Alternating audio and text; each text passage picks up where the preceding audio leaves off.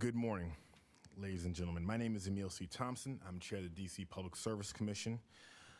Commissioners Richard Beverly and Commissioner Ted Trabu are also in attendance. For the record, today is Monday, July 27, 2026, and we are calling this hybrid evidentiary hearing to order in the matter before us, which is formal case number 1179, in the matter of the investigation into Washington Gas Light Company's strategically targeted pipe replacement plan, also referred to as a District Strategic Accelerated Facility Enhancement Plan, District Safe Plan. This evidentiary hearing is being held to discuss the application filed by Washington Gas Light, WGL, on September 27, 2024 for approval of the District Safe Plan. The District Safe Plan seeks authorization by WGL to undertake targeted replacement of certain vintage materials on its system and to recover the costs associated with the plan through the previously approved surcharge mechanism for WGL's accelerated pipe program. The proposed District Safe Plan was proposed to operate from March 1st, 2025 through December 31st, 2027. WGL proposes one overarching program comprised of projects selected based on a system of risk reduced per dollar spent, with replacement activity reporting focused on 6 subcategories of identified assets for distribution main and distribution services. WGL indicates that through the District Safe Plan, the company intends to replace 12 miles of main and to replace or remediate an estimated 2,612 services, replace 966 services with mains, and 554 service transfers in its distribution system over an approximate 3-year period at a total estimated cost of $215 million. In addition, as part of the plan, the company proposes a customer choice pilot program that will provide customers with advance notice of replacement work and allow them to opt out if they intend to cease service with WGL. The Commission has been attempting to streamline our proceedings to focus on making them more administratively efficient. In orders number 22716 and 22735, the Commission determined that an evidentiary hearing should be convened to resolve limited material issues of fact and dispute regarding the JANA risk model methodology, which we held on December 9, 2025. Subsequently, the Commission issued order number 22798, approving a modified District Safe Plan authorizing WGL to replace or remediate certain immediate high-risk, aging, leak-prone pipe to ensure the continued safety and reliability of the natural gas distribution system in the district. By order number 22855, the Commission granted reconsideration of order number 22798 and set the matter for a possible evidentiary hearing for June 29, 2026. The Commission then issued order number 22867, which held in abeyance both the modified District Safe Plan and the review and approval of the annual project list in order to provide the Commission with an opportunity to fully review this matter. To continue our streamlined efforts, in order number 22855, the Commission directed the parties to file a joint list of material issues of fact and dispute, a joint list of party stipulations, a joint cross-examination matrix, identifying the number of witnesses as well as the nature of their testimony, the amount of time anticipated for cross-examination of each witness, and whether the testimony will be virtual or in person. Also, to file admissions, and finally, a list of authenticated documents. By order number 22879, the Commission maintained its prior decision in order number 22752, accepting into the evidentiary record all pre-filed testimony, exhibits, data requests, responses to data requests, comments, affidavits, and admissions unless detailed objections were made in support of a position. The Commission also maintained its determination that there was no need to lay a foundation and authenticate exhibits on the pre-filed cross-examination exhibit list. Before we begin, we do have a few housekeeping items. Please silence all cell phones. Witnesses participating virtually, please remain muted until you are called to testify. A note on conduct: the Commission expects the public's rights to express the Commission respects the public's rights to express differing views, and silent expressions such as holding signs are permitted. However, the Commission must maintain order and decorum so that these proceedings can be conducted fairly and safely. Loud protests, chanting, physical intimidation, or verbal disruptions will not be tolerated. Anyone who disrupts the proceeding will be escorted from the hearing room and from the building by security. If disruptions continue and prevent the orderly conduct of the hearing, the Commission will close the hearing room to the public. Should that occur, members of the public may continue to observe the proceedings via the Commission's live stream or the Commission's YouTube channel. And so I can't stress that enough. We really want to maintain decorum today and get through these proceedings. The parties have indicated the time needed to cross-examine the witnesses, and I intend to hold them to their represented time limits. At this time, I will ask the parties to identify themselves for the record, starting with WGL, then People's Counsel, and then the interveners in alphabetical order. WGL. Thank you, and good morning, Mr. Chairman, Commissioners Trabue, Commissioners Beverly. On behalf of Washington Gas Light Company, Garrett Lint from the law firm of Post & Shell, I'm joined at council table today by my colleague, Alice Wade, as well as in-house counsel for WGL, Deborah Moss. Thank you. The Honorable Chairman Thompson, Commissioners Beverly and Trabue, good morning. Adeni, DC Office of People's Counsel. Thank you. Good morning, Commissioners. Chairman Thompson, Brian Caldwell, Senior Assistant Attorney General for the Office of the Attorney General, the District of Columbia, on behalf of the District of Columbia government. Shilpa Sadaswam, Special Assistant Attorney General on behalf of the District Government. Thank you. Good morning, Your Honors. Tim Oberleiten from the firm Earth Justice on behalf of Sierra Club. Thank you. As this is a formal evidentiary hearing, I advise the parties that pursuant to Section 134.1 of the Commission's Rules of Practice and Procedure, the federal rules of evidence will be applied to this hearing regarding the submission of evidence. Because there may be discussion of confidential information, the parties must notify the bench before proposing to discuss the information, so I can ensure that only individuals who have signed the appropriate confidentiality agreement are present. We will enter a confidential session. We will pause the live stream and only permit access to the hearing to authorized parties. We will provide an approximate time for when others may be granted access. I would also ask that as your questioning gets to confidential matters, please, to the best of your ability, group those matters together so that we can only empty the courtroom out during a witness one person at one time per witness. Thank you. At this hearing, cross-examination shall be conducted in the following order: WGL's witnesses, OPC's witnesses, and then DCG's witnesses. The party that submitted the material issue of fact and dispute shall cross-examine the witness first, followed by other parties in alphabetical order. For witnesses where no cross-examination has been designated, Marco, Walker, Palomo, and Brasht, you are excused from the hearing. Again, for those witnesses participating virtually, please keep your speaker or phone muted until it's your designated time to testify to prevent noise and feedback. Are there any questions or preliminary matters to discuss before the hearing, such as the availability of witnesses, last-minute scheduling issues, or whether any party anticipates raising an objection or making a motion once the evidentiary hearing begins? Mr. Chairman, just one housekeeping matter on order of witnesses. It had been previously indicated that we would proceed as set forth on the cross-examination matrix. We have one shift for Mr. Stuber, Washington Gas witness.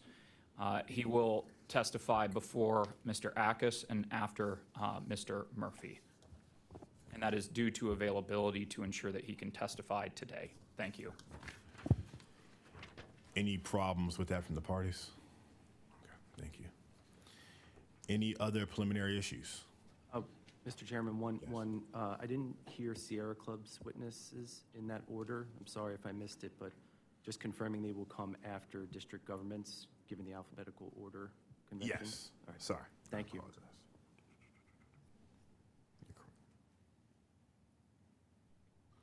I have you on my matrix, don't worry.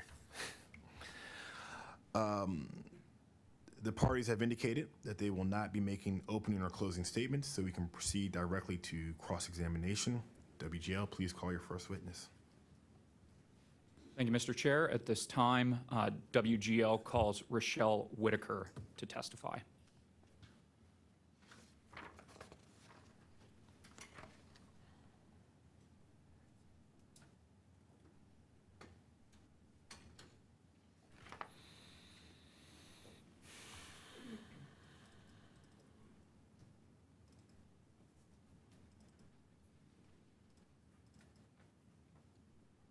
Excuse me, Ms. Whitaker, can you please stand? Thank you. Good morning. Do you swear or affirm, raise your right hand, do you swear or affirm that the testimony you're about to give in this proceeding is the truth and nothing but the truth? Thank you. Please be seated and put the microphone close.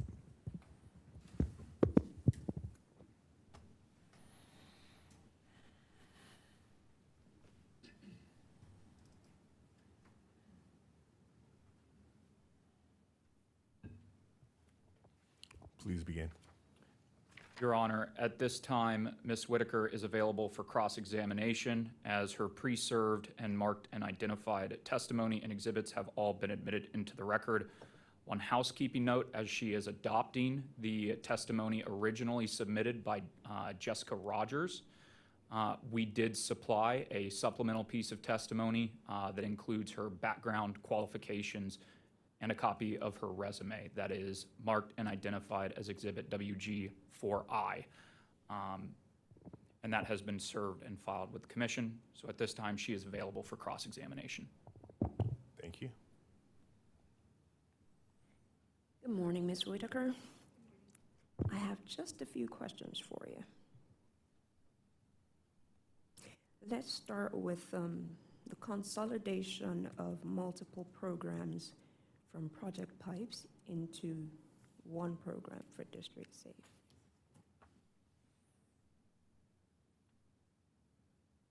The proposal by the company is limited to only leak-prone vintage materials, yes?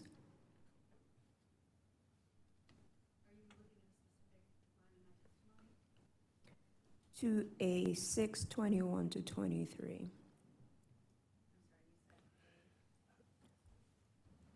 Ms. Whitaker, Does that, there we Is- go. Okay. I'm sorry.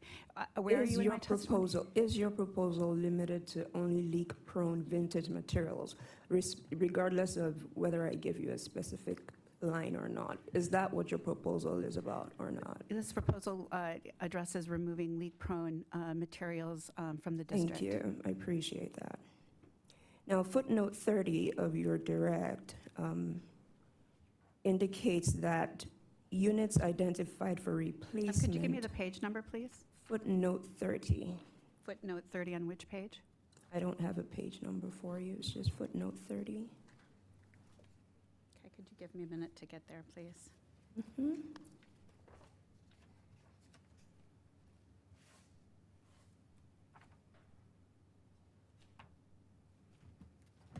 So on footnote 30, you indicate that the replacements includes potential units identified for replacement by direct field operations assessment, by direct field observation. So my question is, replacement by observation means a technician determines the replacement to be added. Is that yes? That would be a better question for witness Yakis or one of the engineers who will follow. I'm here to talk about the policies and the priorities of the programs, but there are several engineers who will follow who can speak to that. When you made this filing, you swore an oath to the veracity of what you put in your testimony. Now, I hear that you defer the question, but based on the policy or whatever else category of information you want to call it, replacement by others as contained in your testimony Yeah. is done by. I'm not an engineer, but witness Yakis is and can Do you answer those know? questions. Do you know for whether that replacement is determined by a technician or not? Do you know? It's just a yes or no. I'm going to interject at this point. This has been asked and answered. Also, for purposes of clarity of the record, the reference being discussed is in Exhibit WGA-1, footnote 30. That is an attachment to the direct testimony of Ms. Whitaker. And if I could direct council's attention to page 2, lines 20 through 23 of that direct testimony, it specifies which sections of Exhibit WGA-1 Ms. Whitaker is responsible for.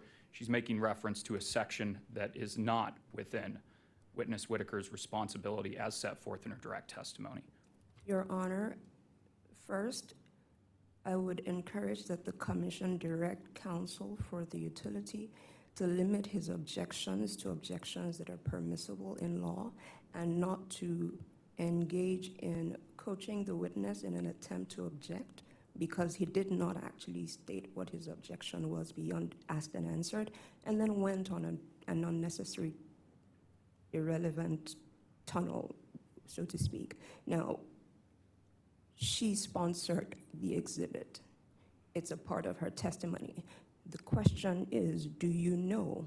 It's a yes or no, and that's separate from the question that I asked initially that she deferred to witness Hackers. So I asked a different question that has not been answered. If the witness knows, she can answer. She's permitted to answer. If she doesn't know, she doesn't know. Do you know? I don't know. That's a part of Thank witness you. Eckes' I testimony. appreciate that. Now, just 2 footnotes after that. You indicate that certain materials that are not encompassed, that's footnote 32, certain materials that are not encompassed within the bounds of the APRP materials may be replaced under this proposal. Yes? I'm just asking that you indicate that, yes? Will you restate your sentence, please?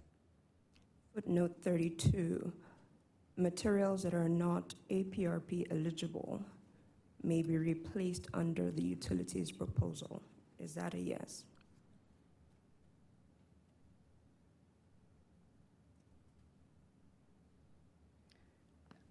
Footnote 32 says contingent main refers to instances where Ms. Whitaker, non-program permit me to specific main- interrupt you. I have not asked you to read the footnote. I asked you, materials that are not APRP eligible may be replaced under this proposal. Is that a yes? I don't know. Thank you. You have worked at other gas companies, right? Yes. Each of those companies submitted multi-year schedules of accelerated pipe replacement to the regulator. Based on your experience, is that a yes? Could you repeat your question, please? Based on your previous experience, gas companies engaging in accelerated pipe replacement, the ones where you're experienced at, submitted multi-year replacement schedules to the regulator. Is that a yes? That's a yes. Thank you.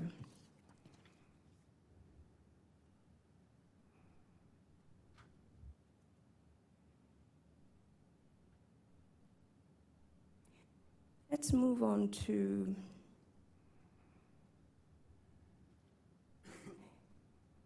the company's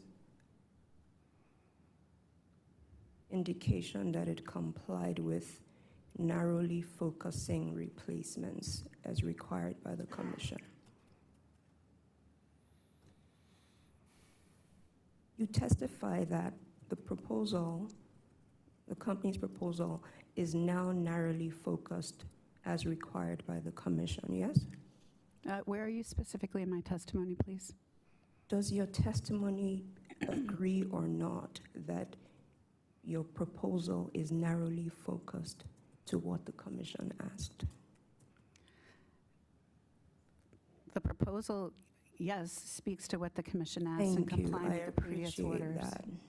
Objection at this point. The witness is permitted to finish her answer. Counsel is asking questions and cutting off the witness before she is able to give a complete and full answer at this time. I ask that the witness be allowed to finish her answers. Your Honor, to the extent that my question does not require narration, OPC does not require and objects to his objection that the witness be permitted to engage in a narration that includes irrelevant matter that is more prejudicial than probative value for the question asked. A yes or no is all I need, and we can move on. If counsel wants to ask a yes or no question, specific references to statements in testimony would permit that to happen. These are open-ended statements about what the company has testified, what they have stated. Again, If the question and the premise of the question does not accurately reflect a prior statement, the witness is permitted to qualify that and provide a full answer. Your Honor, there is no, again, just apart from him appealing to whatever it is he's appealing to outside of the four corners of the law, there isn't a requirement to direct her to a specific line, to a specific page, because that's just inefficient. The question that she was asked is simple and straight to the point of what her testimony is about or not. Appreciating the arguments from both parties, I would ask that the witness be allowed to complete her answers when asked a question. Thank you. Thank you, Your Honor. At this time, OPC will note that if the response goes beyond the necessary information that OPC wishes to elicit through this cross-examination, we will again raise that objection. Thank you, Mr. Chairman. Noted. Ms. Whitaker. Yes. Is your application narrowly focused as required by the commission? Would you say that is a yes, it is, or no? Again, I would ask that you point me to where you're referring in the testimony. I'm asking if your testimony complies with paragraph 49 of Order 22003. Yes, it does. Good. Do you also state that you consolidated all the programs from Project Pipes into a single program in this proposal? Is that right?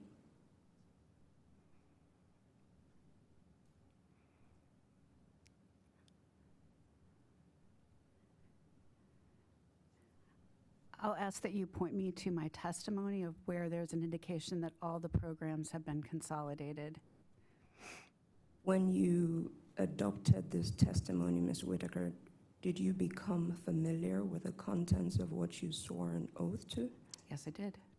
Now, is there anything in your testimony indicating that the company consolidated the multi-program approach from Project Pipes into a single program in District Safe? District Safe reflects an evolved approach of lessons learned during Pipes 2, taking in customer, stakeholder feedback. Ms. Whitaker, customer that's meetings not were relevant held, to what I asked you. as well as incorporating the It's not customer relevant to what I choice asked you. program. I'm just asking you if your testimony indicates that you put all the Pipes programs and rolled it into one program for SAFE. Is that yes or no? It depends on how you're asking the question, and your question isn't clear. All right. District Safe consolidated the multi-program approach into a single program, correct?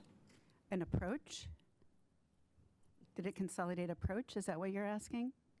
District Safe consolidated the multi-program approach into a single program, correct?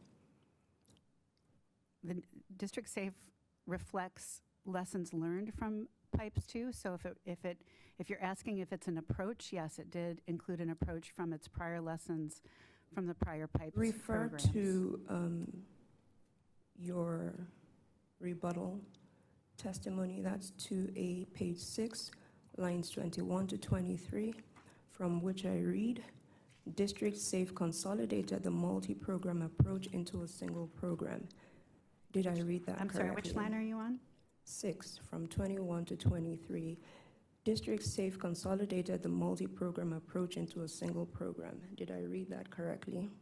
I'm sorry, you're on page 6 of the rebuttal? 2A. Yes. The approach, as I stated. Did I it read that consolidated an correctly, approach. Ms. Whitaker? Did I read that correctly? Did I read that portion of your testimony correctly? Can you repeat it, please? Certainly.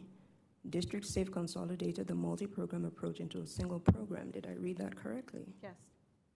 Thank you.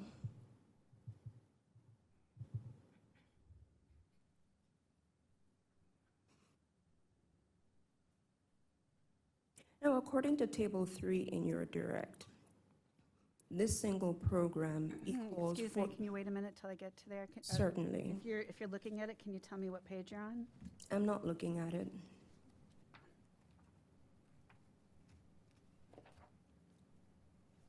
So according to Table 3 in your direct, I'm not there yet. take your time. Thank you.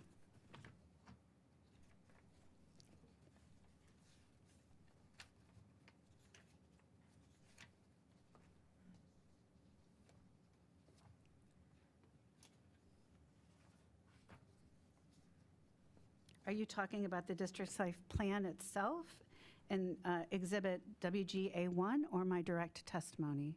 1A, Table 3. It's page number 9. So according to Table 3, this single program equals about 477 miles of main, right? I'm going to object again. This is outside the scope of the witness's responsibilities. It's previously stated with reference to page 2, lines 21 to 23 in her direct testimony. This is referencing a portion of the district safe plan that she did not sponsor.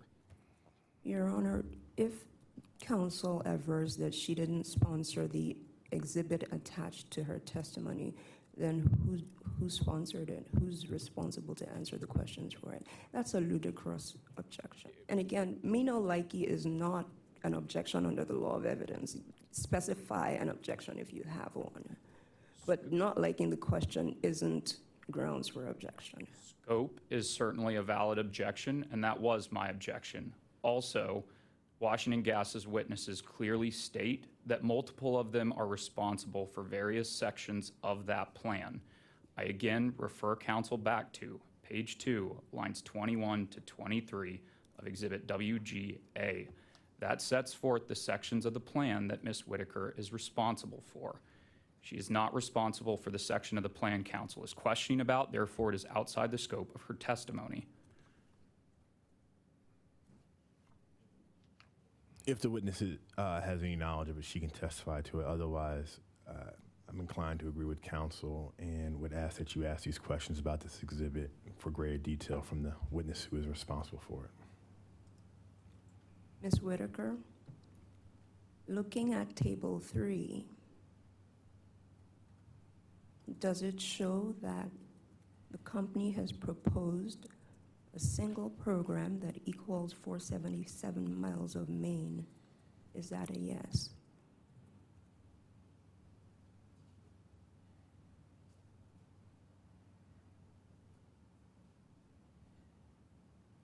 A single program that does how many miles of main?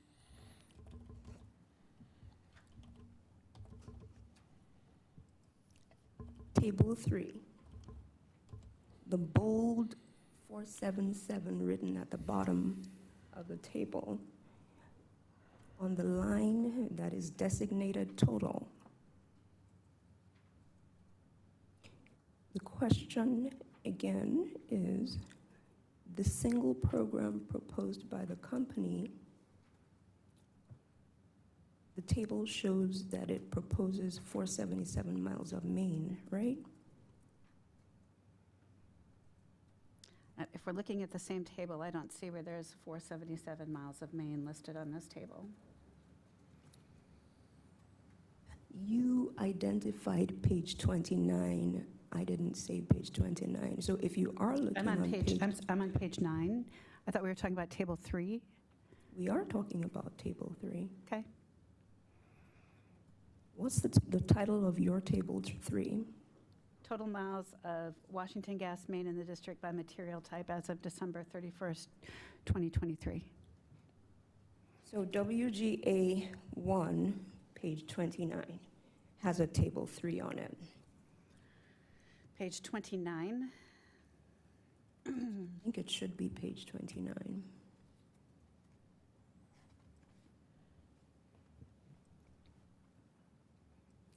Are you looking at page 29? Questions are one directional, Ms. Whitaker. Are you on page 29? I'm on page 29. Good. Now, the table 3 there shows that your narrowly focused single program is to replace 477 miles of main. Is that yes?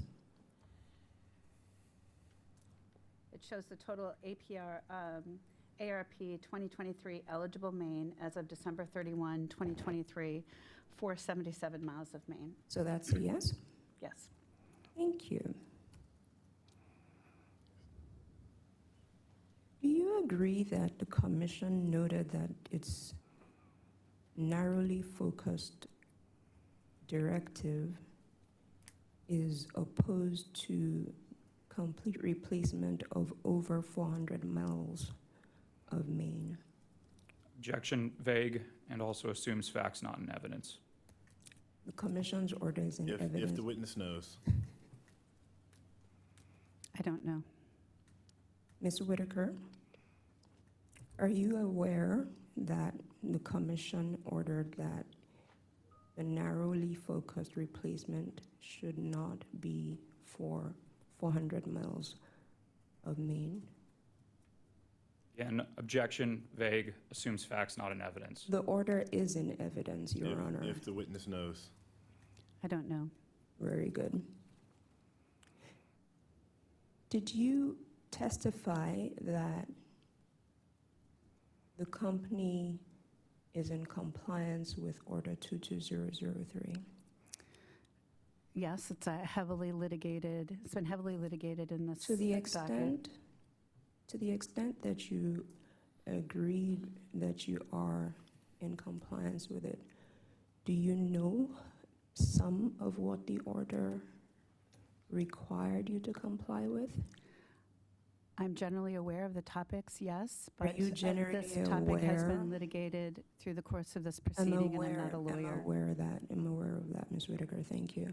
Are you aware that the order required a narrow replacement that is opposed to the complete replacement of over 400 miles? Asked and answered.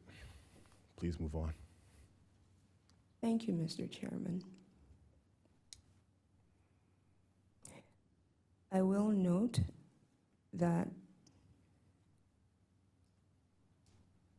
the witness contradicted herself prior Objection, to counsel's now testifying. prior to the commission, to the chairman raising that objection. Moving on.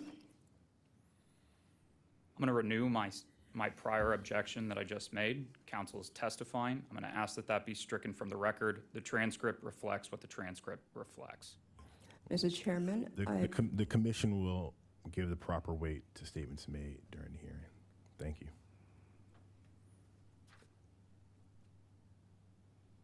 let's move on to something new.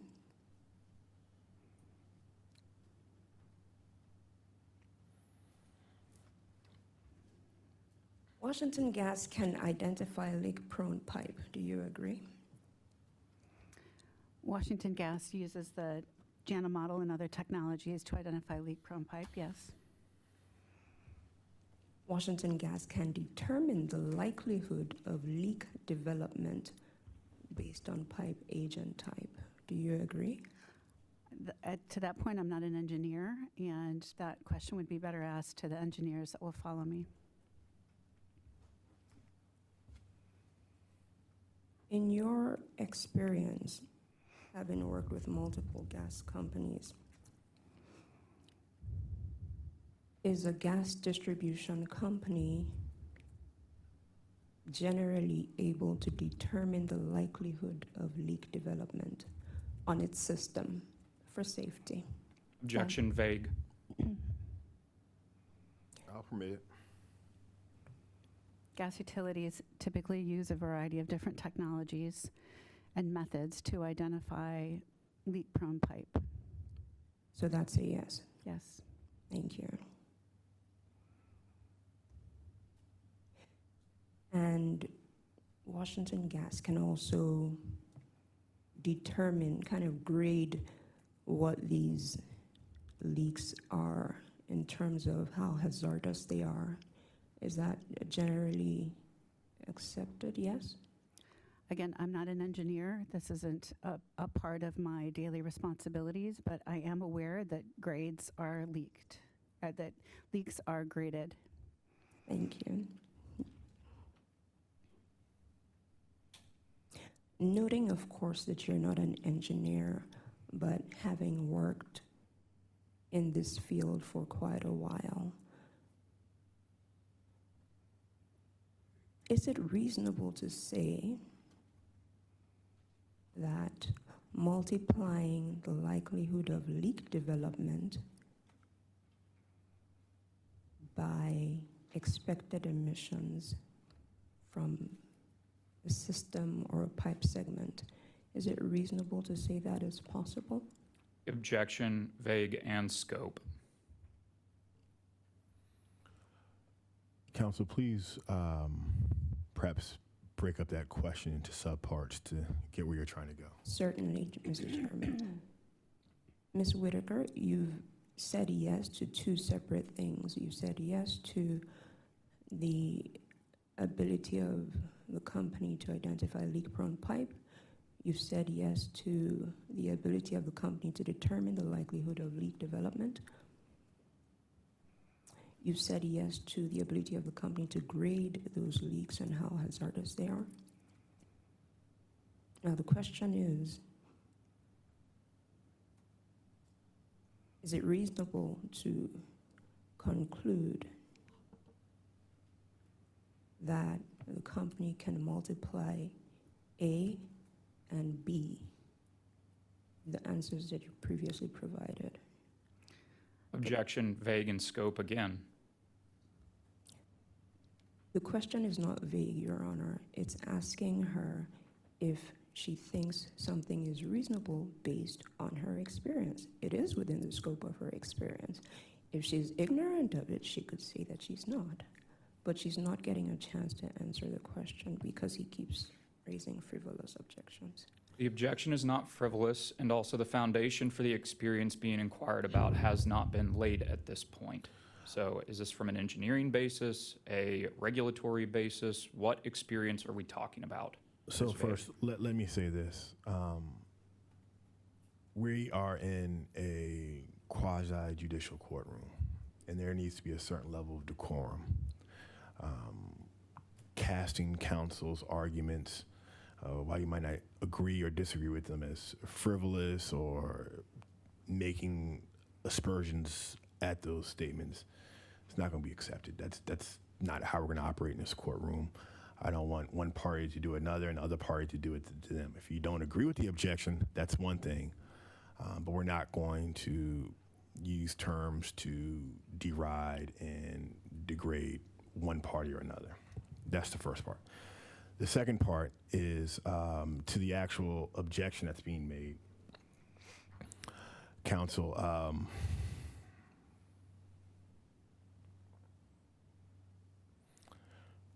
you've asked a series of questions getting to, and I think I see where you're trying to go. I think you need maybe two or more in there, building on the emissions part of the question and then tying it all together. So if you could probably take it from there, that'd be helpful. Certainly, Mr. Chairman. And whilst I respect the first point that you made, I will note that the use of the word frivolous is as contained in the Pennsylvania Code, Rules of Professional Ethics, Rule 3.4, which is where counsel is admitted. So I did not say that lightly. That said, thank you. I will, again, Ms. Whitaker, let's try this again. You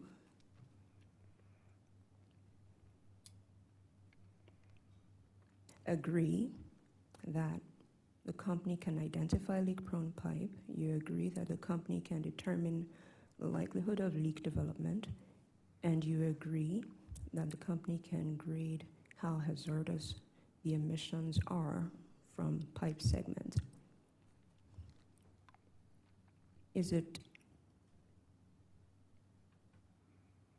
Can you multiply the likelihood of leak development with the likelihood of emissions? Generally speaking, is that something that's you would, in your experience with gas companies, can be done? So generally, when you remove leaks from the system, you remove greenhouse gas emissions, generally. How exactly you do that calculation depends on a lot of things. And I'm not familiar with exactly how those calculations are made specifically. Thank you, Ms. Whitaker.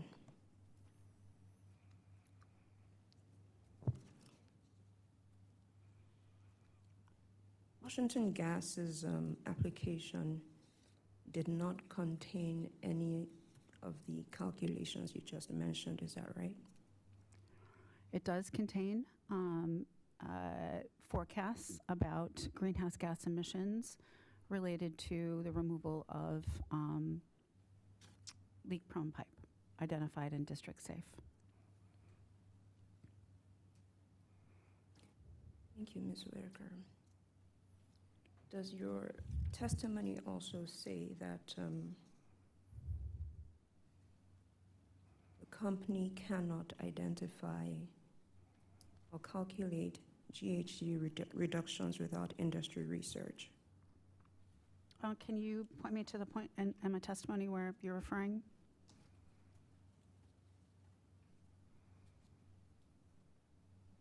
I'm asking you if your testimony generally says that the company cannot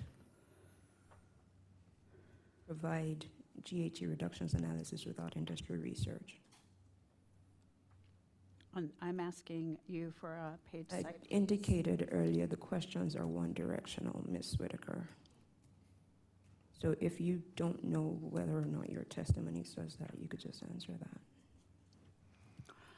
There's generally a lot that goes into the calculation of greenhouse gas emissions. It can be done several ways.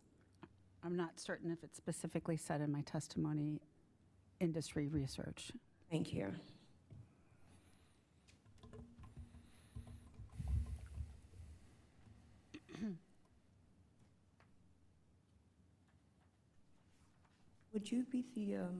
Would you defer questions on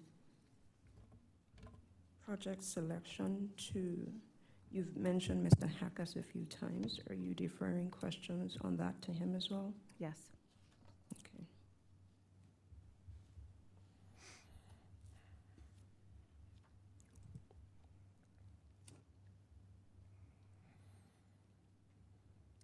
Now, let's talk a little bit about funding. I'm sorry, about what? Funding.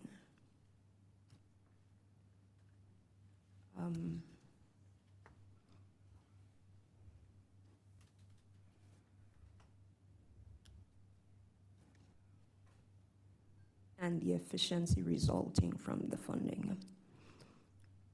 You describe the company's performance as having a high degree of efficiency. Does that sound familiar? Again, could you please point me to the place in the testimony where you are looking? Does it sound familiar to you that you have a high degree of efficiency in pipe replacement?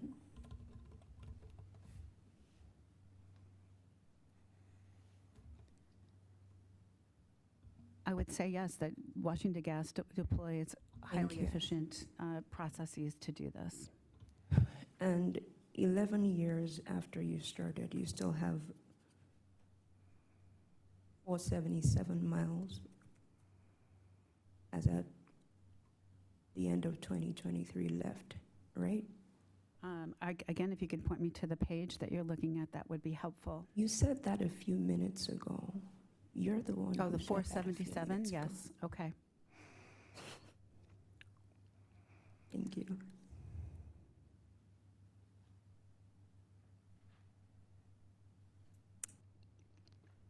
I think that would be over now, Ms. Whitaker.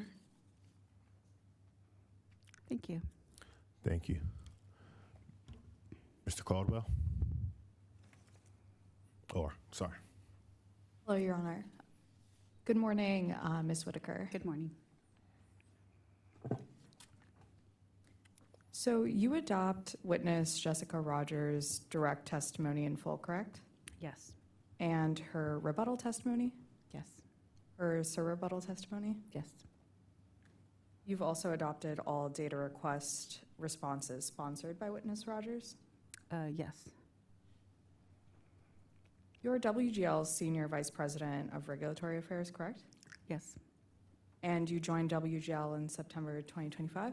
correct, Prior to joining WGL, you were at Nicor Gas for about 6 years, correct? yes, And before Nicor Gas, you worked at Virginia Natural Gas for about 5 years, right? yes, So for the past 12 years or so, you've only worked for a gas utility. correct, You haven't testified as a witness for a consumer advocate in any proceeding? testified as a witness, no, And you've never testified as a witness for an intervener in a proceeding adverse to a gas utility, correct?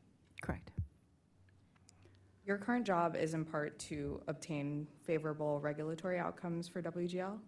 yes, Do you receive any incentives or bonuses based on WGL's performance? yes, You have a Bachelor of Arts in International Relations from Hope College, right? yes, And a master's degree in International Studies from the University of Denver. yes, You don't have an engineering degree, correct? I do not, Or a certification in pipeline integrity? no, You didn't build, run, or validate the JANL Lighthouse risk model used in District Safe, correct? correct, You didn't perform the GHG emissions estimates yourself, right? myself, no, You didn't personally select any project for the 2025 project list, correct? correct, And you didn't personally prepare any Class 3 cost estimates? correct, You joined WGL after order number 22003 was issued, correct? correct, Do you agree that order number 22003 is binding on WGL? yes, Do you agree that WGL bears the burden of proof in this proceeding? Objection calls for a legal conclusion. The witness already answered, but thank you. sorry, As the Vice President of Regulatory Affairs, you're familiar with the district's climate statutes, correct? I'm familiar, could you repeat the statute? The question, I said broadly, as Vice President of Regulatory Affairs, you're familiar with the district's climate statutes, correct? broadly, Are you aware of the Climate Commitment Amendment Act of 2022, which requires the district to reach carbon neutrality by 2045? Objection calls for a legal conclusion. I'm asking her if she's aware of the statute, and she's the Regulatory Affairs. The latter half of the statement, Your Honor. She can be aware of the statute, but not the legal import or effect of that statute. Asking for the witness to opine on that. Please rephrase your question. Are you aware of the Climate Commitment Amendment Act of 2022? yes, Are you aware of any carbon neutrality goals in that in that Climate Commitment Amendment Act? broadly, Are you aware of the date specified in that Climate Commitment Amendment Act of 2022? no, I'm not, Are you aware of the Clean Energy DC Building Code Amendment Act? broadly, Are you aware that it requires new commercial and large residential construction to meet net zero energy standards by 2026? Objection as to the latter half of that statement as to what it requires. That is a legal conclusion. Overruled. If she's aware. If you're aware, you may answer. I'm aware, yes, that it promotes electrification. Are you aware that the Public Service Commission adopted the district's greenhouse gas reduction targets per order number 21938? I'm not.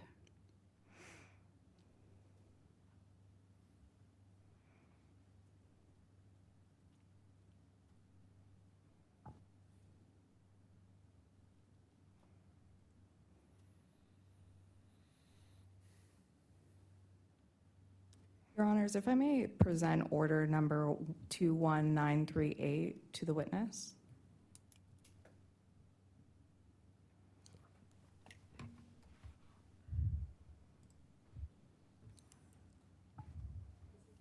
This is identified as DCG-5.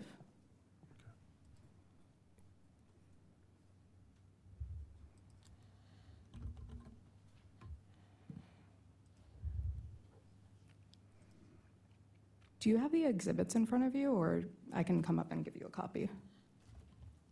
I have some DCG4. Shilpa, I'm not sure she has it in I front don't of her. have We can give her a DCG5. copy.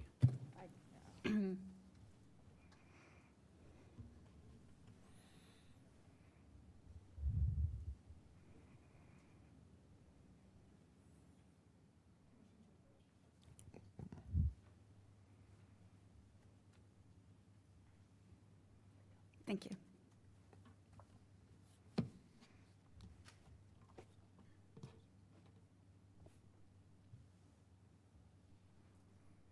I'll direct your attention to paragraph 30. Let me know when you get there.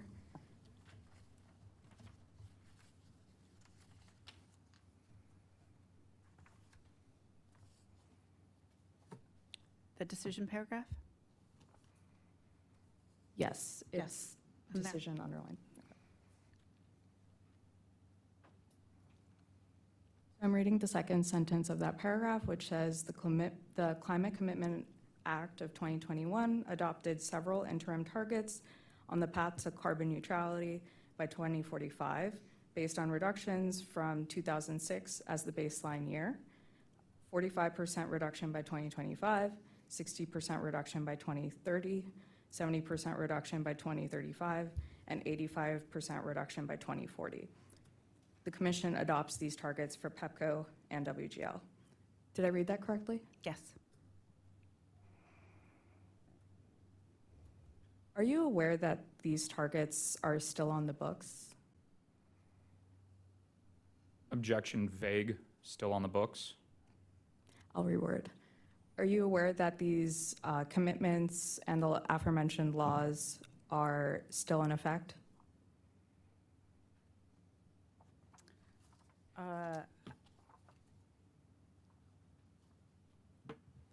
I'm not aware that they're not, so So as to your knowledge, they're still in effect. to my knowledge. Do you recognize the district's authority to regulate natural gas distribution through climate laws and regulation? Objection calls for a legal conclusion. I'm asking her as the Regulatory Affairs Vice President if she recognizes that there are district regulations that affect natural gas distribution. To the extent that she knows and is aware of our previous orders on these subjects, she may answer yes. Could you repeat your question? Yes. Do you recognize the district's authority to regulate natural gas distribution through climate laws and regulation? Yes.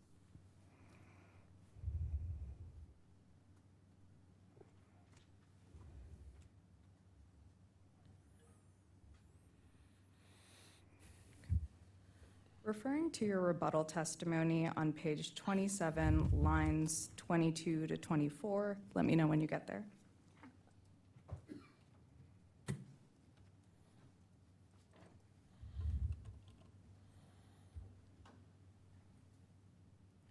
I'm sorry, Counsel, which page did you say? Page 27, lines 22 through 24. Thank you. I'm there. So starting at the first sentence, it is sufficient, do you see where I am? Yes. It is sufficient that pipe replacement does definitively lower emissions associated with the system, which aligns with the company's program with district climate goals. Did I read that correctly? Yes. So it's WGL's position that pipe replacement lowers greenhouse gas emissions, correct? It is a secondary benefit of pipe replacement, yes. And it's WGL's position that to align with the district climate goals, District Safe just needs to show a reduction of greenhouse gas emissions?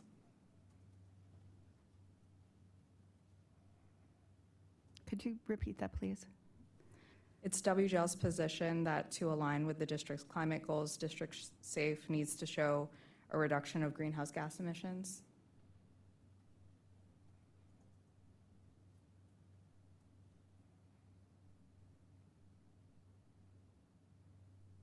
I think the reduction of greenhouse gas emissions is a secondary benefit of District Safe, which is intended to ensure a safe and reliable system for the district. When you remove the pipe, you also remove leaks, and that's a secondary benefit. But the primary goal of District Safe is safety and reliability. So in the testimony I just read, it states that it is sufficient that pipe replacement does definitively lower emissions associated with the system, which aligns the company's program with the district's climate goals. Do you disagree with that sentiment? I don't disagree. I just clarify, as I think this, as the rebuttal testimony states, that the primary goal of District Safe is safety and reliability, removing leak-prone pipe from the district for the customers and our communities that we serve. The greenhouse gas emissions is a secondary benefit. Is it true that the Pipes 2 plan also replaced leaky pipes? Yes, So Pipes 2 also lowered greenhouse gas emissions? yes, So is it WGL's position that Pipes 2 was aligned with the district's climate goals? to the extent that greenhouse gas emissions are reduced, that aligns to goals to reduce carbon. I'll direct your attention to order number 22003. That's marked DCG 8. Do you have that exhibit available to you? If not, I'll give you a copy. I do. I'll direct your attention to paragraph 48. Oh, I'm sorry, I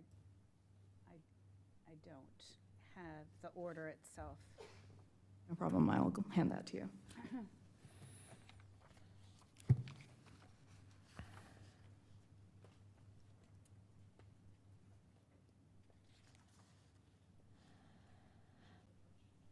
Yes. Thank you.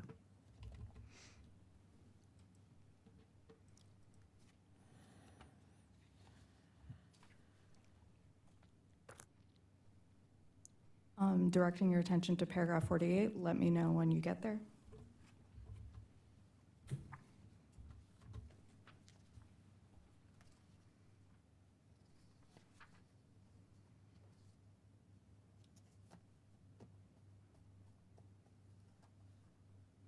I'm there.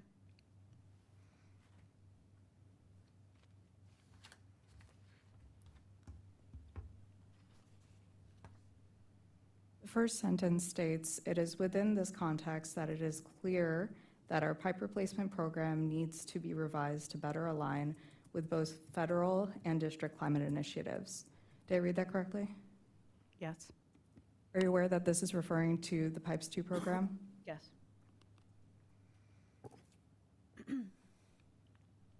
Moving to WGL Exhibit C.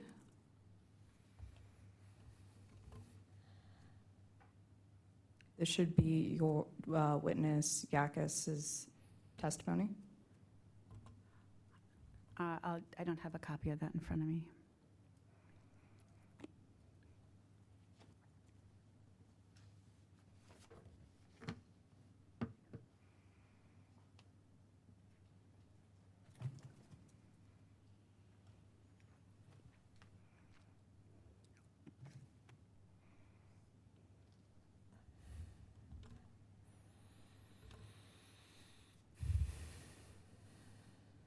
Actually, moving back to order number 22003.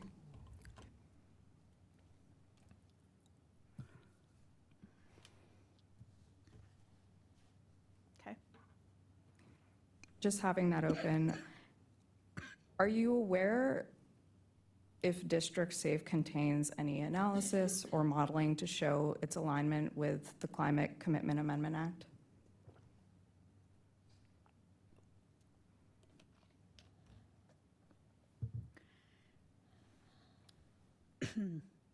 I know, and we submitted the demonstration of the reduction in greenhouse gas emissions. I don't know whether a full analysis to the Climate Act was conducted. Sorry. Are you aware if District Safe contains any analysis or modeling to show its alignment with carbon neutrality goals? I'm unaware. Are you aware if District Safe contains any analysis or modeling to show alignment with the GHG reduction targets adopted by the Commission? I'm unaware.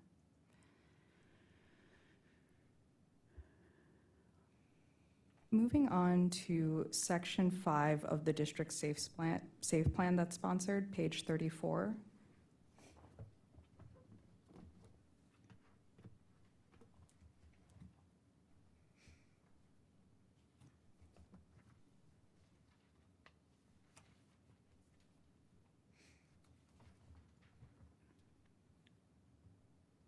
I'm there. The second sentence states that, essentially says, removing all vintage materials would reduce operating emissions on the system by more than 92% from 2014 levels. Is that correct? Correct. System-wide replacement of all vintage materials wouldn't happen by the end of the 3-year District Safe timeline, correct? Correct. That wouldn't happen in the next 10 years, right?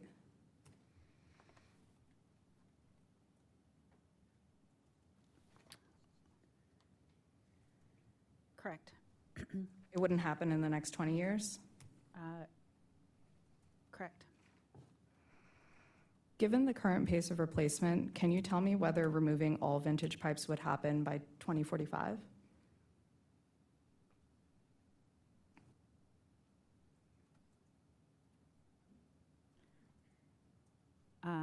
I don't know.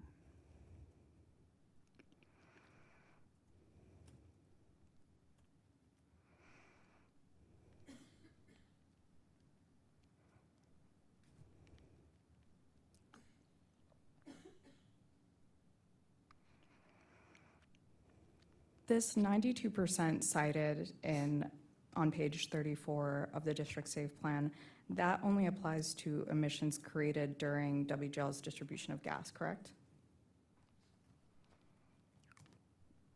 Could you repeat that? The 92% reduction on page 34 Right. of the District Safe Plan, that only applies to emissions created during WGL's distribution of gas, right? Correct. This 92% statistic, it doesn't include emissions created by the actual use and burning of gas once it's delivered, right? Objection, scope, and relevance. If the witness knows. Right, the 92% is related to WGL's operational emissions.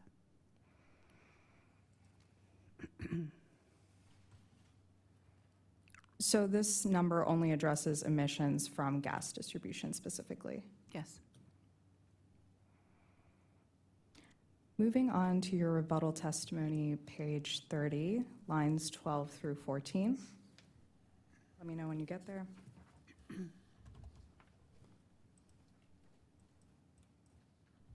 I'm there.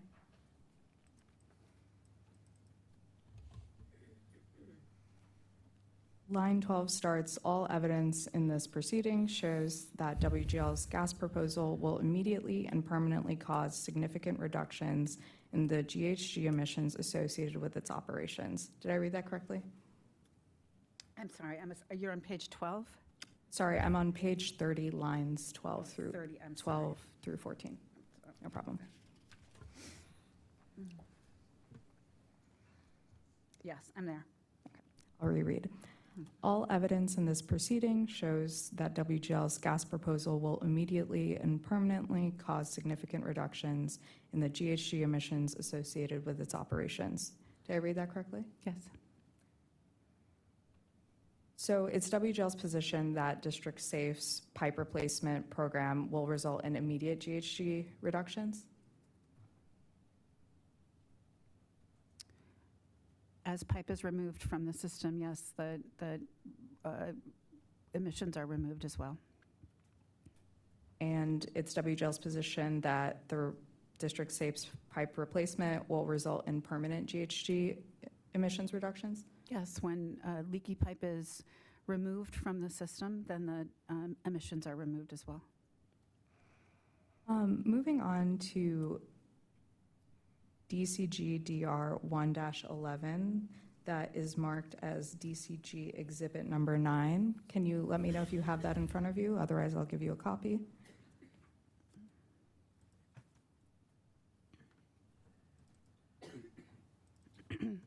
I don't have it.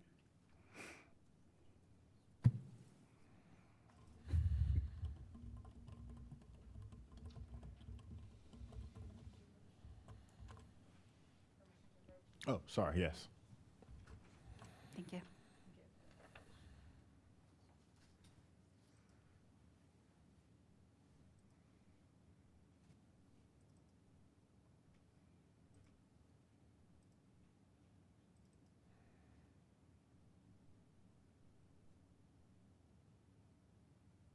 The last sentence I will read out loud of WGL's response to this DR.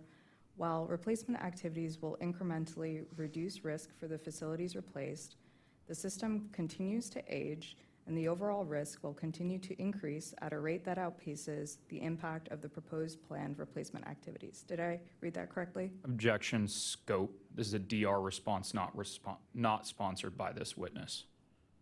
I'm just asking her with respect to her prior assertions regarding GHG emission reductions, and this response speaks to that. And I will continue to follow up with questions that relate to how this response aligns with her current responses. Who is the sponsor of that DR? This is Erin C. Stuber. Okay. Ms. Stuber is scheduled to testify today? That is correct. Correct. Okay. To the extent she has some knowledge of this statement, she's permitted to certainly answer. But to the extent you're going to cross-examine with somebody else's statement, please save that for Mr. Stuber. Yes. Would you like me to reread the sentence that I highlighted? No, could you ask your question? So I just read the statement that says, while replacement activities will incrementally reduce risk for the facilities replaced, the system continues to age and the overall risk will continue to increase at a rate that outpaces the impact of the proposed planned replacement activities. And did I read that correctly? You did. So according to this response, the risk of GHG emitting leaks will outpace WGL's replacement activities, correct? Objection scope and also vague. I'm asking her to just elaborate on what was read and how she understands this statement to the best of her knowledge. Please repeat the question. According to this response, the risk of GHG emitting leaks will outpace WGL's own replacement activities. I will renew my objection here and also now specifically object to assuming facts not in evidence. It does not say anything about the risks associated with greenhouse gas emissions specifically. To the extent the witness knows, she's certainly permitted to answer. I'm going to start with saying I'm not an engineer. My answer about this is, when you remove leaky pipe, you take out greenhouse gas emissions. This is a more complicated equation that we're talking about here, about the amount of pipe that's in the system and what happens with what's there, with what's replaced. And I'm going to defer to the witness Stuber on this. This is out of my scope, out of my expertise.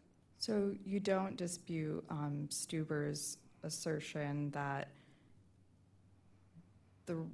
that there would be an increased rate or an increased risk of leaks that can outpace the proposed planned replacement activities, right? That depends on a lot of variables in terms of how quickly the leaky pipe is removed from the system and how quick new infrastructure is placed. There's a lot in that equation. I don't really feel comfortable responding. So is it fair to say that you don't dispute this statement? Objection asked and answered. Sustained.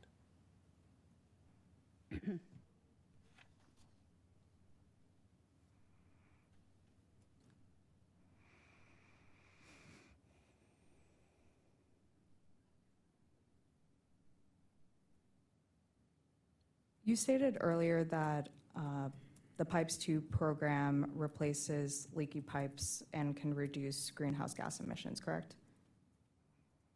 I said that anytime you remove leak-prone pipe, you reduce greenhouse gas emissions, So Pipe 2 that replaces leak-prone pipe should reduce greenhouse gas emissions? generally. And do you agree that's the same replacement mechanism used here in District Safe? District Safe is also replacing leak-prone pipes? Yes. Looking at order number 22003 again. And that'll be paragraph number 11 in the partial concurrence.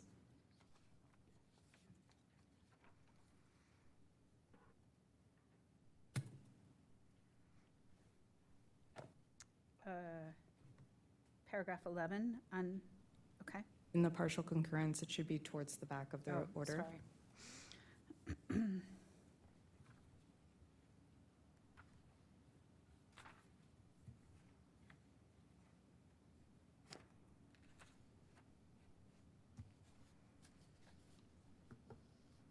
Okay, I'm there.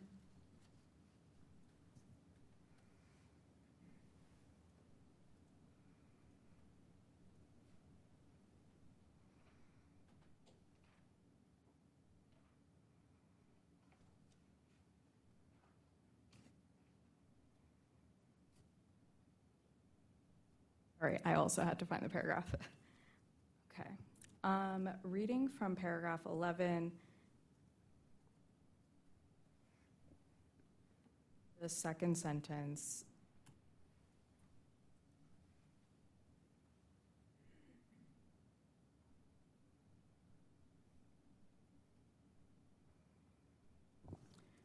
The most recent estimates that WGL has provided regarding the impact of the PIPES program on GHG emissions is an avoided 23,726 metric tons of CO2e over 10 years. Without actual GHG emissions data from leaks, we can rely on that estimate. We have to rely on that estimate, strike the former sentence. The Commission has also recently adopted a social cost of carbon for use in our forthcoming BCA framework that allows us to assess the benefits of such avoided emissions, which is $160 per metric ton. Therefore, if we assume WGL's GHG emissions are correct for the sake of calculation, the program has achieved approximately $3.8 million in climate benefits since 2014. For comparison, the total cost of the program has been over $305 million. We can also look at those savings in terms of WGL's overall GHG footprint. According to the district's GHG inventory, WGL's total GHG emissions over the period from 2014 to 2023 was 15,674,606 metric tons of CO2e. Based on WGL's estimate, without project pipes, WGL's emissions over that period would have been 15,698,332 metric tons of CO2, representing a reduction of 0.15%. Did I read that correctly? Yes. Is 0.15% a significant reduction in GHG emissions? Objection vague. The witness can opine. Based on what scale?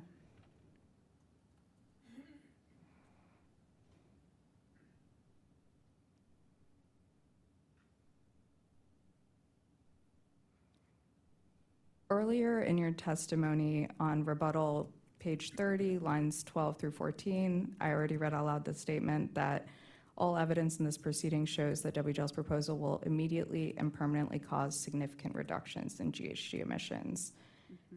Based on that statement where you say significant reductions, is it fair to say that the 0.15% reduction is significant, according to your words? Well, this 0.15, and this is based on a different calculation that was put into our testimony. I believe there's different components in the BCA. So you're really comparing apples to oranges here. Well, I'm asking you to make, based on your testimony here and this number provided, would you say that the number provided here, done with different calculations, is significant according to what you state in your testimony? Asked and answered.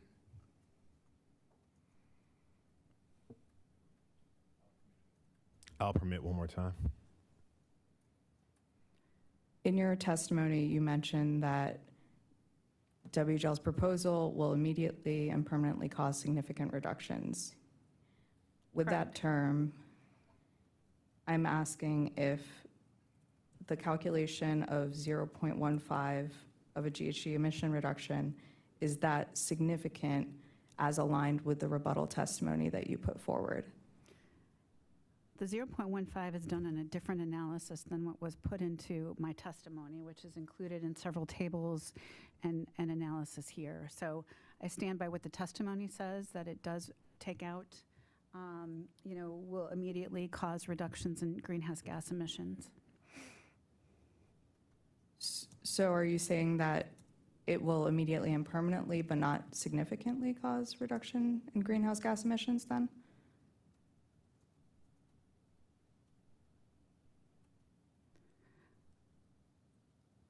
When leaky pipe is taken out of the system, when you remove that pipe, it removes greenhouse gas emissions permanently, the removal of that pipe. Do you dispute your characterization that that would be a significant reduction? No. Okay.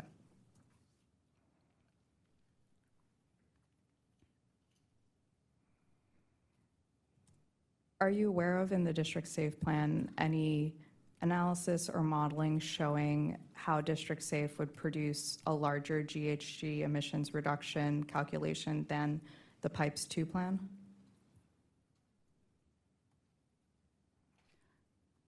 I'm aware of the table that we provided that demonstrates the amount of greenhouse gas emission that can be removed within 30 years. Does that table provided, that modeling, compare the GHG emissions reduction proposed by District Safe as compared to the Pipes 2 plan?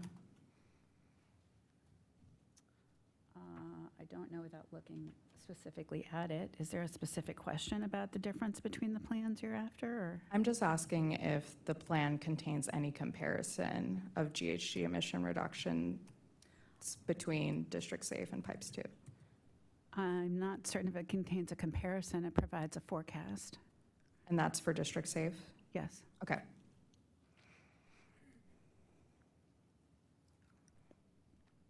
Moving on to your rebuttal testimony, page 61, lines 12 through 13.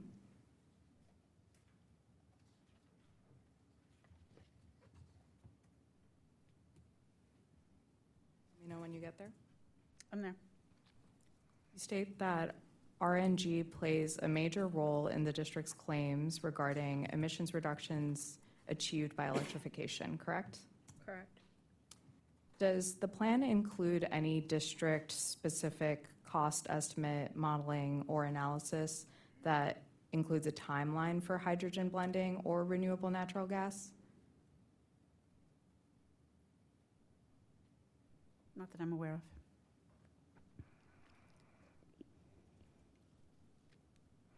Moving back to order number 22003, paragraph 51L. Let me know when you get there.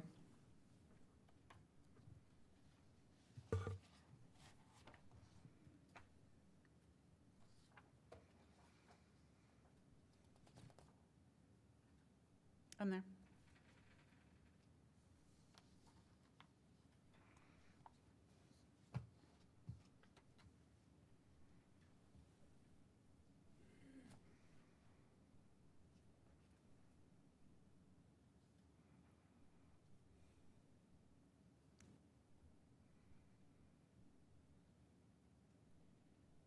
It states, explain how the restructured targeted replacement program would account for any electrification programs within the district.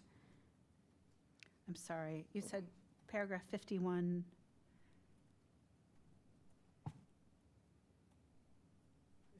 51L.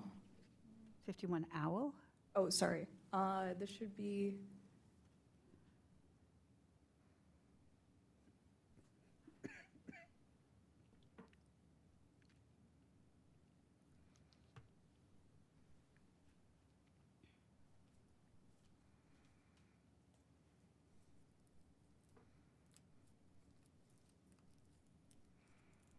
apologies, go to paragraph 49.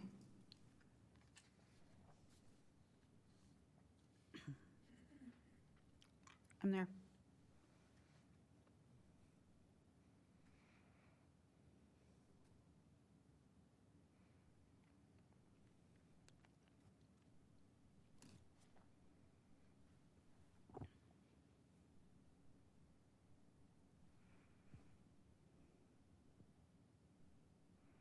Okay. It says on paragraph 49, middle of the paragraph, in addition to, should be on page 18. Excuse me.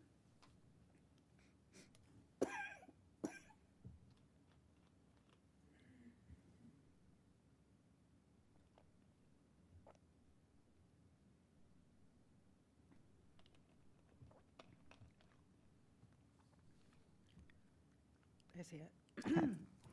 In addition to redefining a quote, new normal, parenthetical, i.e. electrification and targeted replacement as opposed to complete replacement of over 400 miles of aging high-risk pipelines, and new targeted prioritization of high-risk segments of the aging leak-prone pipe replacements, the Commission also expects the company's new restructured pipe replacement program to reflect the actual rates of replacements seen over the first 10 years of project pipes and incorporate lessons learned and the Commission's directives based on the continuum audit to establish an achievable new normal for accelerated replacements. Did I read that correctly?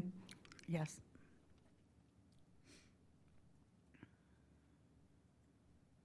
Are you aware of anywhere in the district safe plan that there are incentives for electrification?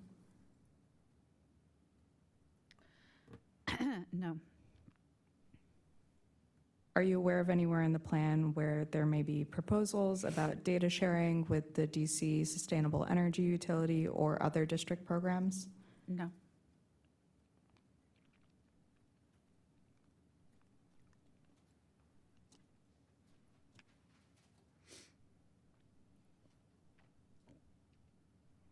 Moving on to paragraph 51L.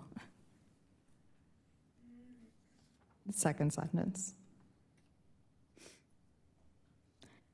It states this explanation should include specific plans for coordination with interested stakeholders and the district government to ensure that replaced pipes are not expected to be decommissioned within 10 years of installation. Did I read that correctly? Yes. Are you aware of any mechanism in the plan to ensure that a replaced pipe will not be decommissioned within 10 years of installation?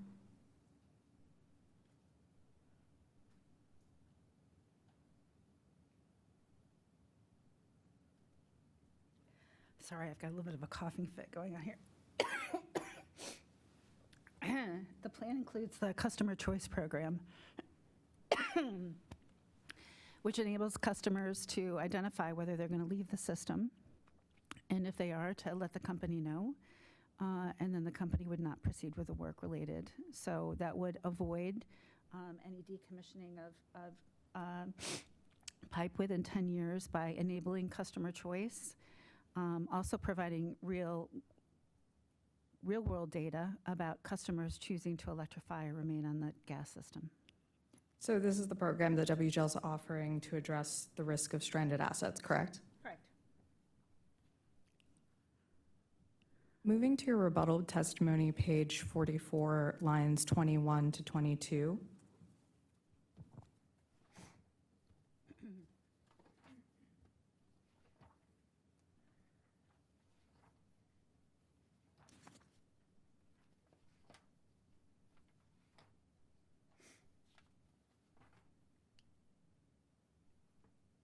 Let me know when you're there.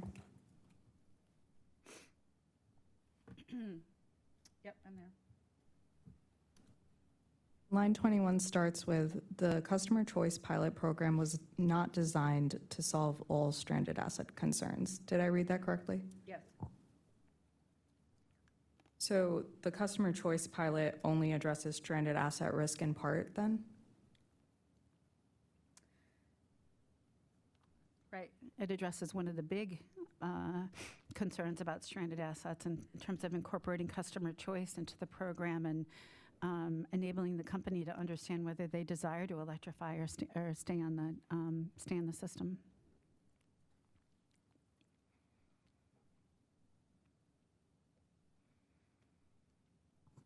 Moving to page 24, lines 7 through 9 of your rebuttal testimony. Let me know when you get there.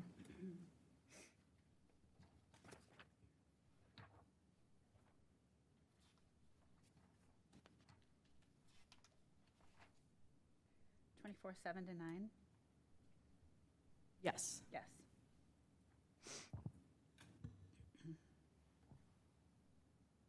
Actually, just line 9 of page 24. Line 9 starts by stating, engaging customers is always extremely challenging and time-consuming. Did I read that correctly? Yes, you did. And then moving on to line 16, it starts with the Pennsylvania Public Utility Commission authorization. UGI Electric instituted a program where it would provide a free safety inspection to impacted customers and would provide a new code-compliant electric service panel where appropriate that would be paid for by the company. Customers merely needed to sign up for an inspection despite numerous letters to customers, including certified mailings and other outreach. The company struggled to get customers to voluntarily participate in a free program, and at this time still has thousands of customers that have not responded. Did I read that correctly? Yes, you did. So WGL's customer choice pilot, as described in the District Safe Plan, provides customers with one piece of certified mail to inform them about electrification, correct? Correct. And the District Safe application doesn't include a sample of the certified mail that would be sent to a customer, correct? Say that again, please. The District Safe application doesn't include a sample of the certified mail that would be sent to a customer? I don't think so. Has WGL done any modeling about the likelihood of success of this program? I don't know.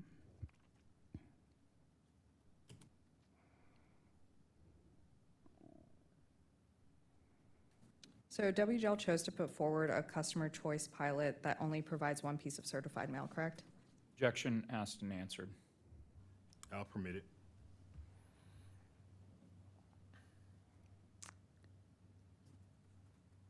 Yes.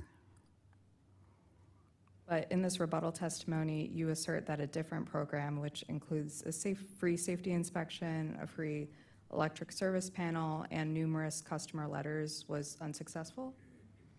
This part of the testimony has to do with the witness Rogers' experience with UGI. Do you disagree with that characterization that I you don't put forward? disagree with what is written here, but it's not my experience. I just wanted to clarify that this is. When you say it's not your Well, experience, it says that she's speaking about her and her prior role in this testimony. It's about her prior role with UGI. so you don't dispute her I characterization? don't dispute, yeah, it's not my experience. Is it correct that the customer choice pilot will notify customers 11 months in advance of their planned service line replacement? Yes, Is it fair to say that in those 11 months, a customer would have to educate themselves on their option of switching from gas to electric? yes, And is it also fair to say that they'd have to organize and plan that switch within the 11 months? yes, They'd also need to purchase the requisite equipment to switch within those 11 months? yes, They'd need to fully install that equipment as well within 11 months, right? I think so. So in this customer choice pilot, WGL expects customers to educate themselves on the cost benefits of electrification, organize, plan, purchase, and install the equipment required to switch all within the 11 months? It's important for the pilot if we're, That was a yes or no question.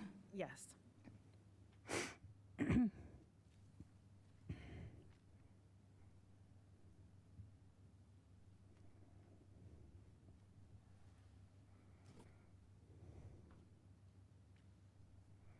I'd like to direct your attention to DCG Exhibit 10. Please let me know if you have that in front of you. I do not.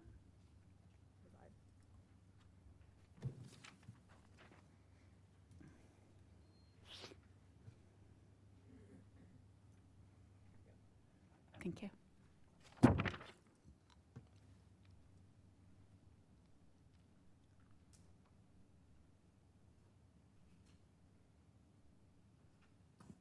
Starting on the second full paragraph of this email, I will read that aloud. It says, in September 2025, we received notice of WGL's planned gas line replacement alongside our neighboring institution, the field school.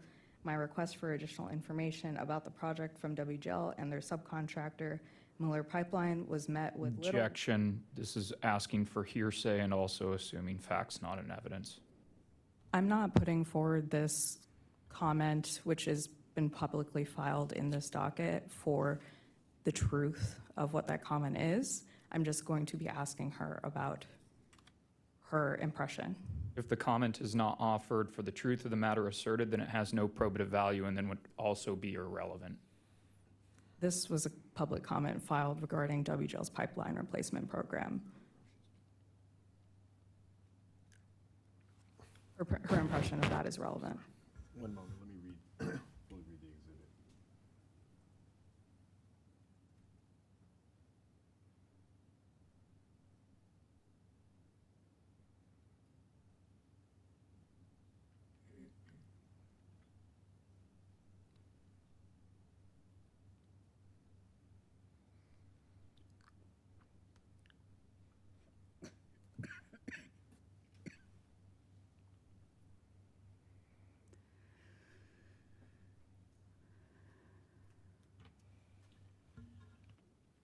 And you said you're not offering it for the truth of the matter asserted, but for what purpose? To understand her impression of the comment, and it's relevant as to the fact that this is a public comment regarding their pipeline replacement program, and she is their regulatory affairs officer dictating policy regarding that program.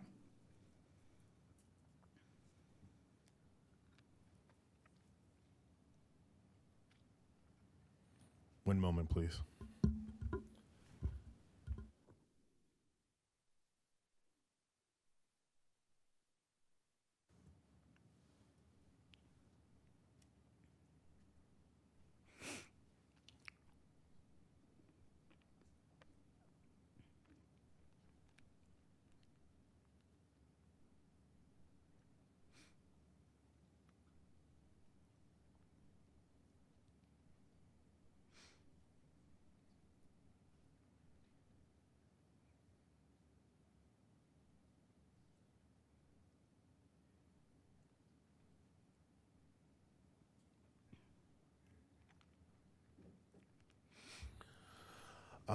We'll permit the question, but the commission will certainly determine the appropriate weight to give it because this is not being offered for the truth of the matter asserted. Thank you. Reading that second line, or the first line of the second paragraph, in September 2025, we received notice of WGL's planned gas line replacement alongside our neighboring institution, the Field School. My request for additional information about the project from WGL and their subcontractor, Miller Pipeline, was met with little willingness and significant fear-mongering, parentheses, threat to shut off gas access if we refuse the project, close parentheses. Does this type of behavior respect customer choice? Objection. More prejudicial than probative, and also now this is getting cumulative about a document that we've already stated is on the docket. I'm asking her for her behavior, or for her impression regarding this behavior. She testifies as to customer choice, WGL respecting customer choice through the putting forward this customer choice pilot. I'd like to just understand her impression. And what exactly was your question? Would you say that this type of behavior respects customer choice?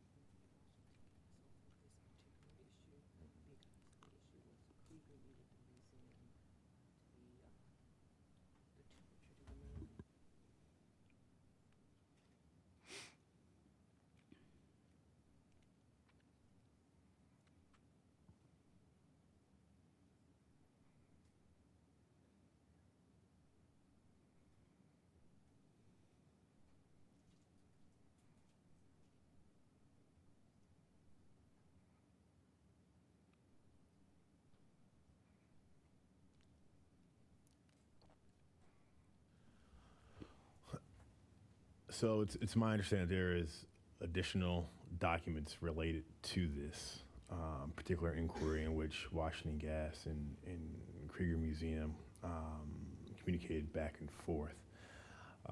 Given the fact that this is a limited piece of that, we've certainly heard the comments or you've read the piece from here. I would ask that we move forward. Okay, thank you.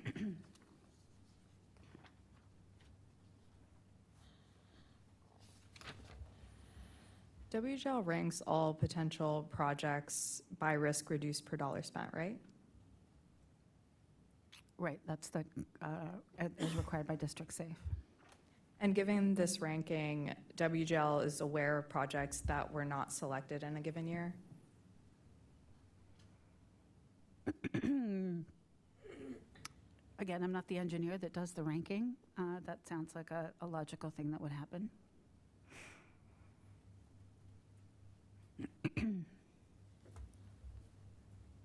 Is it fair to say that the projects that were not prioritized in that specific year are likely to require replacement in subsequent years?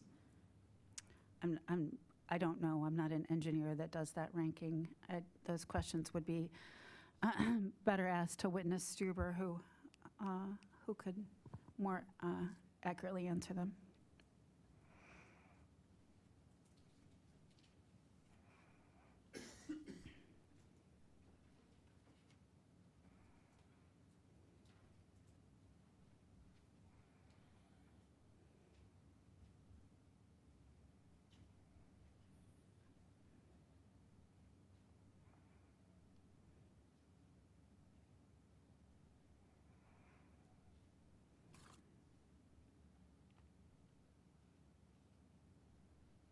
WGL's rates have increased year over year for the past 5 years, correct? Objection, relevance, and scope. I'll allow it.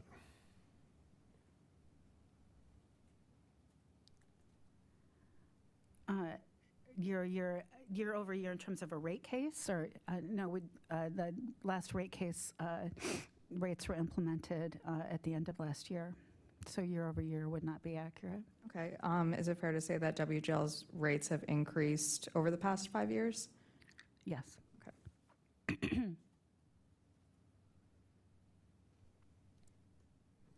Is it fair to say that gas rates will increase in the next rate case WGL puts forward? Objection, scope, relevance, and calls for speculation.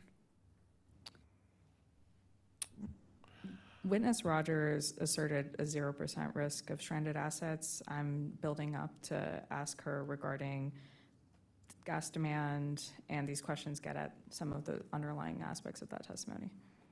Why don't we go to that part first as opposed to the speculative question?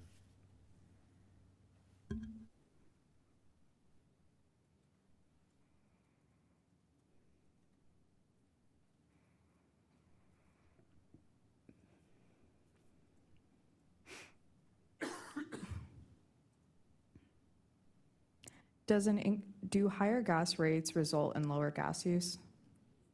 Objection, calls for speculation. Your Honor, I'm asking about a basic economic principle, price elasticity. She puts forward information regarding the decline in gas use or lack thereof. I'm asking her just generally to get at the underlying assumptions that she makes in her rebuttal testimony.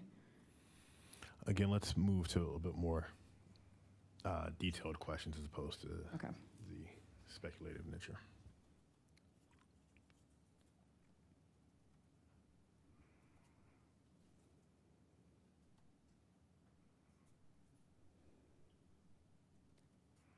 So you agree in the last question that WGL increased rates after its last rate case, correct? Correct.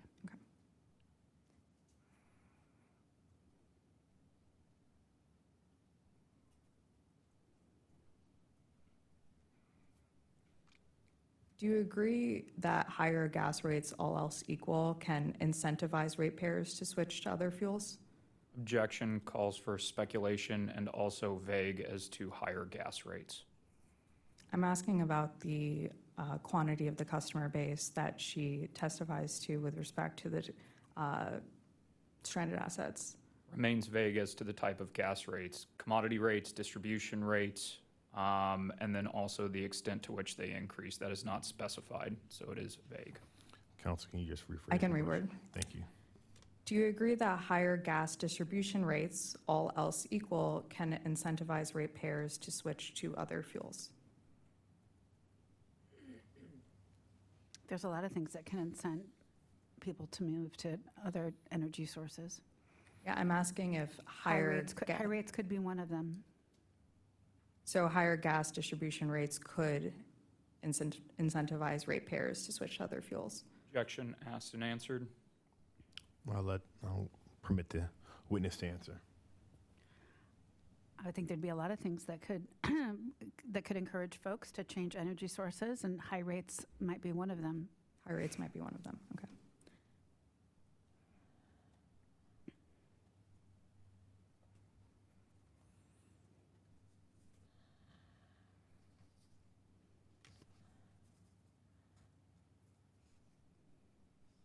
Has WGL performed any modeling or analysis on this possibility? What, could you clarify the possibility? Has WGL performed any analysis or modeling on the proposition that higher gas distribution rates, all else equal, can incentivize ratepayers to switch to other fuels? Not that I'm aware of. Has WGL performed any analysis beyond the three-year period of District Safe on how increasing surcharges would affect their customer base? Not that I'm aware of.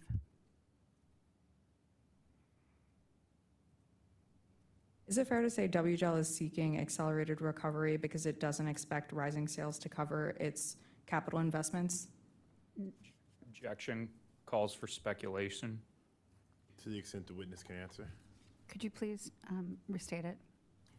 WGL is seeking accelerated recovery because it doesn't expect rising sales to cover its capital investments? No, that's not accurate.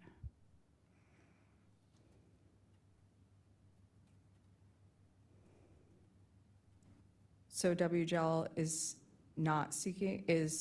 seeking accelerated recovery not because it needs financial coverage for its capital investments? WGL is seeking accelerated replacement, recovery, yes, to remove the leak-prone pipe from the system to make it safe and reliable on the time frame that the modeling demonstrates for safety reasons. Can't WGL replace leak-prone pipes and get recovery from a rate case as opposed to accelerated surcharge cost recovery? It could, yes. It would not be able to do it at the same scale and pace as it would with accelerated recovery. And that's therefore because not it can't removing cover the cost of the capital investments. It would create additional regulatory lag and financial strain on the utility. Your Honor, I would just ask, when the witness is providing an answer to these questions, they be permitted to finish their answer. Your request is noted.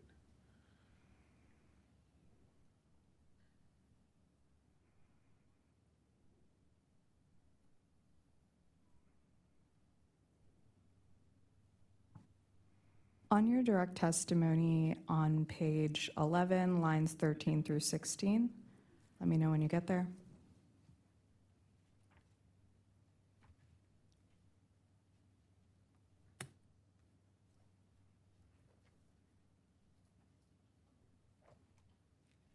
Page 11. Page 11, lines 13 through 16.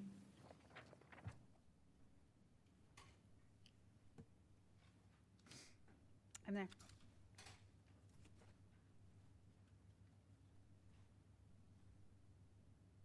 You state in that sentence, I would note that the company is not currently aware of any data on its system that indicates there is a threat posed by stranded assets. Did I read that correctly? Yes.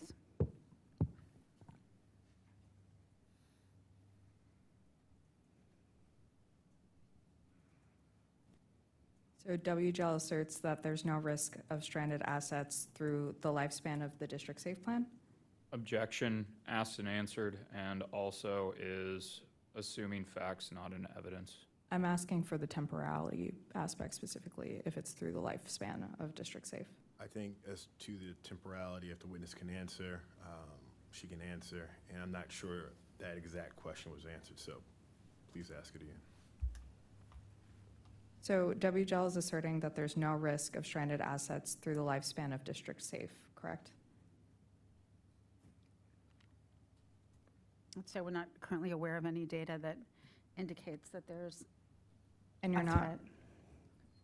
and you're not currently aware of any data that there's a risk of stranded assets through 2045? I don't know. A main installed under district safe has a service life of 40 to 60 years, right? Objection, scope, and relevance. To the extent the witness can answer, we're talking about stranded assets. I think it's, the relevance has been established. Again, I'm not an engineer. I think that's approximately the industry standard. So a pipe replaced today could last until 2060, correct? Generally. And you're already aware that the district has a legal commitment to be carbon neutral by 2045? Yes. So you maintain there's no stranded asset risk despite the district's climate commitment to be carbon neutral by 2045? There's also requirements about keeping the system safe, which witness Quarterman is going to talk about, related to PHMSA and federal compliance standards. So do you safety maintain risks that exist today need to be addressed. So do you maintain that there's no stranded asset risk despite the district's climate commitments to be carbon neutral by 2045? Yes.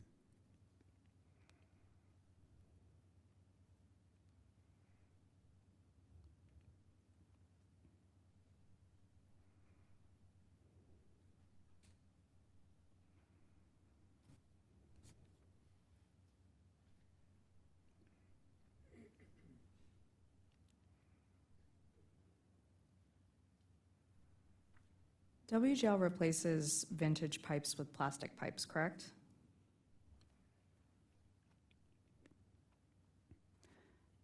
Again, I'm not an engineer. Those questions would be better for witness Akis. Generally, their vintage pipes are replaced with more modern materials. Is it fair to say that some pipes might be replaced with plastic pipes? Yes.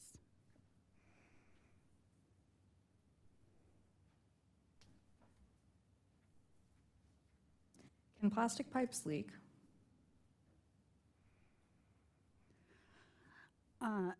Again, I'm not an engineer. That would be a better question for witness Hackes or witness Stuber. Is it fair to say that external damage can cause a gas leak? Yes.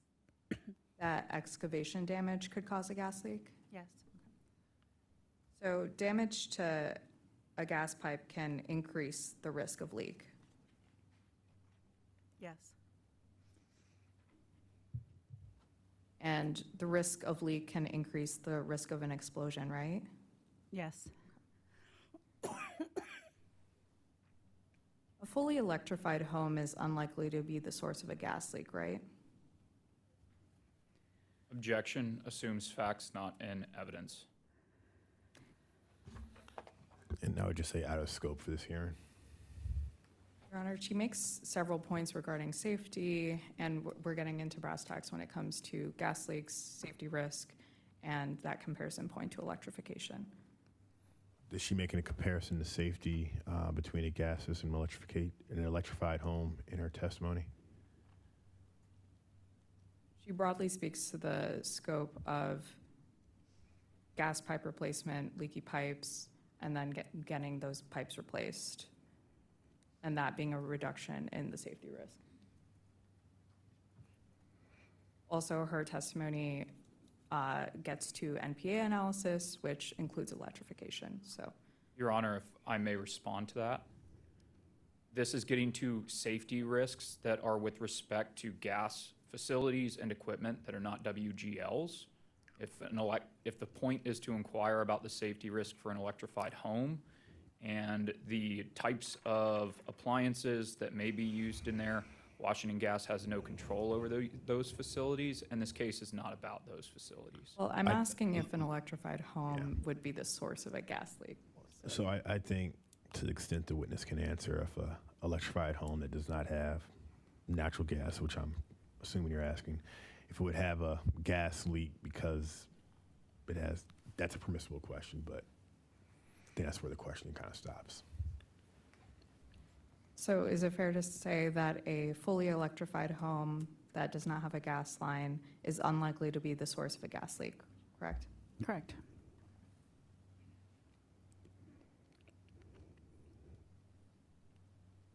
Okay. I'll direct your attention to DCG DR 8-2.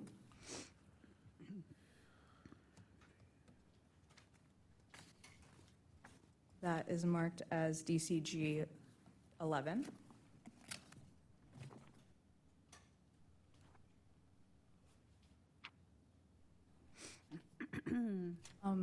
Ms. Whitaker, do you need a copy of that I think I have it. DR? Okay. You said question 8-2? Yes, 8-2. Yep, I have it. The question 8-2, Part B says, admit or deny an electrified home is safer from the threat of gas leaks and explosions than a home that uses gas for heating and cooking. And the response, sponsored by Jessica Rogers for Part B, is deny. Did I read that correctly? Yes, you did. I have no further questions. Thank you. Sierra Club?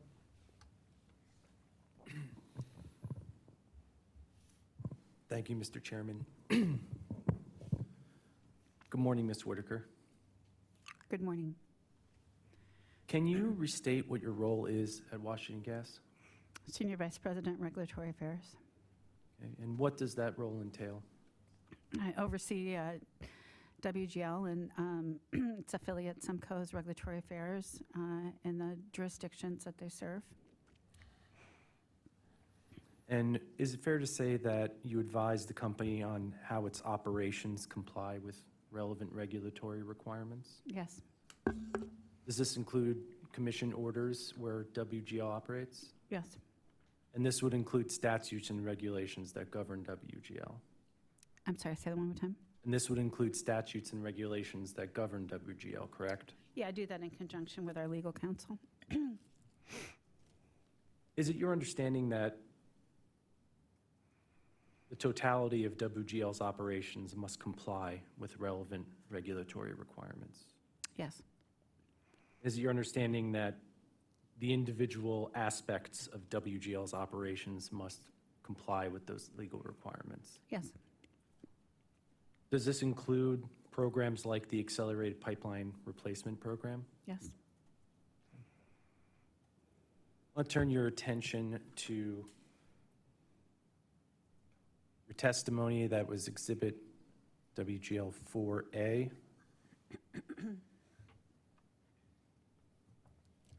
Sorry, is that my direct testimony? or- That's the most recently filed direct testimony, including your qualifications.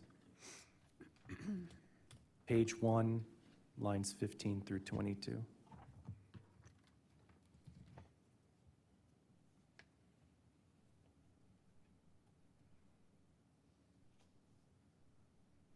I'm sorry, you're on the supplemental testimony or the direct, the Rogers testimony that I adopted? I'm on the supplemental testimony dated July 20th, 2026. Great, thank you.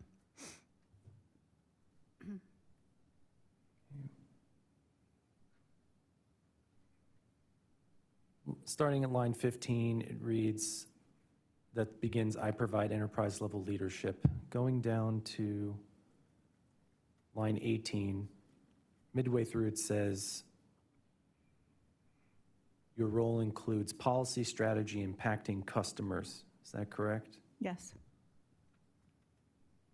And does this include the impact of the use of Washington Gas's product and services on customers?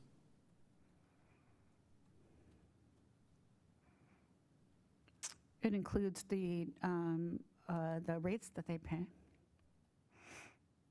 Well, other than rates, does it include other aspects of the use of the, sorry, I'll rephrase.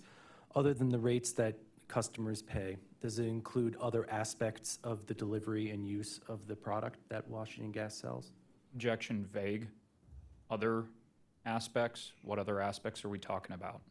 I'm asking for the witness to describe those aspects. She testified as to one. I'm trying to get to the idea of what other aspects, what other considerations are there in her role of the effect on customers?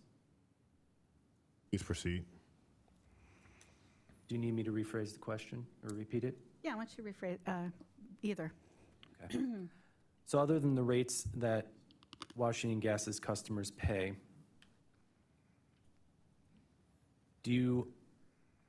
does your role include advising on the impact of WGL's product and services on customers? Yes, Would that include the effects on Washington Gas's business on customer health? Objection, scope, and relevance. Your Honor, not only this witness, but throughout the testimony, there's a lot of representations from the company that the primary purpose of the Advanced Pipeline Replacement, Accelerated Pipeline Replacement Program is for customer safety. I'm trying to probe what the company examines when it talks about safety. One moment, please.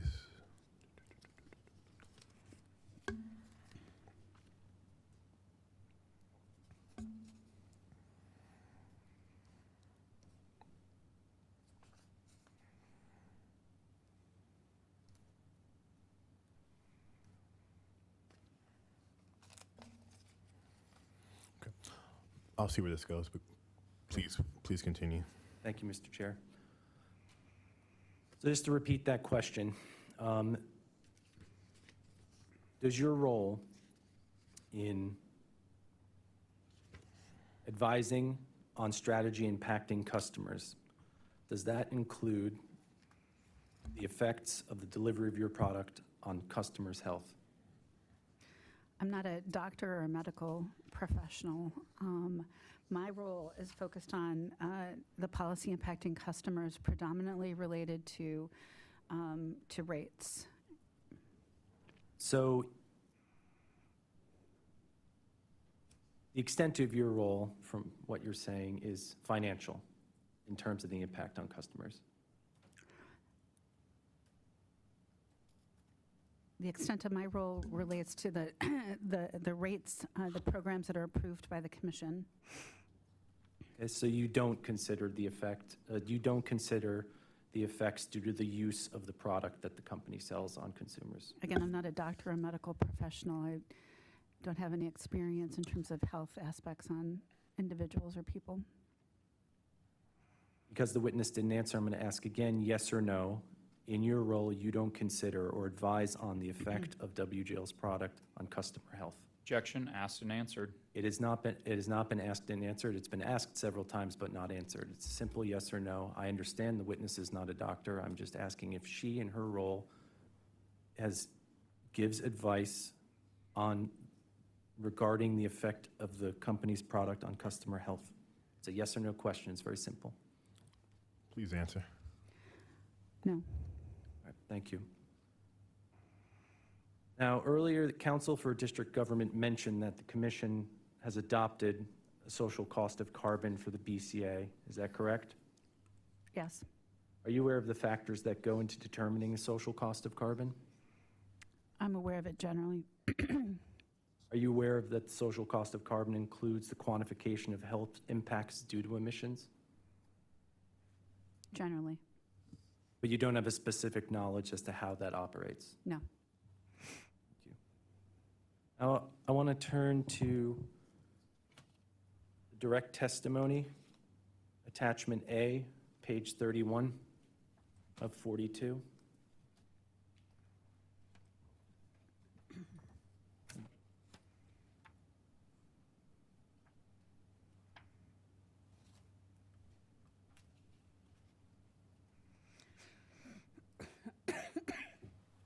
And there? And this talks about the District Safe's, the title of the section states District Safe supports district's clean energy future. Is that correct? Yes. And turning to footnote, I'm sorry.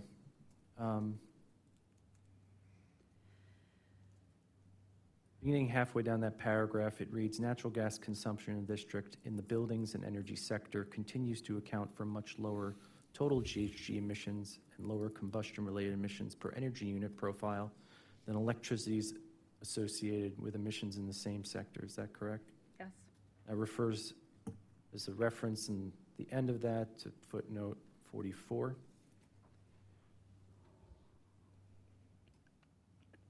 And in that footnote, the second sentence, it indicates that in 2021, natural gas consumed by the residential and non-residential building and energy sector accounted for 1,434,345 metric tons of CO2 equivalents. Is that correct? Correct.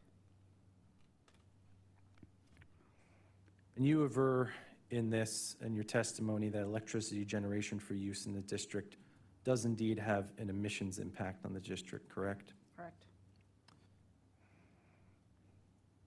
Would you agree that there is no electricity generation facilities in the District of Columbia? Objection, Nothing. calls for speculation. To the extent the witness knows. Not that I'm aware of.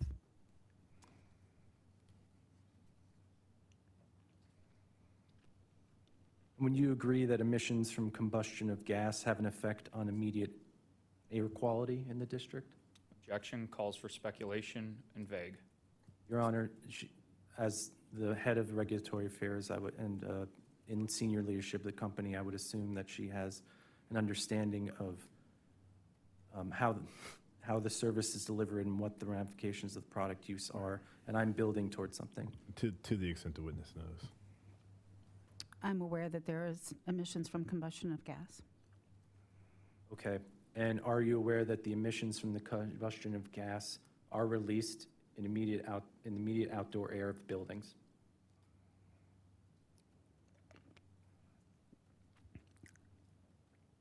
Could you repeat that? Are you aware that the emissions from the combustion of gas are released into the immediate outdoor air from buildings?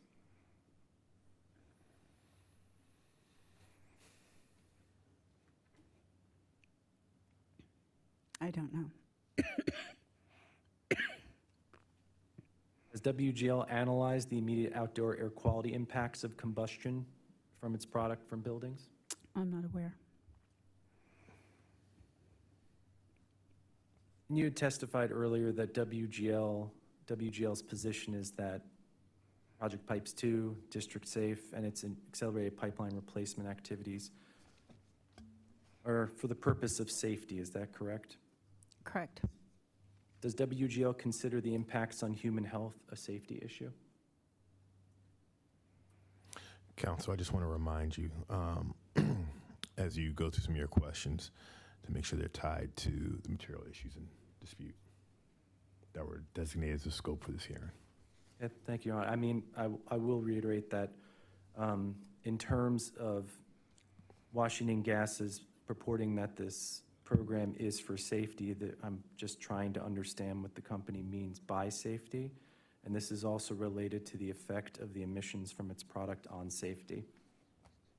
Thank In you. that sense, I believe it's tied to one of the material issues of fact. Thank you.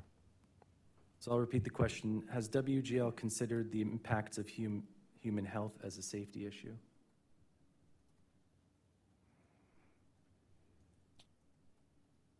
Objection, it assumes facts, not in evidence. I'm sorry, I'm failing to see. It is assuming that there are adverse human health impacts related to the delivery of the company's project or its pipes. I'm going to permit the witness to answer the question. Thank you. Need me to ask it again? Yeah, thank you. Okay, yeah. Does WGL consider the impacts on human health of the use of its product a safety issue? Yes, In what sense? in the safety of the delivery of its system in terms of replacing aging pipe to prevent gas leaks and explosions. Is that limited to gas leaks and explosions in the company's view?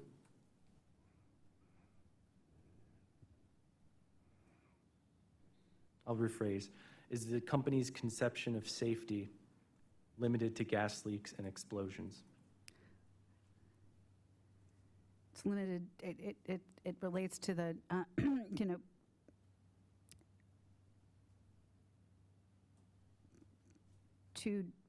yes. Thank you.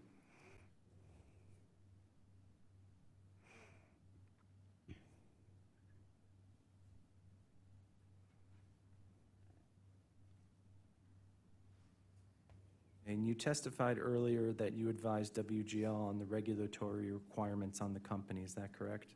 Yes. Counsel for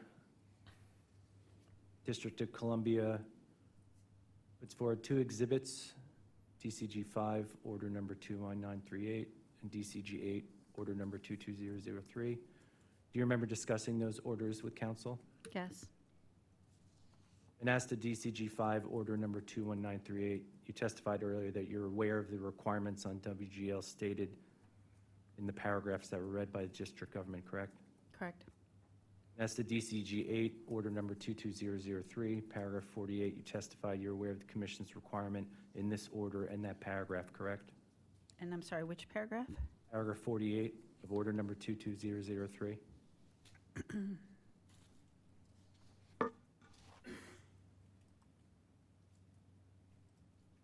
Yes.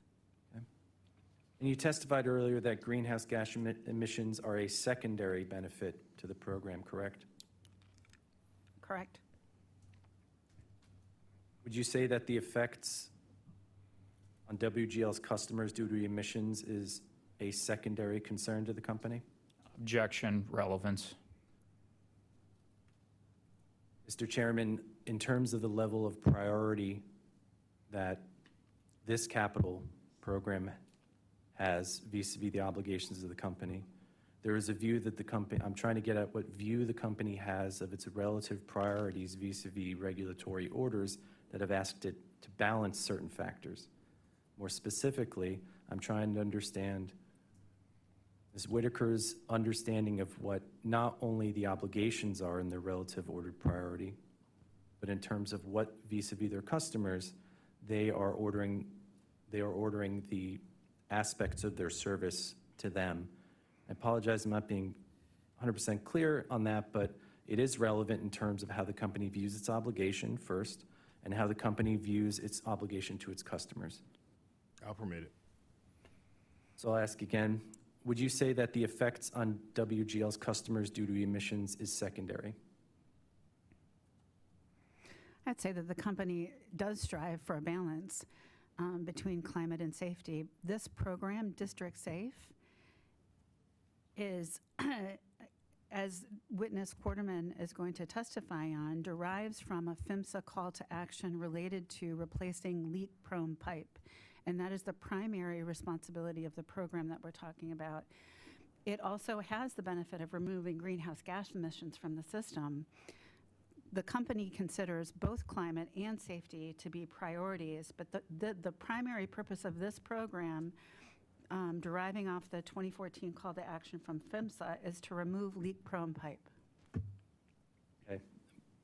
As you testified earlier, the company's obligation to ensure the safety of its system is due to regulatory requirements on the company, correct? Correct.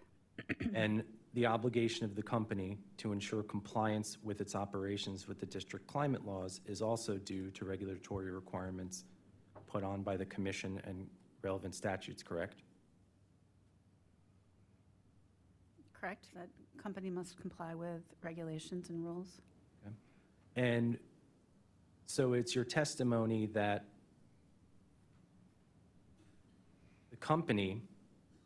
it's the company's position that its obligation to safety is primary and its obligation to meet the district's climate laws and emissions reduction targets is secondary.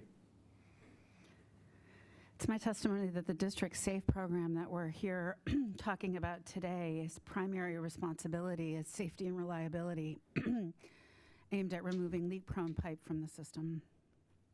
So it's your testimony that if this program is primarily about safety, that there are other aspects of Washington Gas's operations that are primarily or more contributory to meeting the district's climate goals? Objection, relevance, and scope. We're here today to talk about District Safe. Your Honor, there's a lot of, the scope of the role of this program in not only WGL meeting its obligations under relevant climate law in the district, it's also about the role of this program in its overall operations. That has been manifest in a lot of our discussions throughout the testimony about the role of accelerated pipeline replacement, vis-a-vis what has been called normal replacements, vis-a-vis repairs. There are other non-capital programs, so it touches on many aspects of it. I'm trying to understand how this program fits into the overall picture of Washington Gas and its relative priorities as it sees it under the various statutory requirements on it and commission order. In that sense, it is relevant. I believe the witnesses answered how this program that we're at this hearing today is what its focus is in terms of the relevant statutory obligations that WGL has. So I'd ask you to move on. Okay. I have no further questions. Thank you. Redirect counsel. Yes, Your Honor. Briefly here. Ms. Whitaker, could you please turn back to page 2 of your direct testimony and let me know when you are there? I'm there. You received a number of questions on cross about various portions of Exhibit WGA-1. Do you recall those questions? Yes. What portions of Exhibit WGA-1 are you responsible for in this case?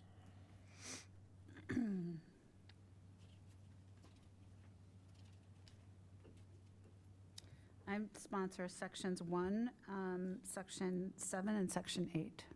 And is it your understanding that there are other WGL witnesses that are responsible for other sections of Exhibit WGA-1? Yes.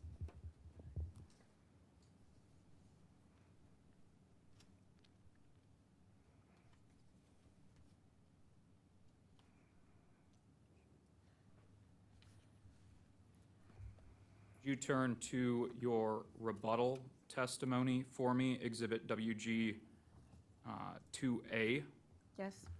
and page 24, lines 7 to 9, and let me know when you are there.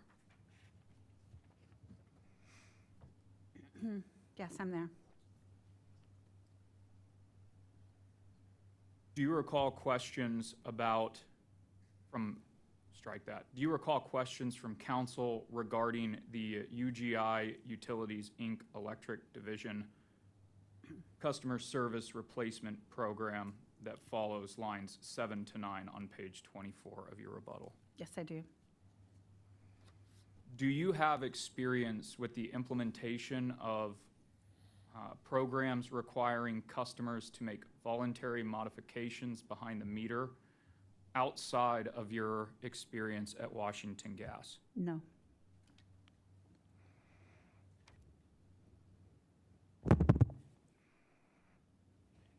Do you still have a copy of the document that has been previously marked and identified as Exhibit DCG-11 in front of you?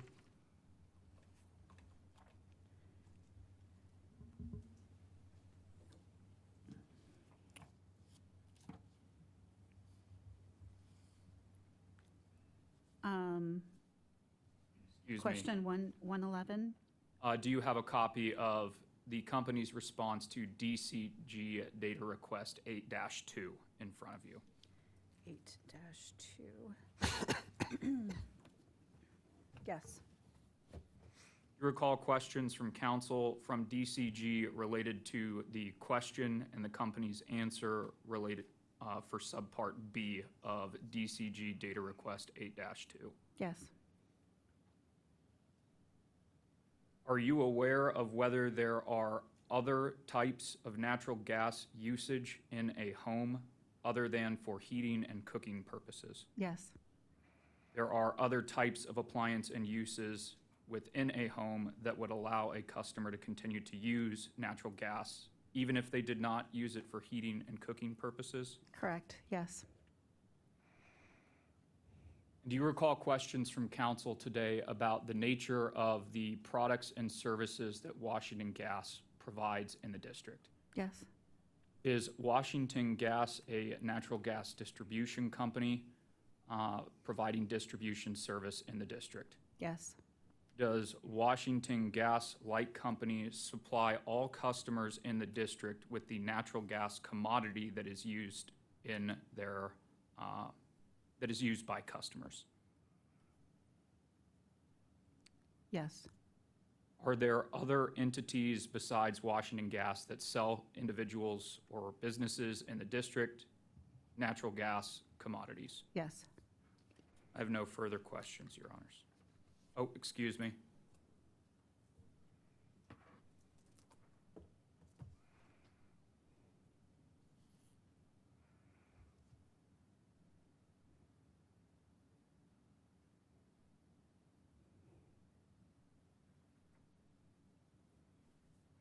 No further questions.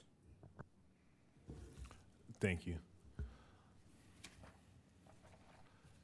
Thank you, Ms. Whitaker, for your testimony. And let's do a quick question. So it's 12:20 right now. We finished our first witness. I know we have two other witnesses that must go today due to scheduling It is availability. 3, Your Honor. Three, okay. Yes, and this was not in the cross-examination matrix originally submitted. Mr. Stuber does also have limitations today, so Sorry, you mentioned that. he's among those that must get done. Okay.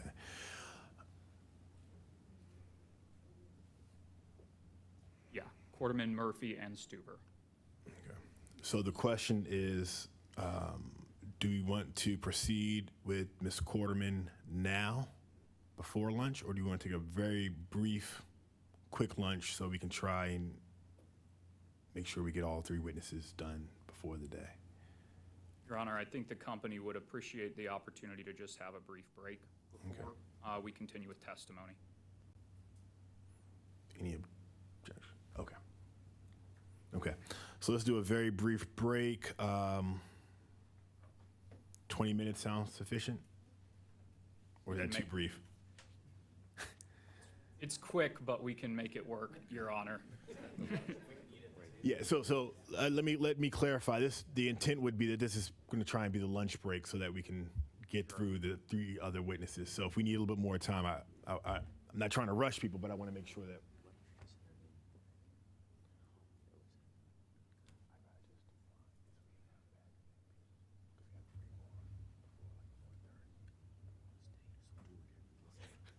Your Honor, 30 would be sufficient if we could get that much. Okay. OPC, are you guys? Oh. No objections, Your Honor.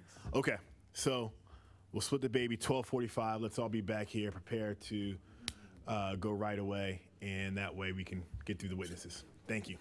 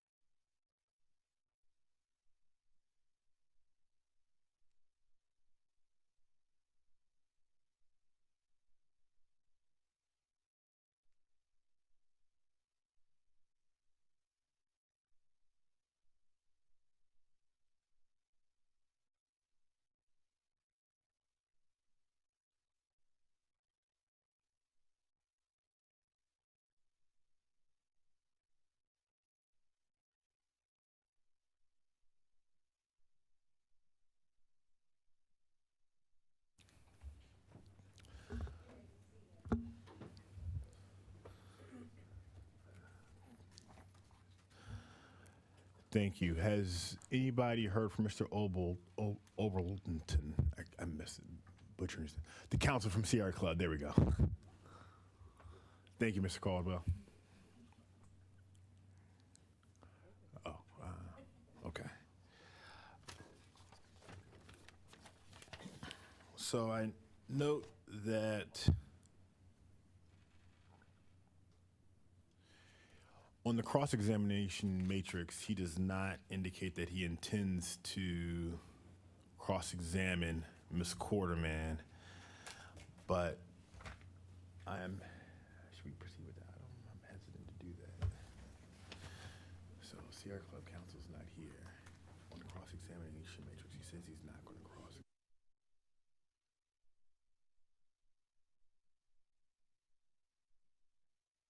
Just come back to him. Okay. We'll go ahead and begin, and if Mr. Overton has some questions when he comes in, we can just slot him in. But in the interest of time, Washington Gas, why don't you call your next witness, please? Oh, there we go. Yes, Your Honor. At this time, Washington Gas calls Cynthia Quarterman to take. Thank you.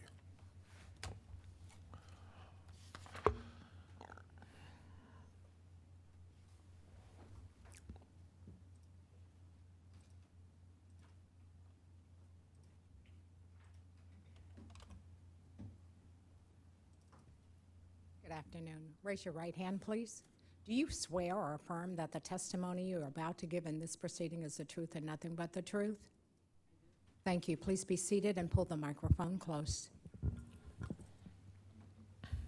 Your Honor, with Ms. Quarterman's pre-served and pre-filed testimony, exhibits, and responses to data requests having already been admitted into the record, Ms. Quarterman is available for cross-examination. Thank you. OPC. Okay. DC government.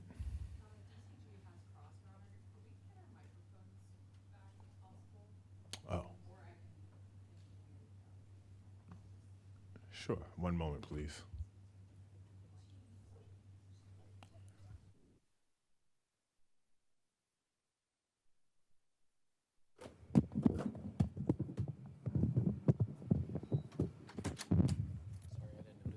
It's okay. No, we're good.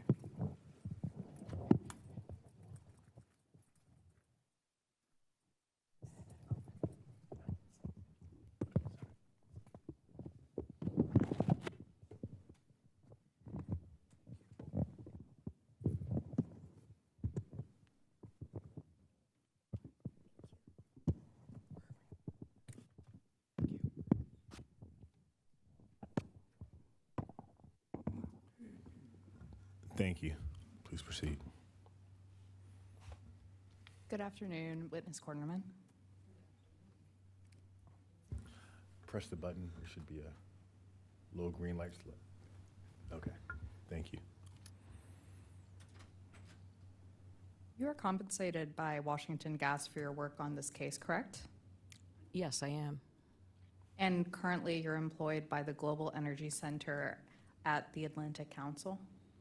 I am a non-resident fellow at the Atlantic Center, although I'm not testifying here as a part of my position there.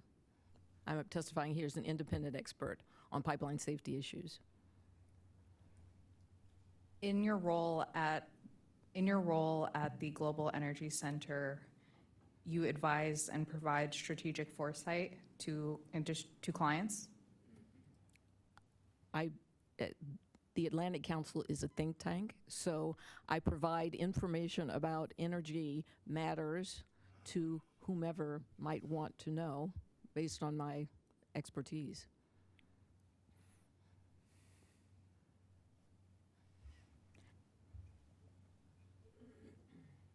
Prior to joining PHMSA, you represented pipeline industry clients before federal agencies, correct?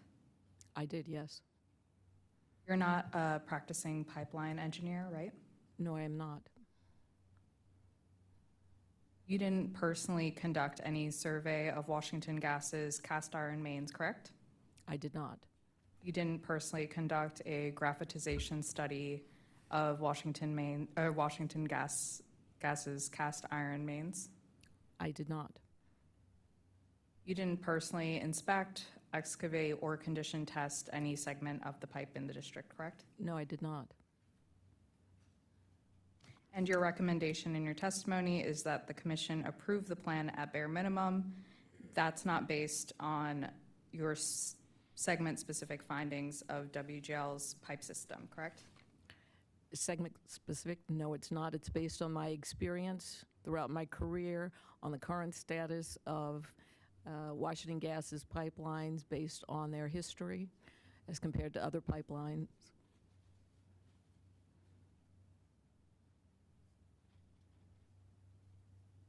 In your direct testimony, you referenced the 2011 call to action, correct? Yes.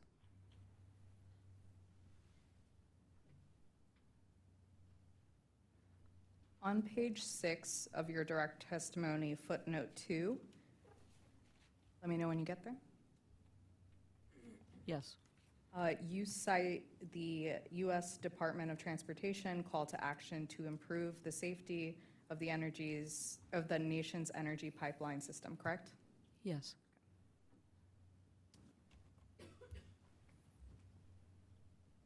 I'm going to walk through that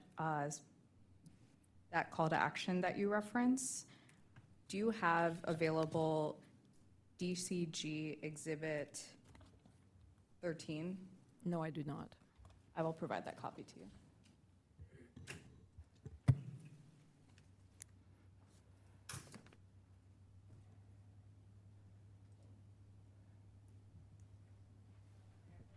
Yes. Thank you.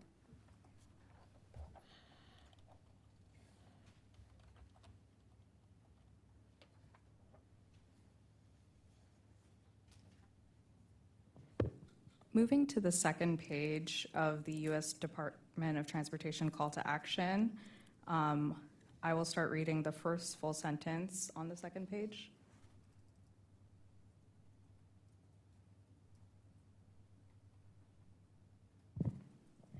It states, for older gas distribution systems, the appropriate mitigation measures could involve major pipe rehabilitation, repair, and replacement programs. Did I read that correctly?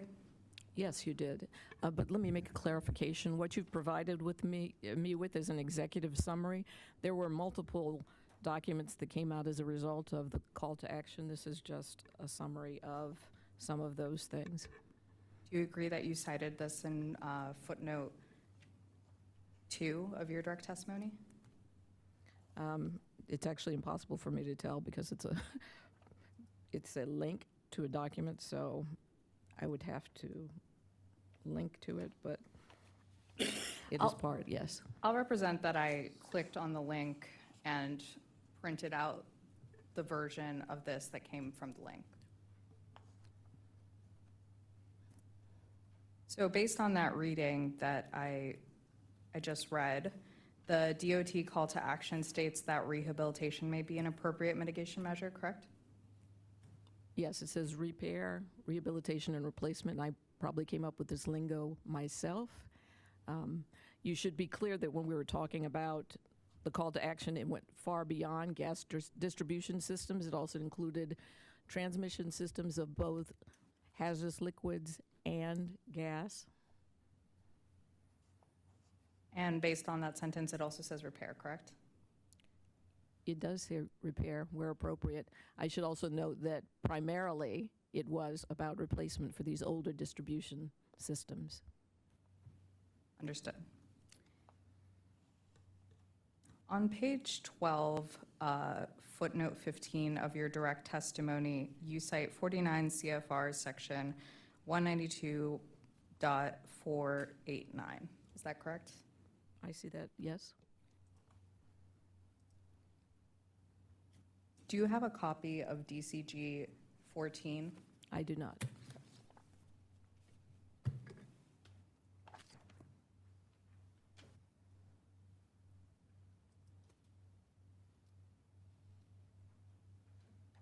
Thank you.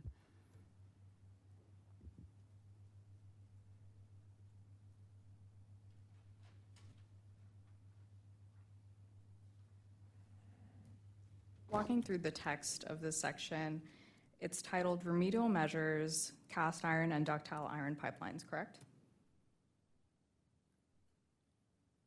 Yes. And subsection A of this provision reads, general graphitization, each segment of cast iron or ductile iron pipe on which general graphitization is found to a degree where a fracture or any leakage might result must be replaced. Did I read that correctly? Objection calls for legal conclusion as well as is cumulative of a regulation that council has the opportunity to brief. Your Honors, I'm just asking her to, I'm rereading the text of the statute, and I'm asking her to confirm that. I'll allow it. That is what it says.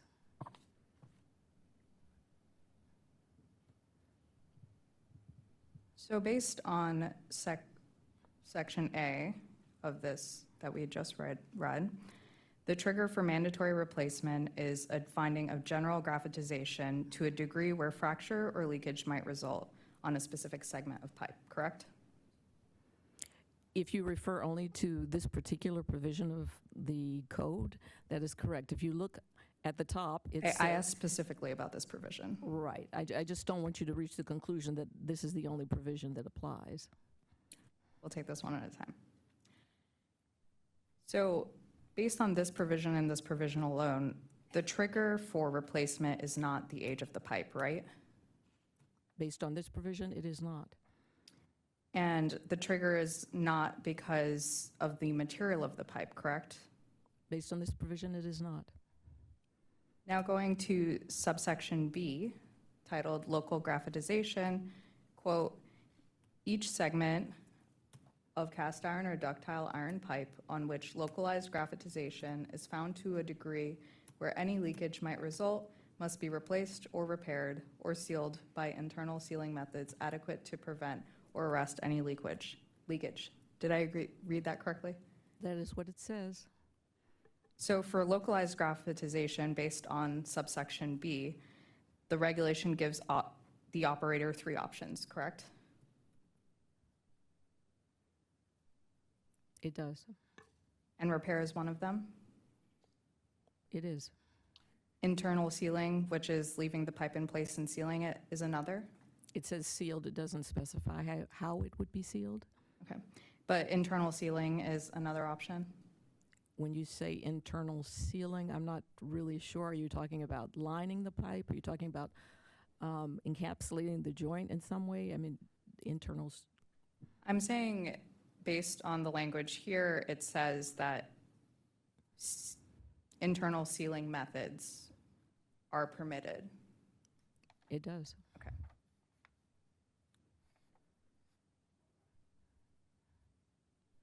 You didn't review any segment-by-segment analysis finding that Washington Gas's mains are gravitized to a degree where fracture or leakage may result, correct? I did not. Objection asked and answered. She answered.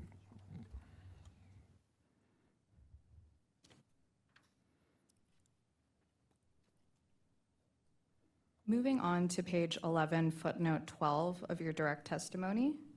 Let me know when you're there. I'm there. You cite 49 CFR section 192.755, correct? Correct.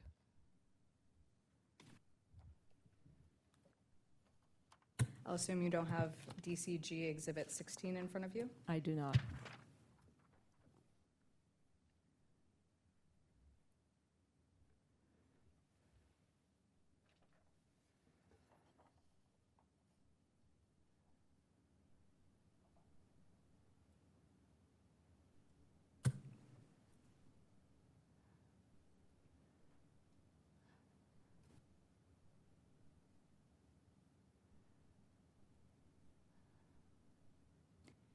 Section 192.755 requires operators to protect disturbed cast iron pipe, correct?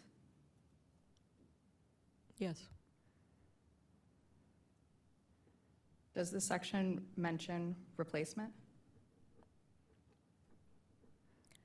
Disturbed could mean, I don't really understand. Does it mention replacement? It doesn't mention replacement, but saying that it's disturbed could be subject to replacement, yes, I guess. Within the text that's in front of you, it doesn't say replacement, correct? It doesn't mention replacement here. Your rebuttal testimony, page 15, lines 10 through 12.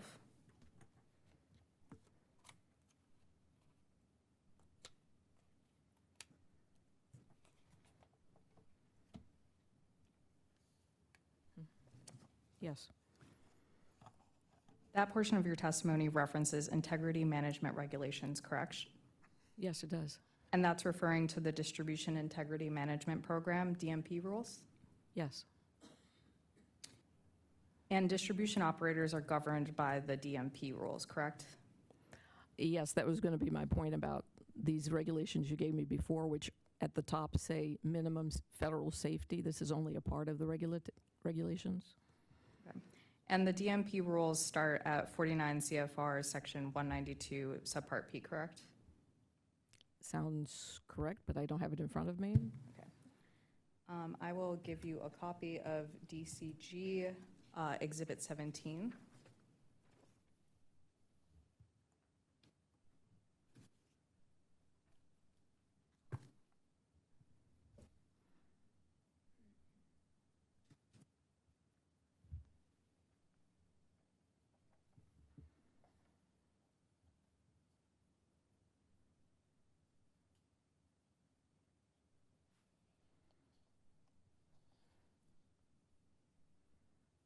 Is it fair to say that this framework is risk-based? The integrity management program is intended to include an understanding what the threats are to the system and how to mitigate those threats based on the risk associated with them. So you would agree that it is risk-based? I suppose. Moving to page 2 of this section, on section 192.1007, it states that, Part D, it states that there must, as a part of Part D, it says, identify and implement measures to address risks. Determine and implement measures designed to reduce risks from failure of its gas distribution pipeline. These measures must include an effective leak management program, parentheses, unless all leaks are repaired when found. Did I read that correctly? You read it perfectly. Then moving on to Section E of Section 192.1007, E subpart 1V, or 5, I should say. It states, any additional measures the operator determines are needed to evaluate the effectiveness of the, sorry, one second.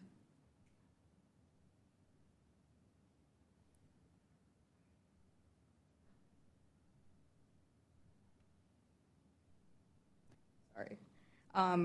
Looking to section 192.1007, subpart E15, it says the number of hazardous leaks either eliminated or repaired as required by section 192.703C, parentheses, or total number of leaks, if all leaks are repaired when found, categorized by material and. Did I read that correctly? You didn't read the preface to V, which talks about, or what E is, which is basically performance measures for the integrity management plan, but in terms of just reading that one little piece of it, yes, you did. And you'll agree that this section that I read out loud cites section 192.703C?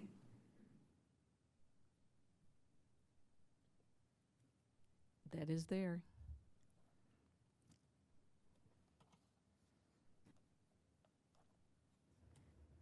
We'll approach with DCG Exhibit 18.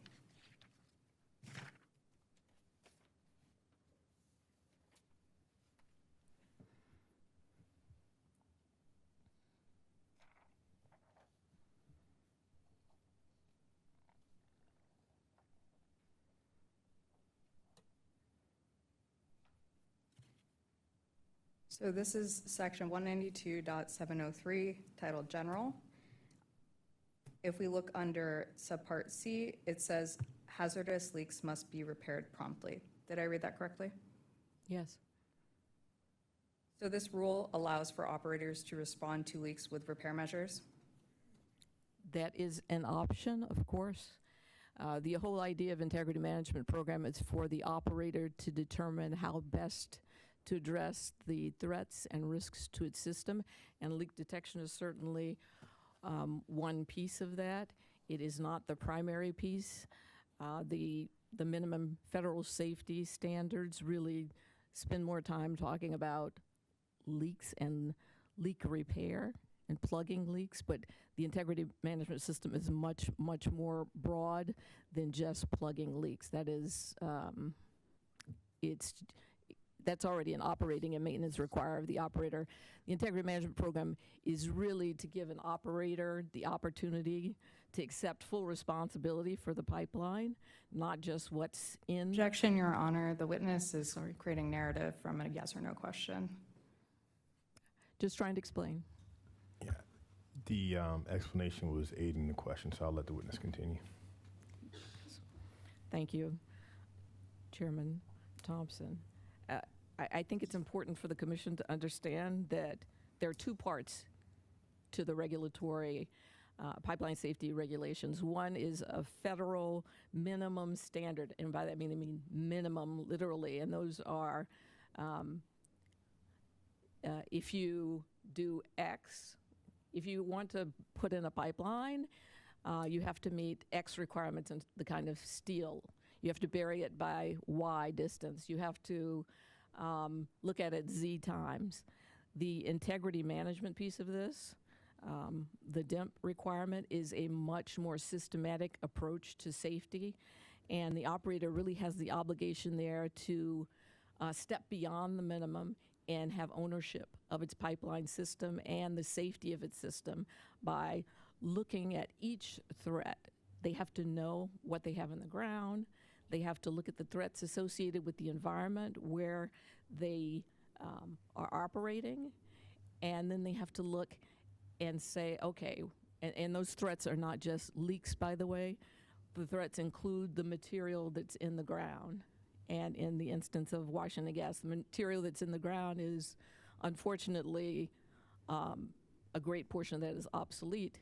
So that has to be a consideration on what it does in terms of addressing that system. So it goes beyond just plugging leaks. It's about replacing old pipe before it's too late. So you agree, though, that the DMP rule that we discussed allows for repair, correct? I'm sorry, I didn't hear the end of that. You agree that the DMP rule we covered allows for repair, correct? Of course.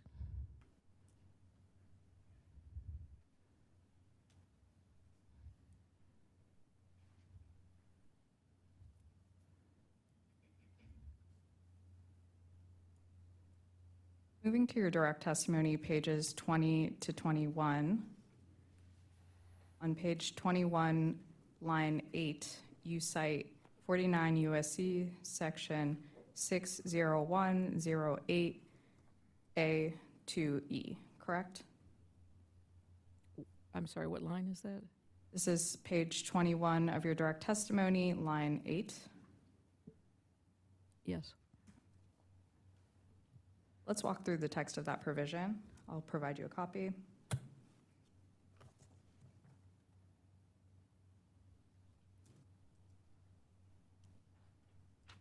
This is Exhibit DCG 19.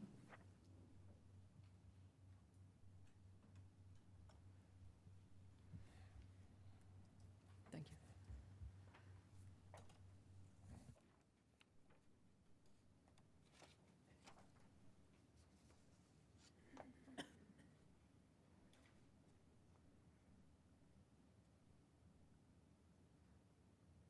Moving to subpart A2E. It states, the extent to which the plan addresses the replacement or remediation of pipelines that are known to leak based on material, parentheses, including cast iron, unprotected steel, wrought iron, and historic plastics with known issues, design, or past operating and maintenance history of the pipeline, correct? That's what, I read that correctly? It says that, correct? And remediation is included as an option here? Replacement or remediation, yes. Moving to your rebuttal testimony on page 18, lines 9 through 10. Let me know when you're there.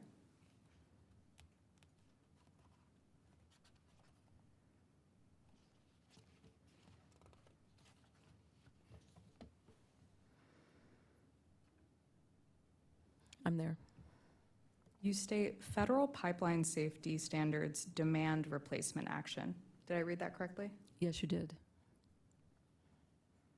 Can you identify a single binding federal rule that requires Washington Gas to replace, as opposed to repair, seal, or otherwise remediate cast iron pipe that has not been found to be graphitized to a degree where fracture or leakage might result? I don't think I'm the appropriate witness to talk about the legal standard in terms of the laws that apply to this, but I can tell you why I said this. So you're saying you're not the appropriate witness to testify as to the law that applies here in this replacement mandate? I'm not here as a lawyer. Okay.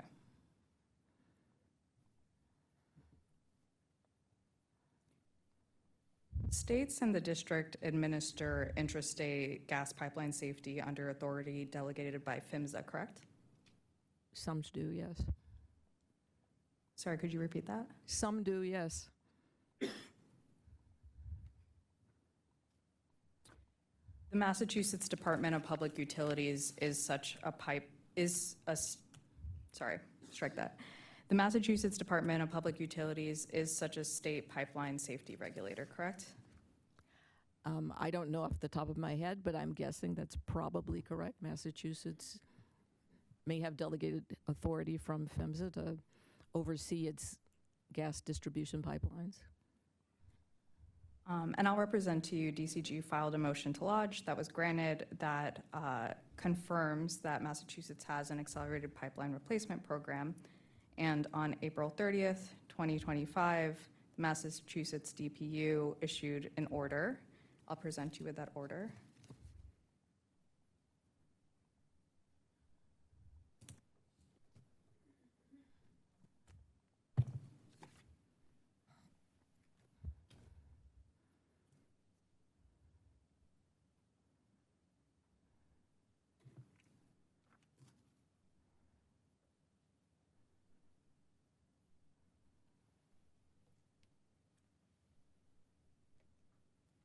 Thank you.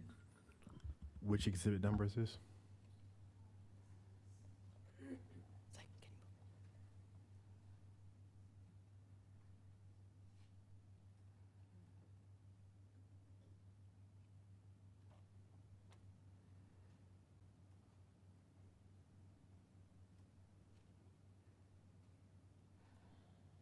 One moment.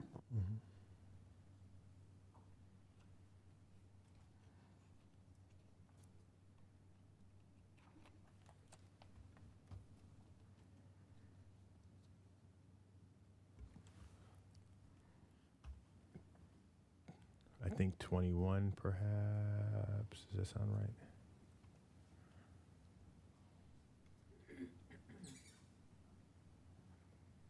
Yes, this is DCG Exhibit 21.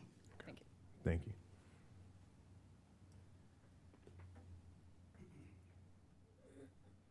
So moving to the section titled Summary, page 1 of the order that I gave you. Apologies, there's a motion in the front and the order is appended to the back. I'm sorry, can you tell me again where you're pointing to? It's The summary on page 1 of the order is titled 24 GSEP-03.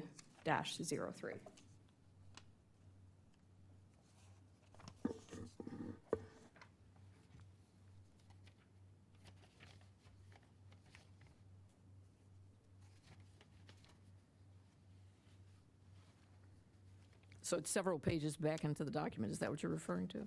Yes. Okay.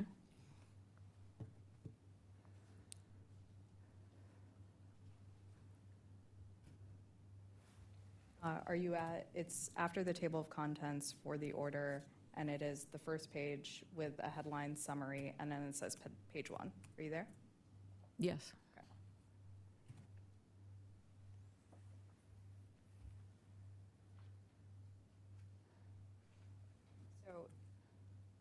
So if we go to the end of the page, there are 5 actions that are detailed in the summary, and number 5, which is on page 2, states, quote, imposing the express requirement that the gas utilities evaluate advanced leak repair technology as an alternative to pipe replacement, which will result in more affordable solutions for customers and avoid unnecessary investment in potential stranded assets. Did I read that correctly? Objection, scope, relevance, and it is also cumulative of a document that has been moved into the record. The words on the page are what they are. Council can brief them if they desire.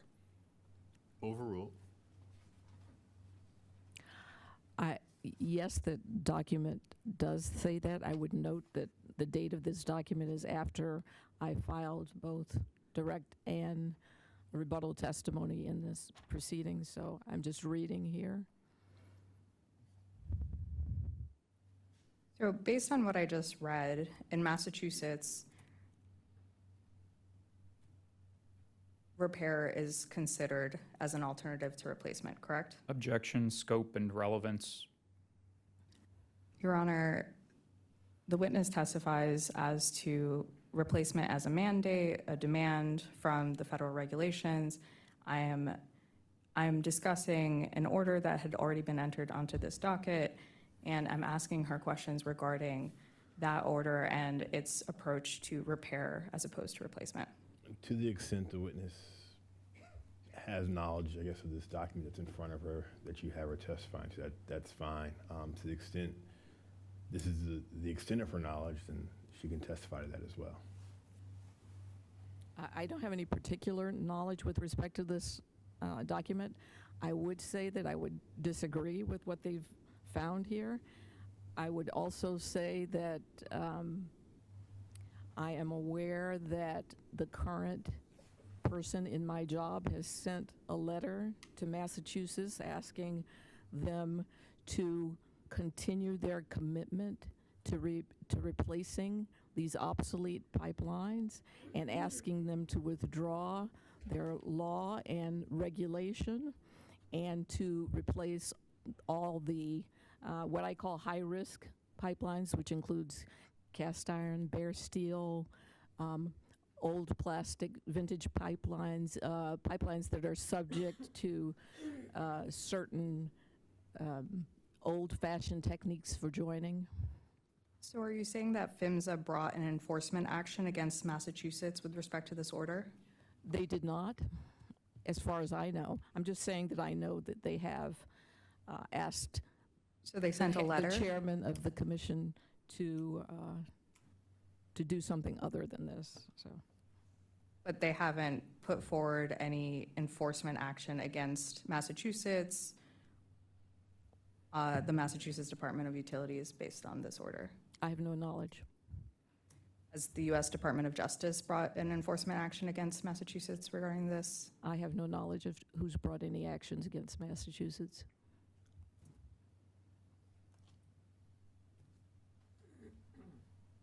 So would you say that Massachusetts, based on this order, is violating federal law? Objection calls for a legal conclusion. Sustained.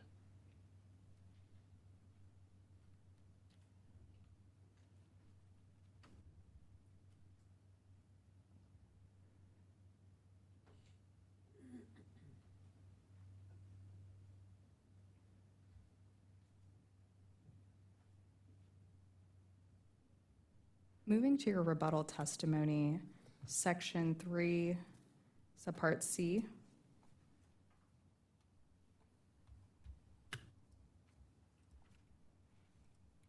Do you have a page number? Yeah, one moment.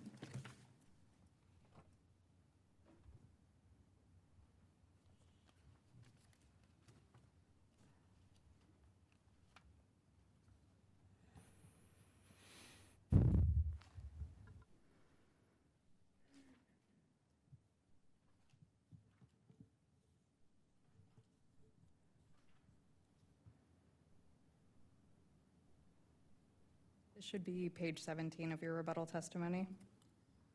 Okay.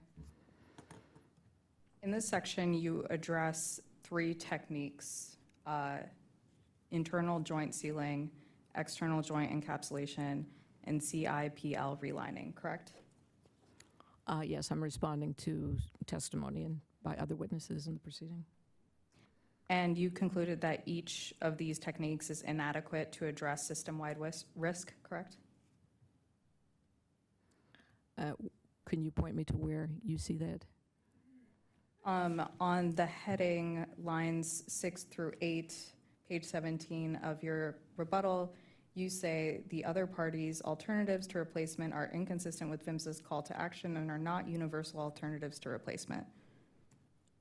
Yes, I say that. You didn't perform any engineering analysis of these alternatives, correct? No, I did not. You didn't perform a cost-effective analysis of any of these, a cost-effectiveness analysis of any of these alternatives? I don't believe any party did. You didn't assess the feasibility of any of them on WGL systems specifically? I did not. In your rebuttal on page 21, lines 13 through 15,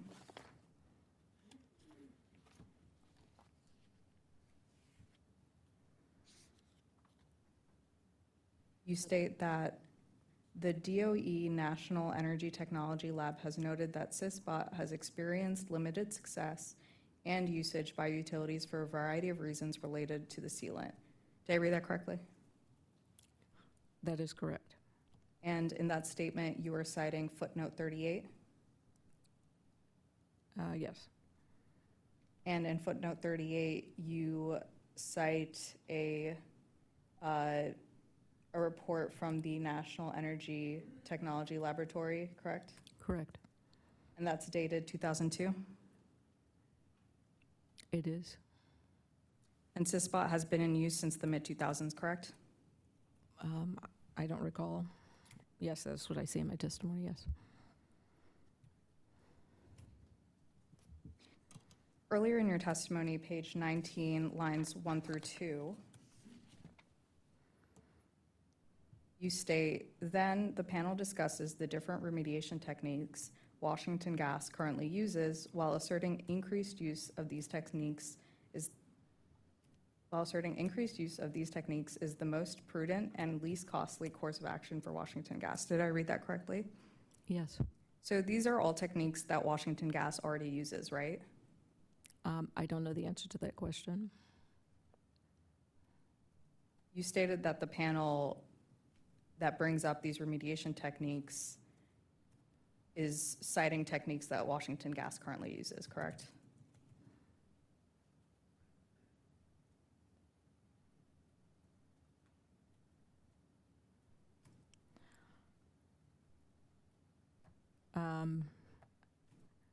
I think you may be conjoining 2 different sentences here, but I mean, Washington Gas can attest to whether or not they currently use it or not. So you're unaware? I know that they have used some other methods to remediate cast iron pipe. You don't know if it's any of the 3 methods that I pointed out: cast iron, joint encapsulation, joint sealing, or cured in pipe? I'm imagining they probably have used them all, but I don't know the answer to that question. I don't remember, honestly.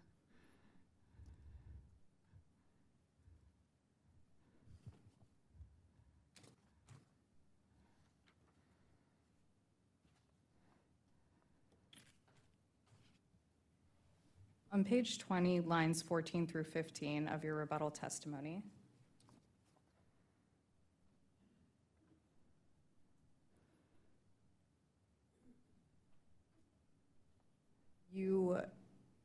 You make a statement starting with, as recently as January 2024, PHMSA reported to Congress that replacement is the long-term solution to ensure pipeline integrity. Did I read that correctly?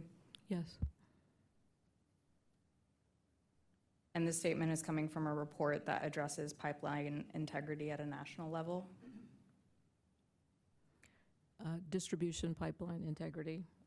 So the statement comes from a report that addresses distribution pipeline integrity at a national level. Correct. Newly installed pipes can have a useful service life of many decades, right? Many. Newly installed pipes can have a useful service life of 50 years. I would say that's probably a reasonable number, 50 to 60 years. 50 to 60 years. So pipes replaced in 2026 should last 50 to 60 years, correct? Objection vague and calls for speculation. Your Honor, I can reword. Pipes replaced in 2026, given the estimated useful service life that you proposed, should last around 50 to 60 years beyond 2026, correct? Should last. I mean, it depends upon the operating conditions of a particular pipe, how long they last. Obviously, the pipes in our ground now have been in there over 100 years. And so Generally, the useful service life can be 50 to 60 years, as you mentioned. you would actually have to look at the pipe itself to determine what date the manufacturer says, but I think that's probably pretty standard.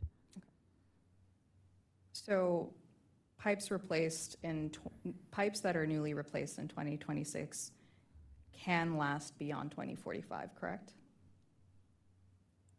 They can, they may. On page 18, line 7 of your rebuttal testimony,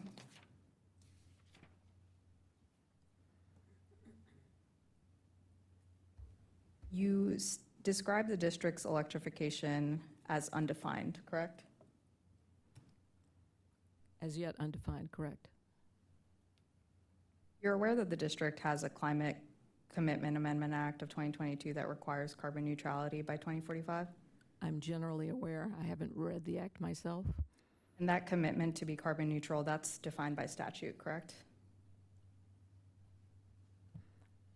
I don't know the answer to that. So you don't know if the act requires carbon neutrality by 2045? I don't know. I haven't read the statute.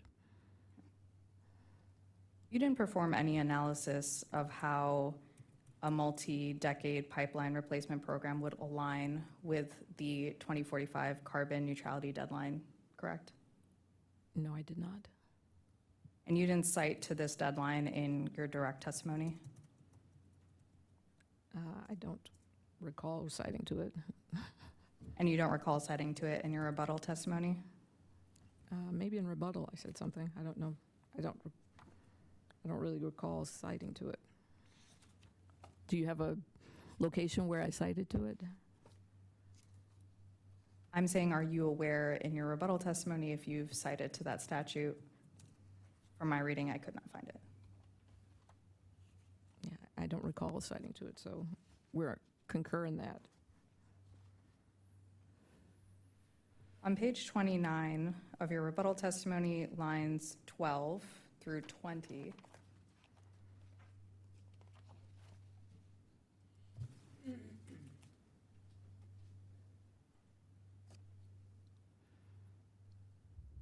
you reference hydrogen, you reference hydrogen and renewable natural gas as reasons why pipelines may not necessarily become stranded assets, correct? Correct. These are pilot projects you reference, correct? What are pilot projects? They are piloting projects, Yes. yes. And you state that you state on line 15 through 18, the United States' extensive existing natural gas pipeline infrastructure makes it an ideal candidate for those energy alternatives should they prove technologically and financially feasible. Did I read that correctly? You do. So that feasibility has not been established today, correct? As I say, it is being piloted not only in the United States, but across the world, especially in Europe. They're looking to use the natural gas pipelines for movement of hydrogen.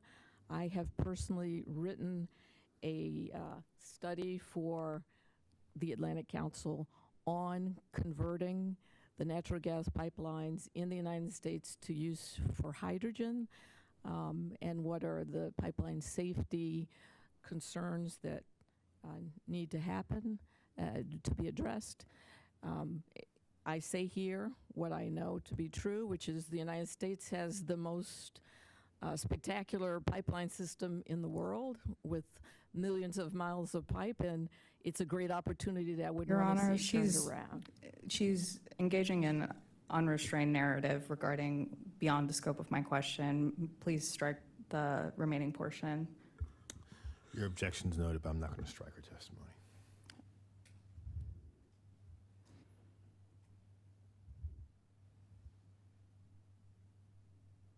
So these pilot programs that you referenced, did you include any analysis regarding the timeline of when these programs might be implemented and how that might impact District Safe?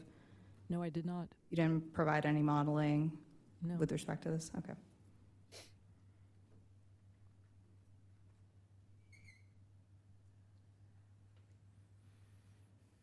Your Honor, no further questions. Thank you. No questions, Your Honor. Thank you. Washington Gas.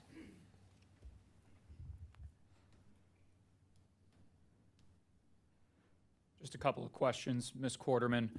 Do you recall questions from council about what PHMSA requires and whether or not it specifically mandates replacement of certain pipe assets?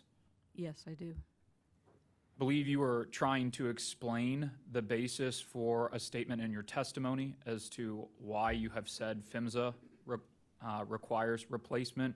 Why does it? Going back to the 1990s, in an incident that occurred on the UGI pipeline, the predecessor agency to PHMSA, the RISPA, it's called, put out a series of advisory bulletins that notified operators that they should begin a program for mandatory replacement of pipelines. That initial advisory bulletin was followed by yet another one saying the same thing with respect to cast iron pipelines. As the administrator under the Obama administration in 2009, I happened to have witnessed some very, very serious, low probability, high consequence incidents that occurred on the nation's pipeline system.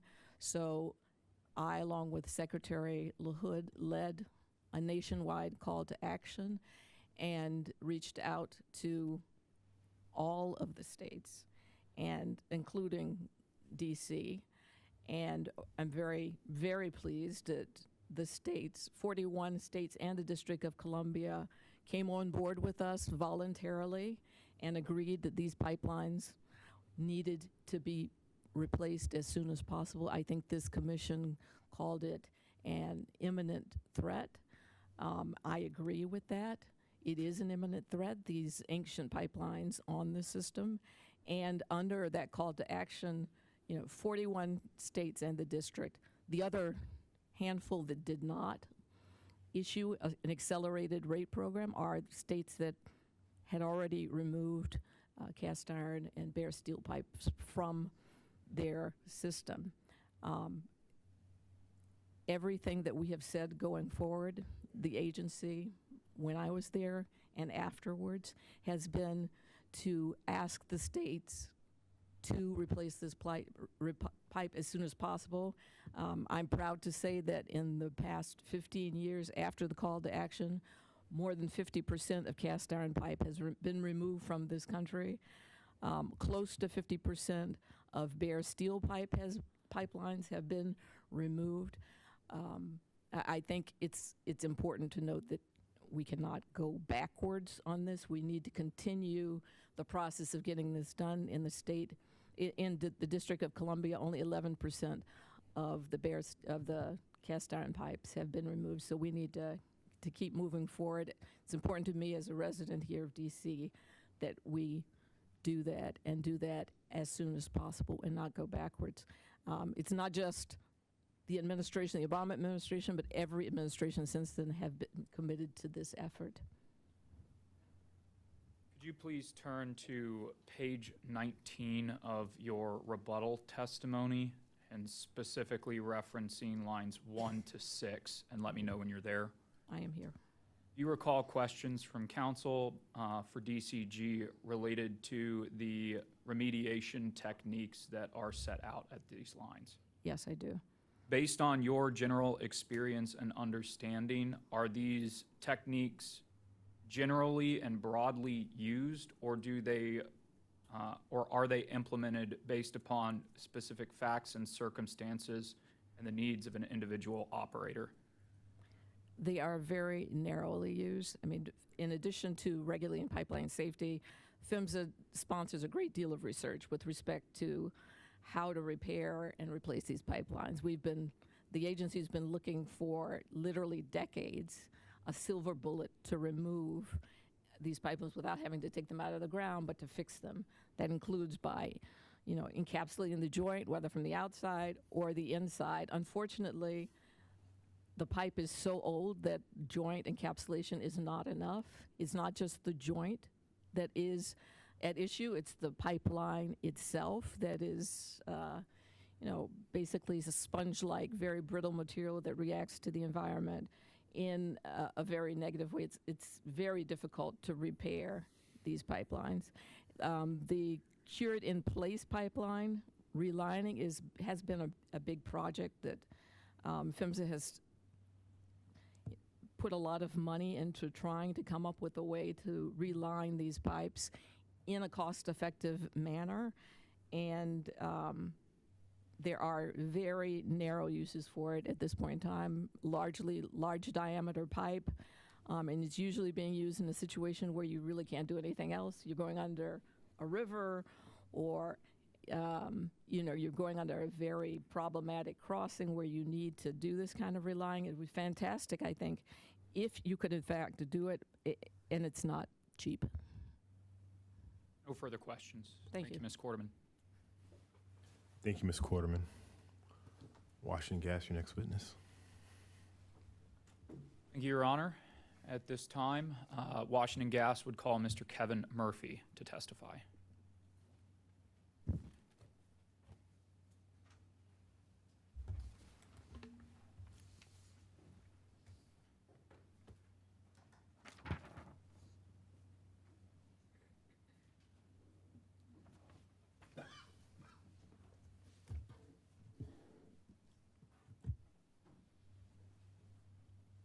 Good morning, sir. Good afternoon, sir. Pardon me. Do you swear or affirm that the testimony you're about to give in this proceeding is the truth and nothing but the truth, sir? Yes, I do. Thank you. Please be seated and pull the microphone close. Your Honors, with Mr. Murphy's pre-served and pre-filed testimony and exhibits having already been admitted into the record, as well as the data requests and responses thereto that he is responsible for, Mr. Murphy is available for cross-examination. Thank you. OPC? No questions, Your Honor. DCG? Yes, Your Honor, I have a few.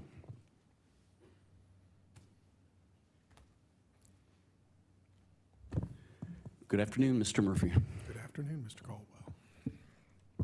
Caldwell. Your testimony states that DDOT policies have been inconsistently or selectively enforced against Washington Gas, correct? I believe that is generally correct, but if there's a specific passage, I'm happy to interpret it for you. Yeah, on page 7, lines 13 through 16 of your testimony, and line 18.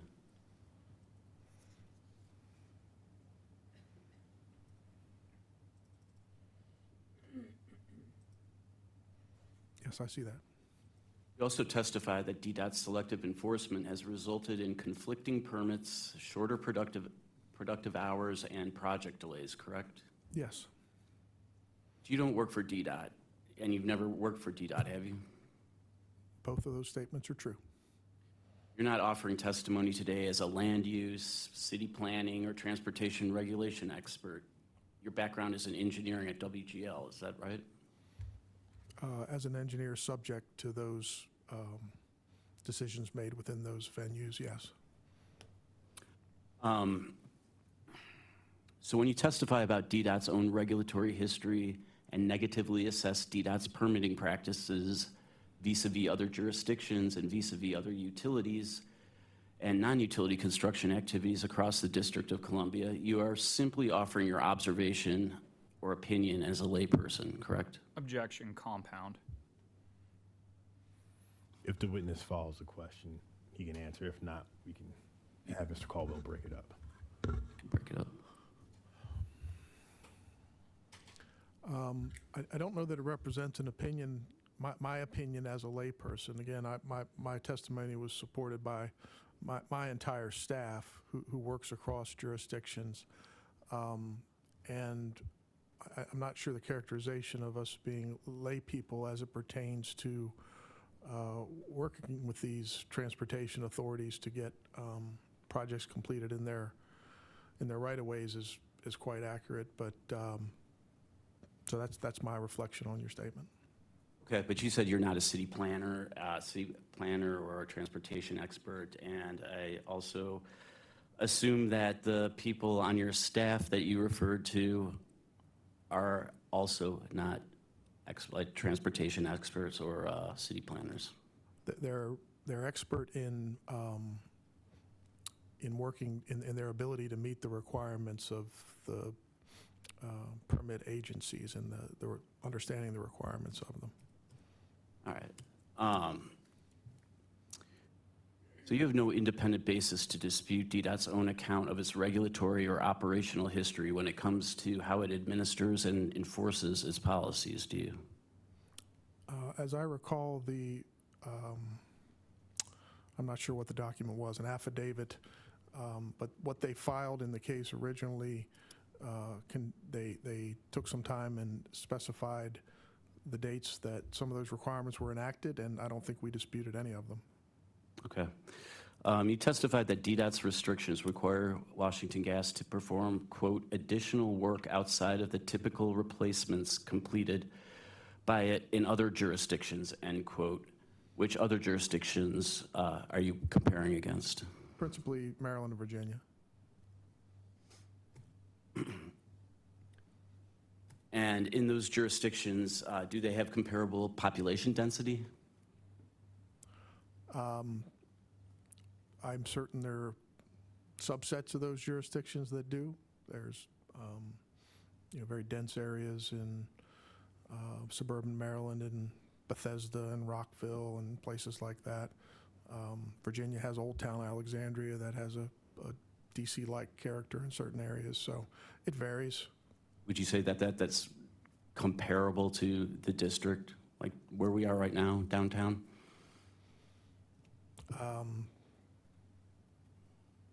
It depends on what your criteria for that comparison are.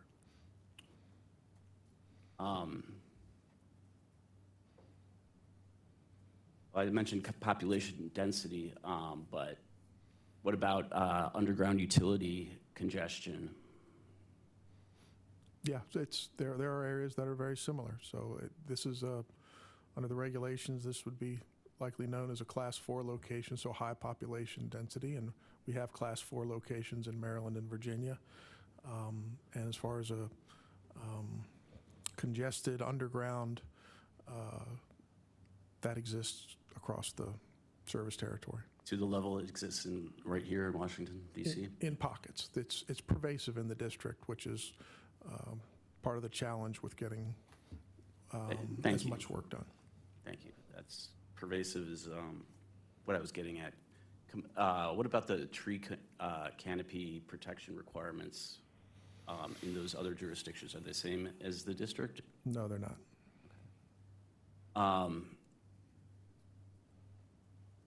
At page 40 of your direct testimony, you want to look at it? Wait.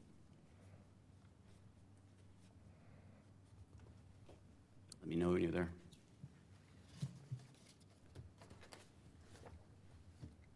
I'm there. You appear to draw a distinction between when certain DDOT policies were enacted versus when they were implemented or enforced, correct? Yes, that's correct. There's a lot of exhibits and discussion of the exhibits that show for essentially the same or similar circumstances, we had different permit outcomes. Your testimony does not dispute DDOT's comments that WGL misidentified the start date of certain regulations, in some instances by decades. Again, I think the testimony was about the enforcement of it and the ability of the company to rely on consistent decision-making so we could plan appropriately. Okay, but the question was really, did many of these regulations, they pre-existed the enforcement? That's what you're saying? Yeah, I think I said a moment ago, we didn't take issue with whatever the DDOT's statements were about when DDOT adopted them. Okay, thank you.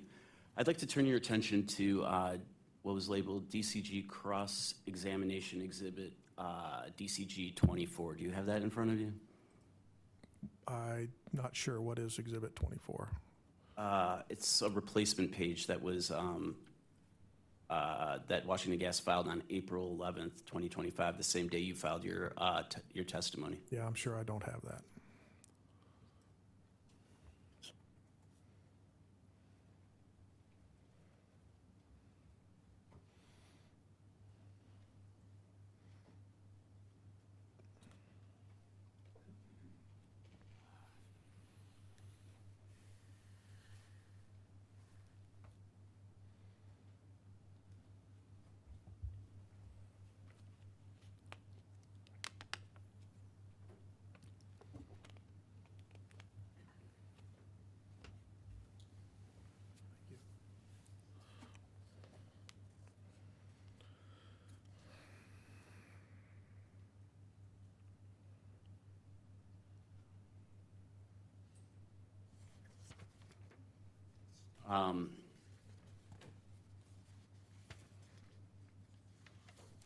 I should note that one of the pages of this exhibit is labeled confidential, but there's no actual confidential information on that page. These are replacement pages that that Washington Gas filed, correct? Objection, scope. These are replacement pages that appear to be related to another witness's testimony, who is here to be able to testify today as to the contents of the same. Your Honor, I believe the witness can answer this question. It's just identifying what the document is.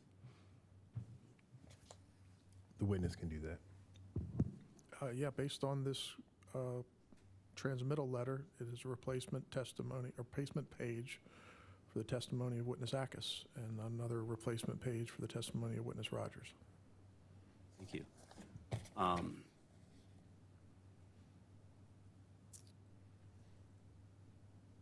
So Washington Gas believed the distinction between enforcement and enactment was so important that it took it upon itself to file these replacement pages purporting to retroactively substitute enforce for enacted at certain places within the documents you just mentioned, correct? Objection, relevance, scope, and also these were submitted before fully conformed testimony was filed in this matter. It's acceptable to correct pre-served and pre-filed testimony. I'm not suggesting that it's not. I'm just, the relevance of it is that, is the distinction that the witness testifies to between when a rule is enacted and when it's enforced. Yeah, given that these documents were, I guess, revised, replaced with a different witness, you can ask that witness why these documents were replaced and revised.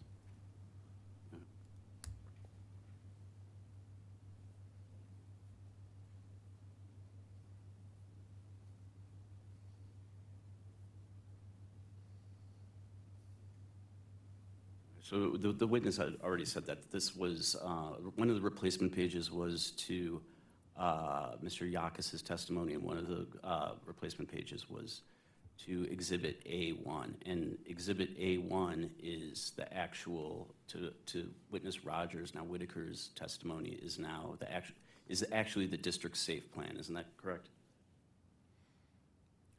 I believe Exhibit A1 is the district safe plan. Correct. Is it fair to assume that you know what's in the district safe plan? Yeah, at least generally.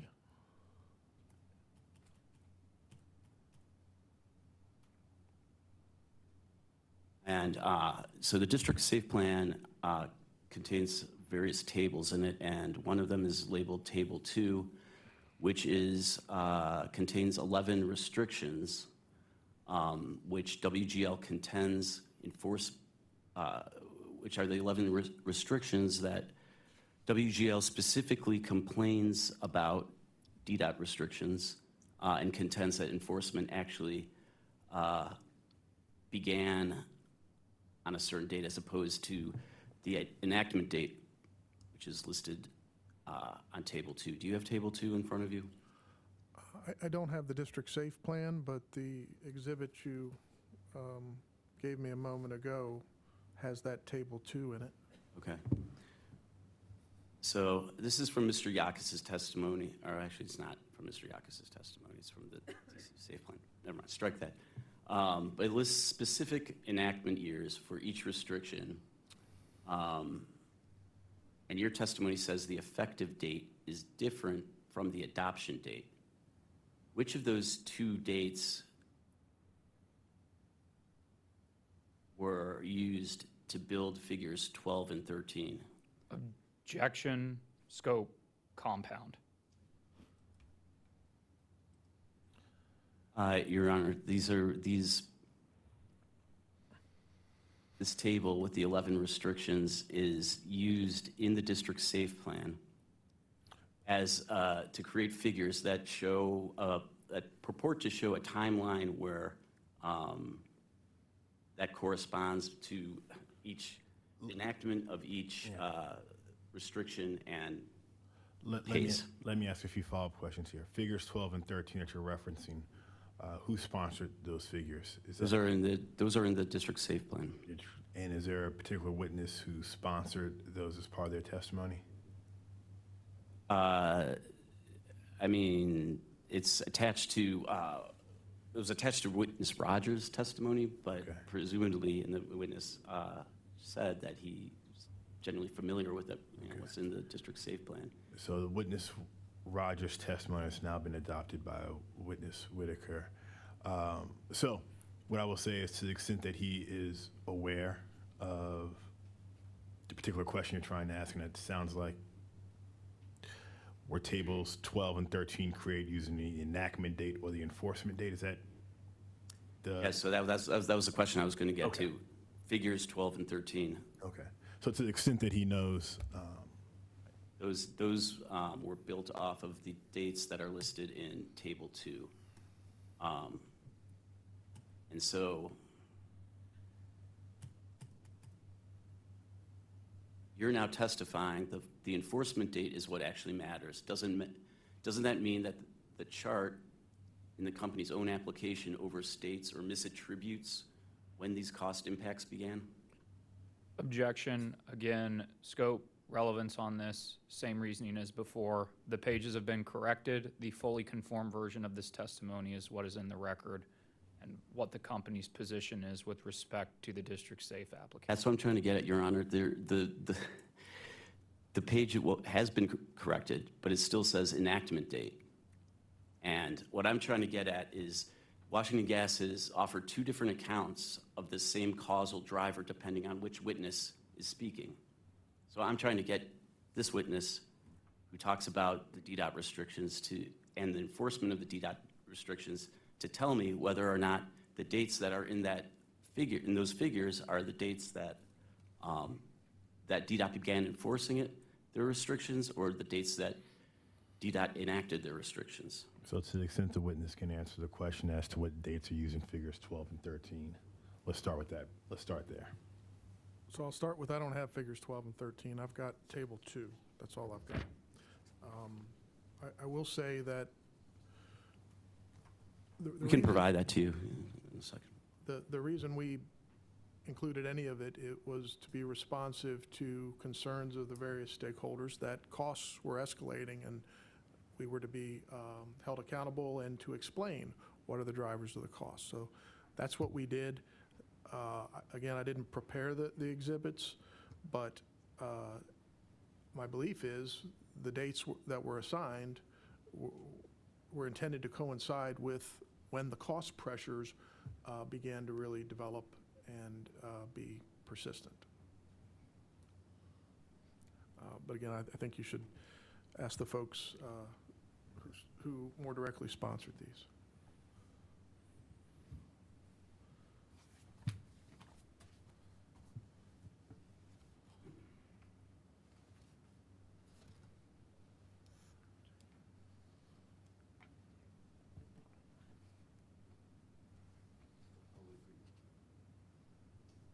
I'll wait for you to get to figures. Figures 13 and 14. I'm sorry, 12 and 13.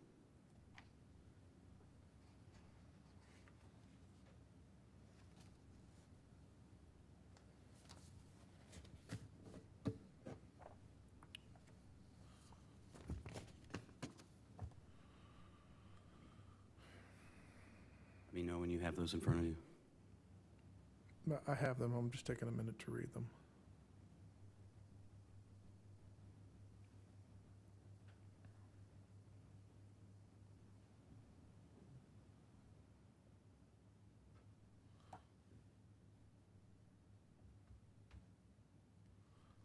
Okay, I'm with you.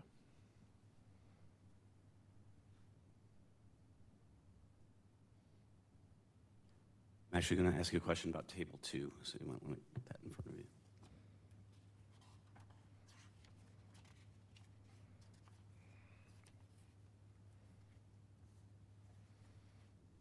Okay, I have all three. Okay, again, Table 2 is a list of the 11 restrictions that Washington Gas purports are driving the costs, the DDOT restrictions that Washington Gas purports are driving the costs in the district, correct? Yes.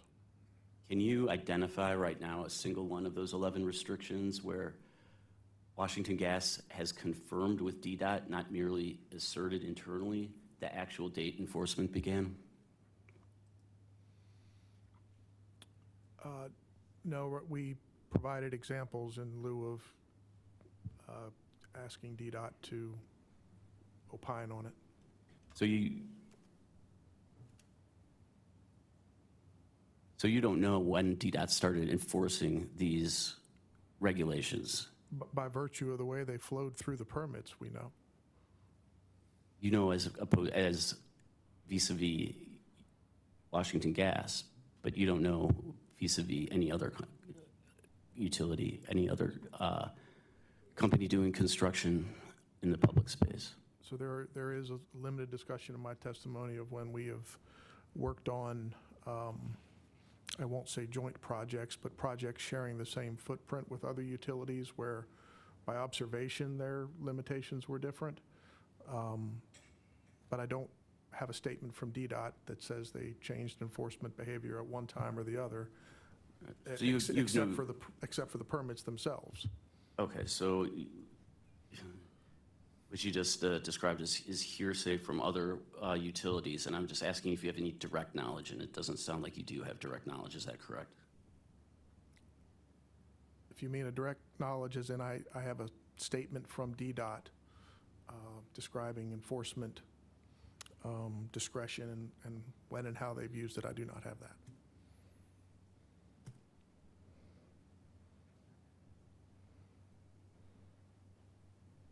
Given the apparent disconnect between the enactment date and the enforcement date for each of the 11 DDOT restrictions, how can Washington Gas be sure that the cost trend it attributes to recent policy changes in figures 12 and 13 in the District Safe Plan actually reflect the impact of a new DDOT restriction or some other cause, since the restriction could have been enacted years or decades before what Washington Gas's charts suggest. Would you mind restating that? Sure. Given the apparent disconnect, right, between the enactment date and the enforcement date for each of those 11 DDOT restrictions, how can Washington Gas, or I guess I should say you, be sure that the cost trend depicted in figures 12 and 13 that are quoted as recent policy changes are actually impacts from new DDOT, from those DDOT restrictions, or were those costs driven by some other cause or restriction? So I think in my testimony, we say that they're a major driver, but not the only driver. We recognize that inflation precedes. There's been additional cost pressure from things like wage standards. So it's not intended to convey it's the only thing driving the program cost. It's just that it's a driver of the program cost. Each of those things that's described comes at a cost. Okay. You attribute cost increases to DDOT restrictions, but Washington Gas's own Maryland operations, same company, replaced mains in 2023 at roughly $3.07 million per mile versus roughly $7.89 million per mile in the district. Does that sound right? I don't think I produced any of those types of numbers in my testimony. I think there was a set of DRs that compared DC to Virginia. But if you could point me to it, I'd be happy to review it. You would agree that the cost per mile to replace pipe in Maryland is less than what it is in the district, correct?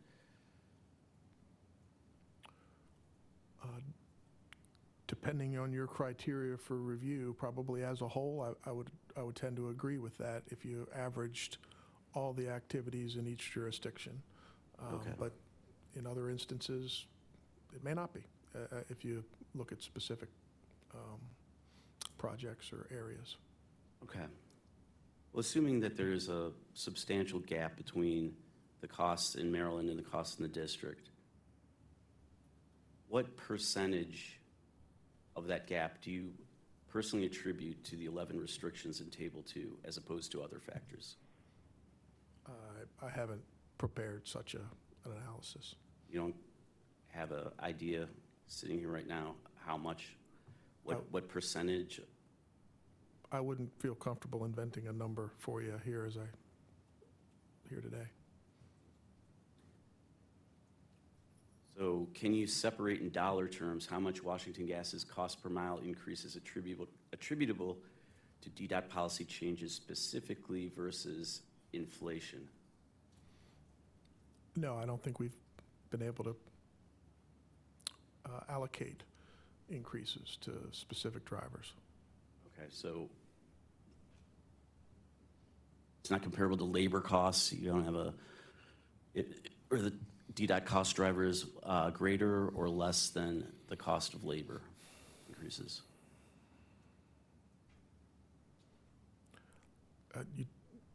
DDOT drivers as a whole compared to labor increases as a whole, again, any analysis, I don't think we've produced that analysis for the proceeding. Okay. Has the cost of materials increased? That's pretty broad. I'm sure some has. Generally, that is the way of things, that inflation marches on and things get more expensive. Did the impacts from COVID cause your costs to rise?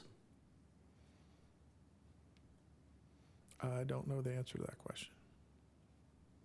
Because many of these restrictions, whether they are the date of enforcement or the date of enactment, as we don't know based on these figures, but But the dates listed are around the time when COVID was happening, so. You don't know whether or not COVID could have been a contributing factor. I don't. Can you separate in dollar terms how much of Washington Gas's cost per mile increase is attributable to Washington Gas's own project design or crew scheduling choices versus DDOT policy changes?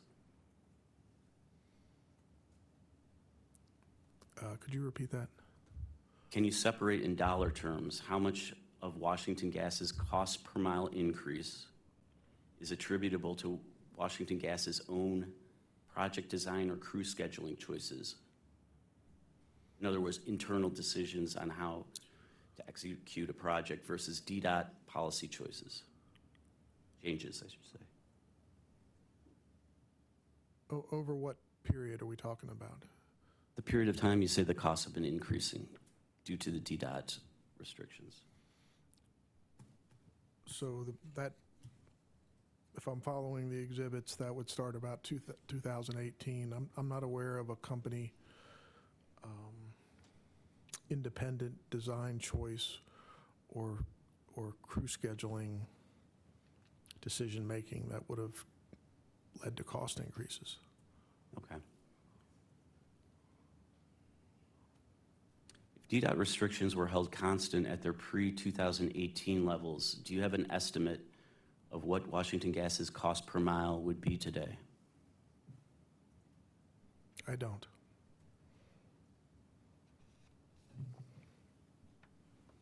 Would they be greater than 2018 levels?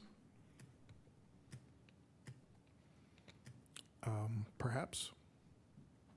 You can't isolate a specific dollar figure attributable to DDOT policy versus other cost drivers. Isn't the commission left to simply accept Washington Gas's assertion of causation without a means to verify or quantify it?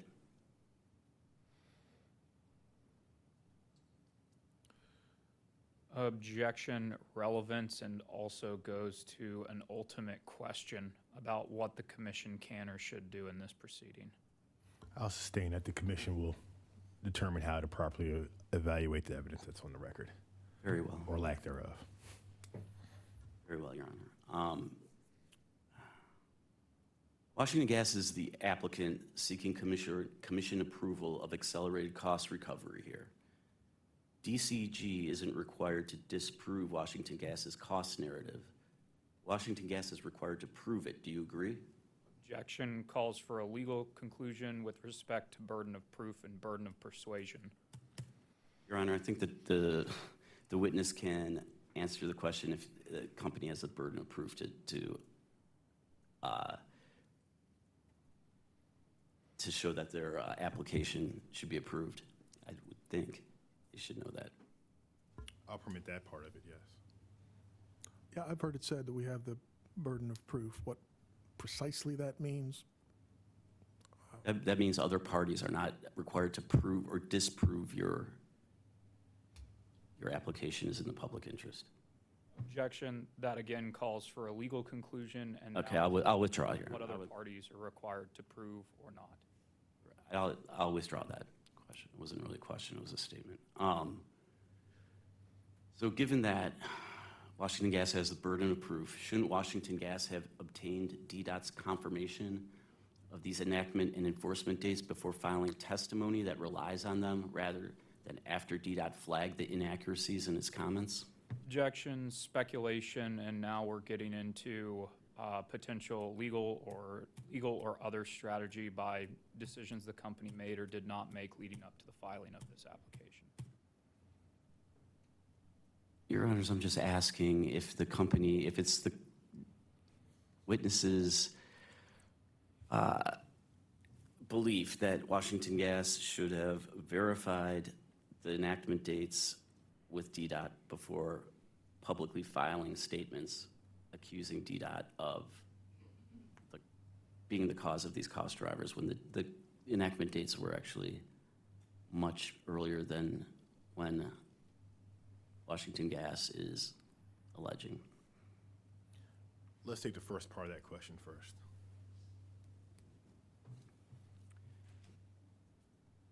Is it your understanding, sitting here on the stand today, that Washington Gas should have checked with DDOT about when the 11 restrictions that it is complaining about were actually enacted and enforced before filing testimony and a plan that points accusations at the agency? I'll renew my prior objection, Your Honor. The question was not rephrased and has not been heard before. It's noted. So I don't know that it adds anything to the record here to hear from DDOT. I don't think anybody disagrees that these are accurate summaries of the requirements that we face, and that these requirements are part of the cost picture we have to adapt to. Going forward, these requirements will apply, and we can assume they'll apply in the way they have. We'll continue to work with DDOT to get concessions that will alleviate cost pressures wherever possible.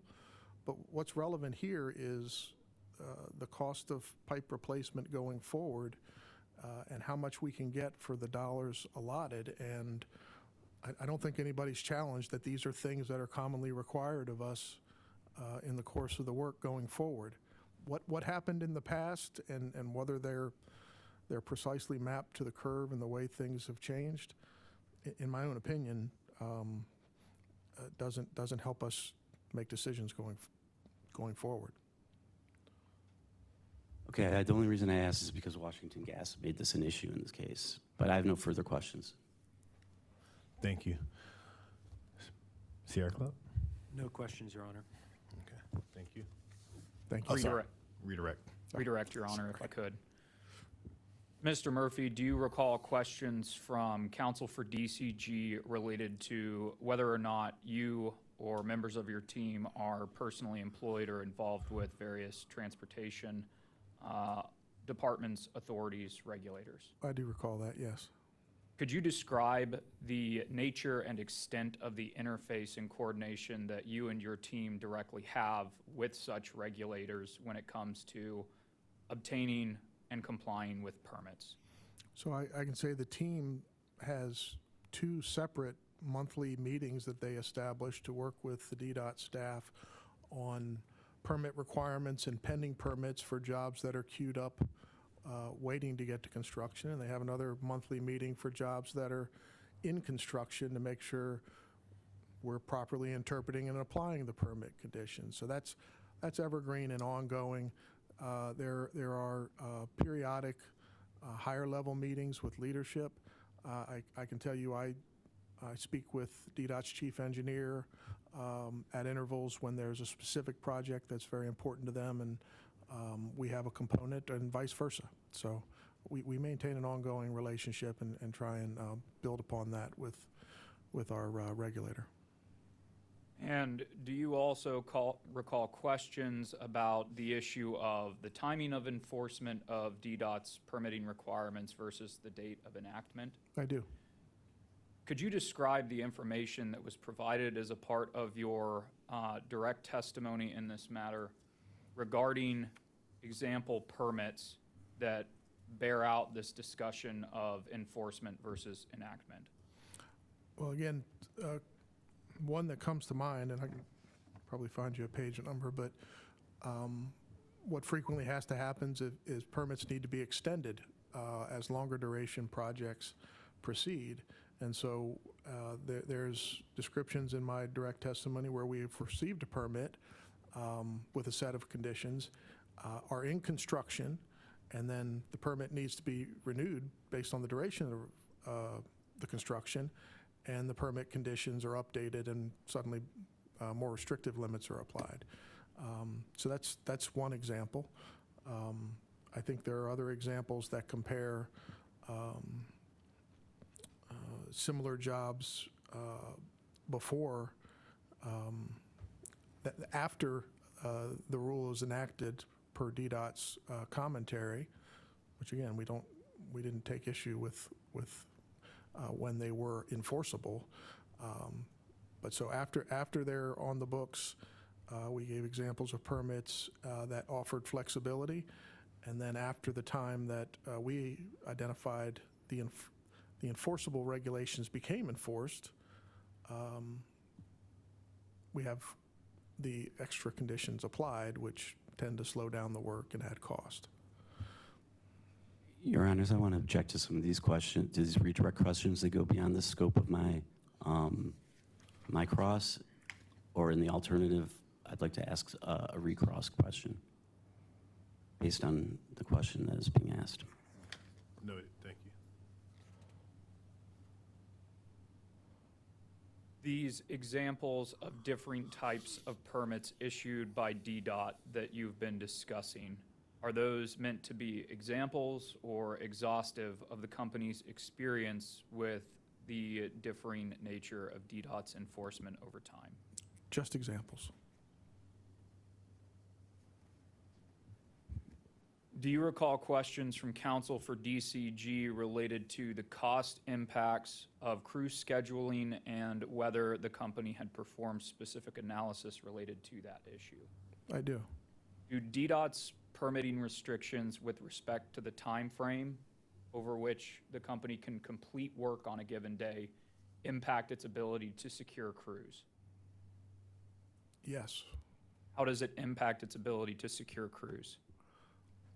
Contractors are limited to on a street that we're only permitted to work from 9:30 to 3. There's at best 4 productive hours there, and so the contractor, their contract crews can't put in a full productive day, and the contractor has to cover those costs, and that affects the contractor's decision as to where they seek to offer their services. And it drives up our pricing. No further questions, Your Honor. Mr. Caldwell, the question you had. Yes, thank you, Your Honor. You just talked about how you have regular meetings with DDOT, monthly. I believe you said monthly or bi-monthly meetings, regular meetings on an ongoing basis to Correct. Discuss. What is it that you? There's 2 separate meetings that occur monthly. One is the permitting meeting, where we're looking at the state of permits we've requested, modifications that they are asking us to make to designs, and just working kind of the inlet part of our process, where we're getting work into the queue to release it to the field. And the other is the construction meeting, where they're looking at active jobs, getting feedback from field inspectors, making sure we're complying appropriately with the permit conditions enacted for the work. Okay. Has Washington Gas tried to seek from DDOT like a formal variance, a waiver, a rulemaking challenge against any of the DDOT restrictions that you complain of? Because it sounds like you're working with DDOT too. We're making progress for sure. We are starting to see more flexibility in working hours. So on residential streets, non-arterial, we have recent examples where we're getting 7 to 5 or even 7 to 7 permits approved. So our efforts with our partners at DDOT are starting to have an effect. And I would say at the beginning of this proceeding, I don't think we had examples of where we got any extended hours, no matter the character of the street. So we can expect that Washington Gas's cost per mile will be going down then? A lot of moving parts to that, as we covered, but directionally we're getting some positive results partnering with DDOT. That's great. Thank you. No further questions. Thank you, Mr. Caldwell. All right. Thank you, Mr. Murphy. Washington Gas, your next witness. Certainly, at this time, Your Honor, Washington Gas calls Aaron Stuber to testify.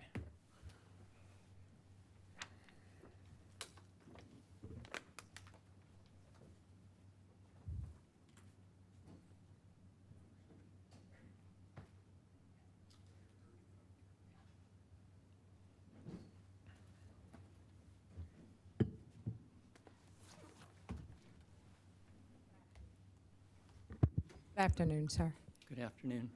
Do you swear or affirm that the testimony you're about to give in this proceeding is the truth and nothing but the truth? I do.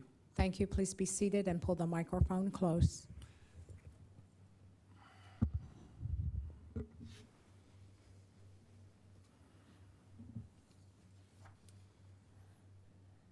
Your Honor, at this time, with Mr. Stuver's pre-served and pre-filed testimony and exhibits having been admitted into the record, as well as the data requests and responses thereto that Mr. Stuber was responsible for, he is available for cross-examination. Thank you. Office of People's Counsel. Your Honor, I will not have questions for this witness unless a following witness defers questions back to him. Okay. Only concern, just want to flag for you, is that this witness is, today's only availability, and so if we have to make other accommodations, we'll do that, but just wanted to flag that for you. Thank you, Your Honor. Okay. DC government? Yes, Your Honor, we have a few questions.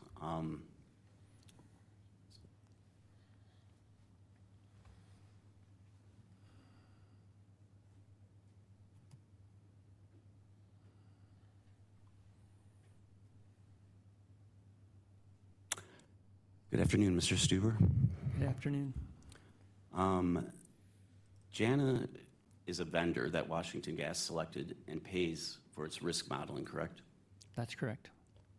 JANA is not an independent entity of some sort in the sense that it works for the commission, correct? That's my understanding. So when the commission is asked to approve accelerated cost recovery based on JANA's risk rankings, it's being asked to trust a mode that Washington Gas chose, whose inputs Washington Gas controls and whose outputs are determined how Washington Gas spends ratepayer-funded surcharge dollars, correct? Objection, scope, relevance, and compound. To the extent the witness can answer. Can you repeat that? Sure. When this commission is asked to approve accelerated cost recovery based on JANA's risk rankings, it's being asked to trust a model that Washington Gas chose, correct? That is correct. And the commission is being asked to rely on a model whose inputs Washington Gas controls, correct? That is correct. And the commission is being asked to trust a model whose outputs determine how Washington Gas spends ratepayer-funded surcharge dollars, correct? That is correct. The model's been validated as to its accuracy. I'm sorry, it has one. It's covered in my rebuttal testimony, Figure 1. Okay. I don't know what that means, but okay. At page 3, lines 24 through page 4, line 1 of your direct testimony. When you're there.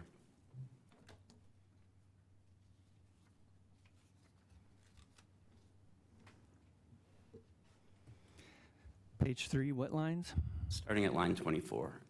I don't know if you actually need your testimony. You could tell me. I'm just going to paraphrase what you sum up what you say there. You cite to a PHMSA report entitled Pipeline Risk Modeling Overview of Methods and Tools, the Improved Implementation, correct? Tools for Improved Implementation. You're fading. Can you maybe get closer to the microphone? Sorry. Yes. Is that better? That's a lot better. Okay. At the passage I just cited in your testimony, you cite to a PHMSA report entitled Pipeline Risk Modeling Overview of Methods and Tools for Improved Implementation, correct? That's correct. And according to your testimony, it was after reading this report that Washington Gas made the decision to further evaluate and pursue a fully probabilistic risk model, correct? I'm going to object to this line of questioning, Your Honors, as improper recross related to issues that could have and should have been explored with Mr. Stuber in the hearing in December. There were material issues of fact and dispute that specifically addressed the JANA model, its capabilities, its validation, how it fits into the capital selection process. That transcript still stands as it does today. It remains a part of the record in this proceeding. And at this time, this is an attempt to now bootstrap an issue not specifically included again as a material issue of fact and dispute, but is also going toward items that could have and should have been asked about before. Your Honor, we could have and should have asked for, any number of things at the last hearing, but my understanding is that issues related to cost effectiveness, project selection are fair game in this hearing. Yeah, I'm going to give some leeway here. As noted in Order 22879, we do categorize a number of issues under the JANA risk modeling and project selection criteria, so I will allow some leeway here. Thank you.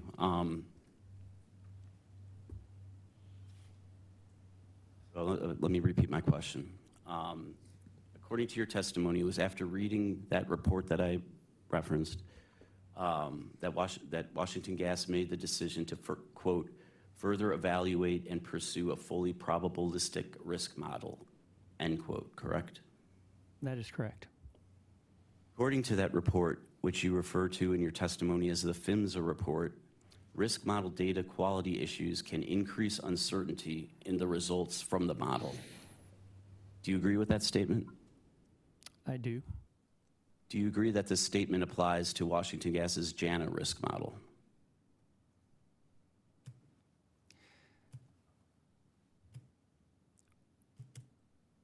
Our data that goes into the model, a lot of the materials, the pipelines, they're over 100 years old, and so some of the records may not be perfect, but we work with JANA on that data. Okay, but that wasn't really my question. My question was, does that general statement that data quality issues can increase uncertainty in the results from the model apply? We agreed it applies to all models. Does that include the JANA model? Yeah, it would apply to any risk model you use. Okay, thank you. In deciding to go with a fully probabilistic risk model, did Washington Gas take into account PHMSA's recommendation in that report to also conduct a value of information analysis? Can you repeat that? I didn't hear one of the words you stated. In deciding to go with a fully probabilistic risk model, did Washington Gas take into account PHMSA's recommendation in that report to also conduct a value of information analysis? A value of information analysis? Is that what?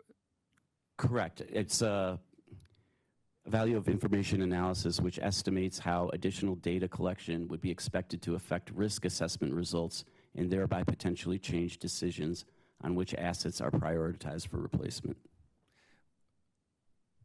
We regularly go through data cleansing efforts. For example, on our leak data that we get back from the field for leaks that are repaired, we make sure that the data is complete, and if it's not, we go back and talk to our operations staff to fill in the blanks. So we have a continuous effort to make sure that our data is as good as it can be. Do you acknowledge, do you not, that PHMSA's recommendation that if the value of information analysis finds that collecting specific additional information could change decisions significantly, then risk reduction could be significantly enhanced by collecting the additional information, correct? Objection asked and answered. When was that asked? When did I ask that? The last question asked, Your Honor. It was with I'm going to permit the witness to answer if he knows. I think the witness has testified about this, but please. Can you restate?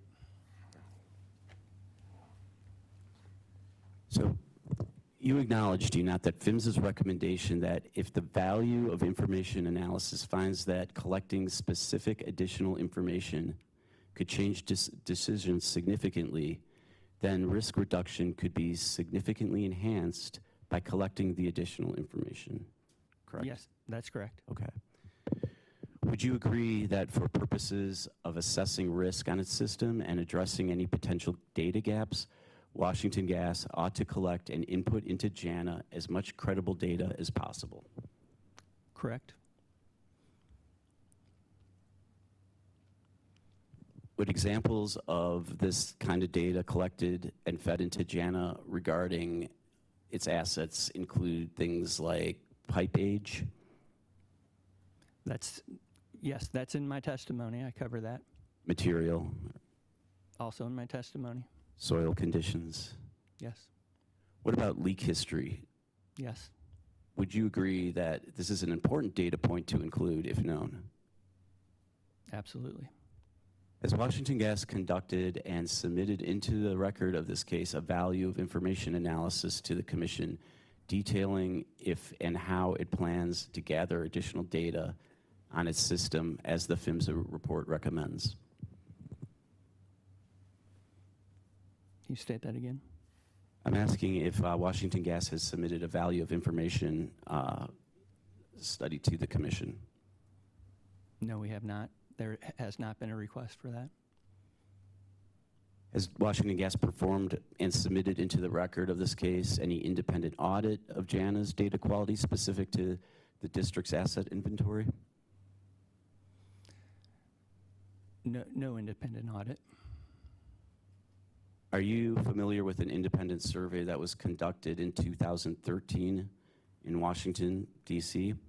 that found 5,893 active leaks on Washington Gas's D.C. system when Washington Gas only reported 1,542 leaks to PHMSA over that same time period? Objection, scope, and relevance. These are asking about dates that are not the subject of the district safe application that is pending before the Commission. Your Honor, this doesn't. This has to do with the district safe application because the company relies on JANA, and I'm trying to get at the quality of JANA's data if it takes into account leak history. To the extent the witness is aware of a 2013 independent study, he certainly can answer. I don't know the details of that study, no. You don't know the details, but are you aware of it? I've heard that there's been discrepancy. Okay, I'm not asking if you agree with the results of the survey, but would you agree that a roughly fourfold undercount in Washington Gas's own data? Objection, lacks foundation with this witness. He's already testified that he is not aware of the specifics of this study. Okay, well, let me ask this then. Did Washington Gas include any of those 4,000 additional leaks in its historical leak inventory for purposes of feeding the data into JANA's risk model?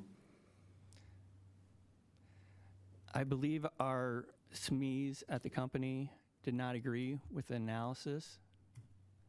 I believe that we at Washington Gas have a robust leak survey program that meets the requirements of the code, and it classifies leaks appropriately and investigates leaks appropriately. Are you familiar with a methane leak survey that was conducted by DOEE in 2021, which found 3,346 previously unreported leaks on a portion of Washington Gas's system located within DC residential neighborhoods? Again, I'm not familiar with any specifics of that. Okay, but you're familiar with the survey or the existence of such a report by DOEE? I don't know who the report was who conducted the analysis, but I have heard over the years that there have been some discrepancies. Do you know whether any of those, the data from those leaks were input and fed into JANA's risk model? Washington Gas uses its own leak data for the risk model. The leak data is fully vetted. When we repair a leak, we determine the material type and the cause of the leak. Simply knowing that a leak occurred would not be helpful in putting that data into the risk model. Let me ask you, since as part of formal case 1154, Washington Gas was directed to conduct a ALD pilot program. Are you familiar with that requirement? I know that we are piloting ALD. Okay, Washington Gas was required to regularly map an area that was the subject of DOE's leak survey to determine if the previously detected leaks were still active. Does that sound right to you? Objection, scope, and relevance. Now we're getting into aspects of 1154, and we are a field of the district safe application. We're not getting into aspects of 1154. What we're getting into aspects of is whether the advanced leak detection pilot program that Washington Gas conducted yielded data that was fed into JANA's risk model. I don't believe that was a question that you asked of the witness, but to the extent the witness can answer that question, I think that's permissible. Any leak that is investigated and repaired and has a leak cause gets entered into the risk model.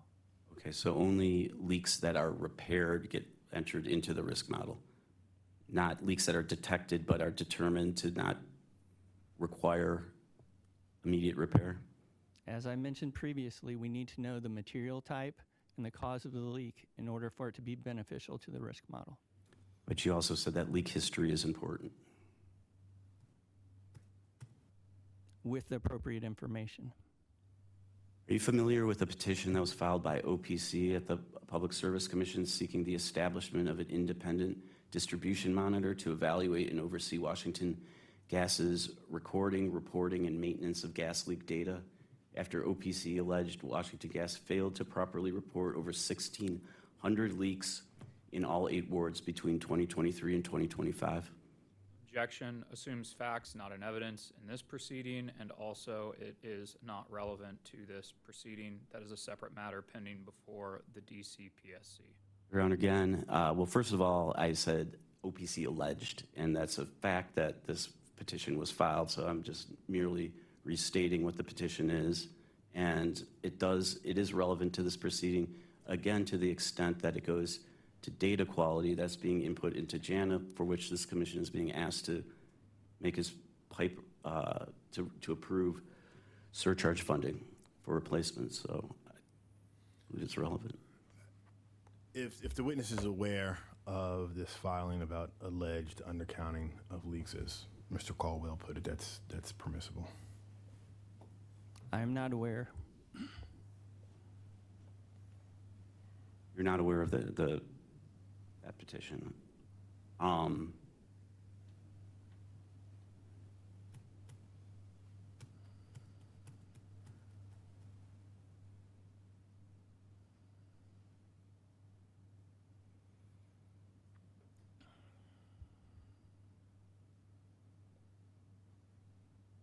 Well, I mean, Mr. Stuber, I'm not going to ask whether or not you agree with the substance of any of these reports, the surveys or the studies that have been conducted finding leaks, but if leaks are being missed under current detection methods, how confident can the commission be that the risk model, both substantively on Washington Gas's own leak history data, is built substantively on Washington Gas's own leak history data, is Objection. accurately capturing risk?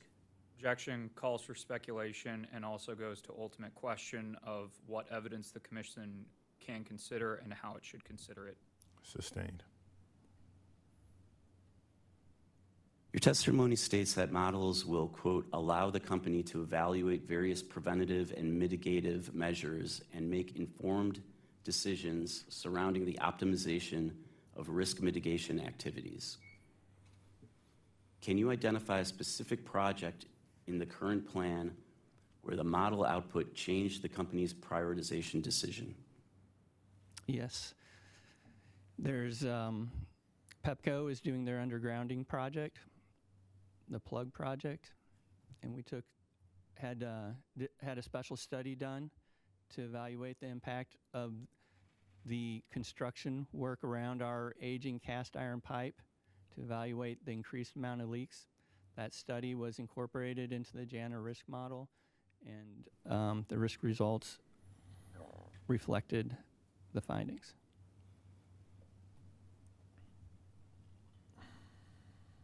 Isn't it true that the application does not explain project by project how model risk scores translate into the rank ordering of the project list?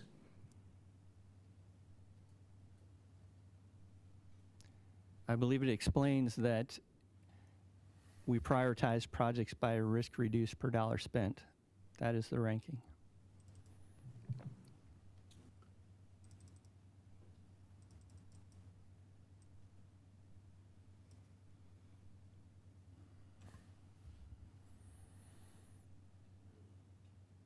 If two mains have similar risk scores but materially different replacement costs, does the model or does a person make the final prioritization call?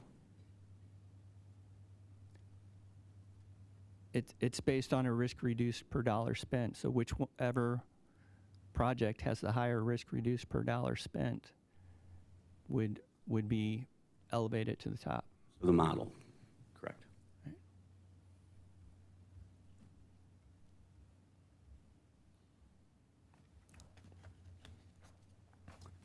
Order number 220003 required Washington Gas's new plan to demonstrate greater cost effectiveness than the $7.8 million per mile reported in 2022. What is the average cost per mile under the current project list, and how does it compare to that benchmark? Objection outside the scope of this witness's testimony. Your Honor, he testifies to cost effectiveness, so I think it's within the scope. If the witness knows. I don't prioritize the projects. So do you know what the average cost per mile under the current project list is? I do not.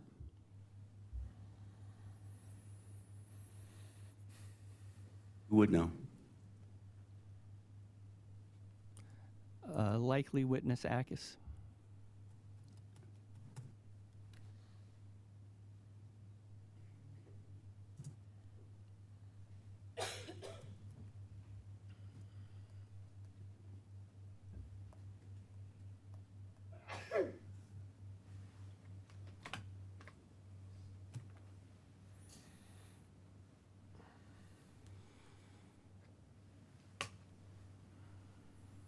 Your testimony, or your supporting exhibits, I should say, attributes cost increases to DDOT policy changes. Isn't it true that DDOT's own comments in this docket state Washington Gas misidentified the effective dates of certain regulations, in some cases by decades?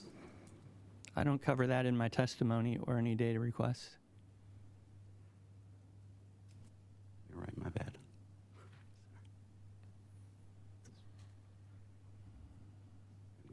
All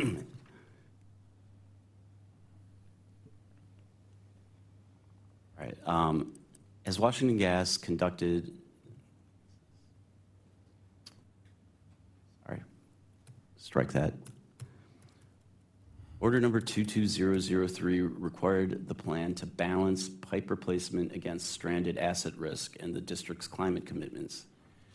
Does your testimony quantify the stranded asset risk associated with mains being replaced today with an expected multi-decade service life? That's not my testimony.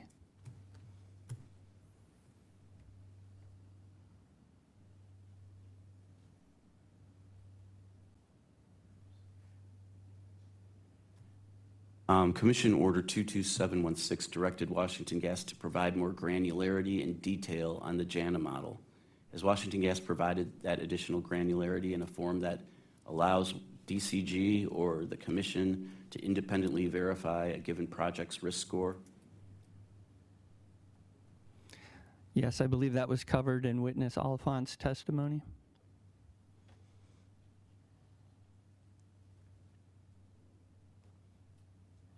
You know the answer to that question? I said yes. Yes. Okay. When did it provide that information? I believe he provided in his testimony and rebuttal testimony. I misunderstood you. I thought you said the answer to my question was yes. That, Well, maybe we better go back to the question. okay, let me repeat. Commission Order 22716 directed Washington Gas to provide more granularity and detail on the JANA model. Has Washington Gas provided that additional granularity in a form that allows the parties or the commission to independently verify a given project's risk score? It is my understanding that we have. There have been several technical conferences where witness Oliphant covered the inner workings of the risk model and was available for questions. And is that in addition to his testimony? And is that information that can be taken and applied to any project list or any proposed project ranking? I believe so. He covered how the risk model works.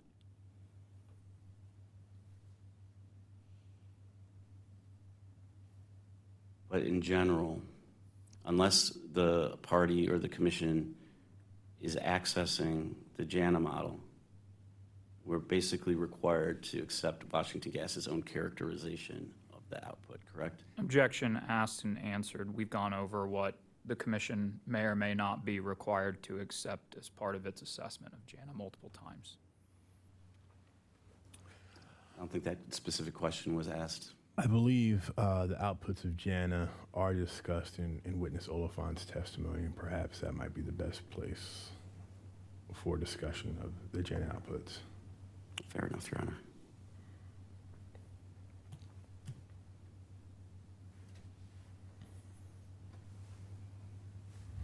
If DCG asked you today to independently replicate JANA's ranking for a specific segment using only public PHMSA data, could you do that?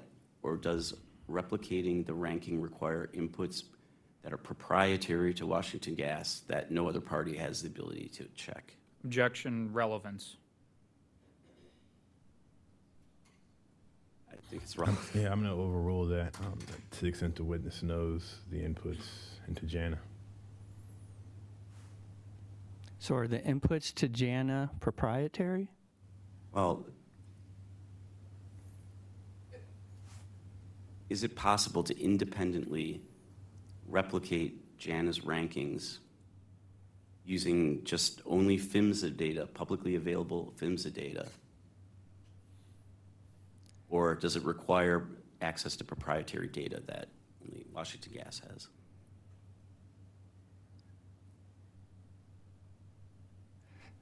I believe the proprietary data would be the intellectual property that JANA uses to evaluate risk on their client system. So would a party be able to independently replicate from PHMSA publicly available information a JANA risk score ranking? Unless you knew the inner workings of the model, I would say probably not. Isn't it true that you believe risk to system will generally outpace district safe's replacement activities? Are you referring to a specific data request? I'm referring to Washington Gas's response to just DCG data request 1-11, which is preliminarily marked DCG-9. Yes, let me clarify on that. If the pace of replacement is not adequate, then the risk would increase beyond, would continue to increase. And that's what you state is happening currently under, what would happen under the proposed district safe? Yes, program? we've looked at that, and risk goes down each year under the program.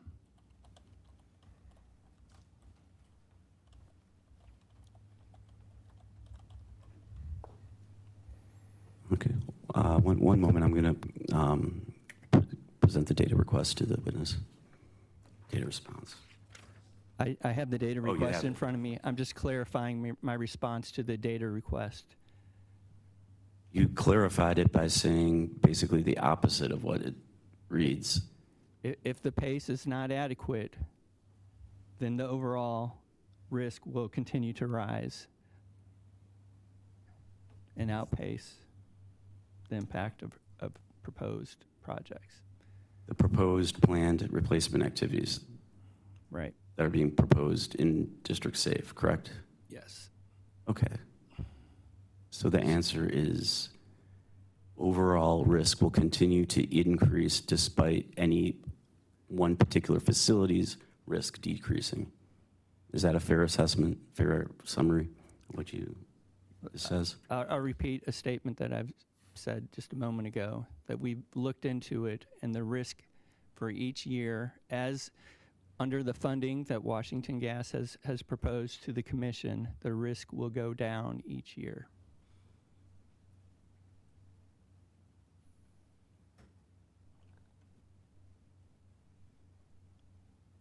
Under the funding that Washington Gas has proposed. I'm just going to read the last sentence of this data response, and point to me where I'm maybe not understanding. I'm clarifying by using the words, if the pace of replacement is not adequate. Pace of replacement is not adequate, then the system will continue to age, and the overall risk will continue to increase at a rate that outpaces the proposed plan replacement activities. And what I'm telling you is that the pace under the dollar amounts that Washington Gas proposed does bring down risk each year.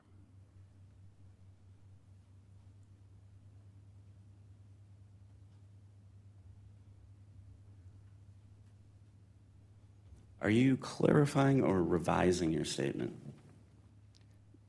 The words that I'm using are not in the statement. I'm using those words to clarify what I meant in the response to the data request. So this data response is wrong. I'm clarifying it right now. Okay, you're clarifying it by saying the opposite of what it says.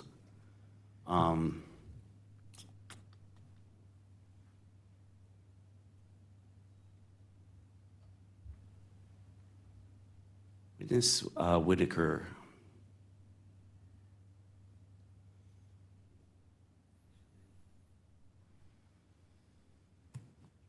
I have no further questions here. Thank you. Sierra Club? Good afternoon, Mr. Stuber. Good afternoon.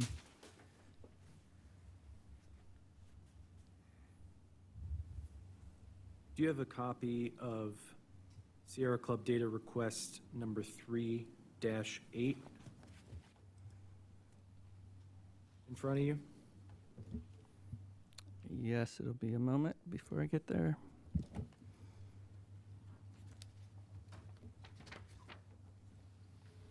I have it in front of me. Great. This was a data request in reference to rebuttal testimony of witness Rogers, now adopted by witness Whitaker. On the second page, it indicates that you were the co-sponsor of subsections B through D, correct? That's correct. And in this data request, subsection C asks, and I'll read, please identify all segments of pipe that the company believes to be CIPL eligible or state that the company has not performed sufficient analysis to provide such.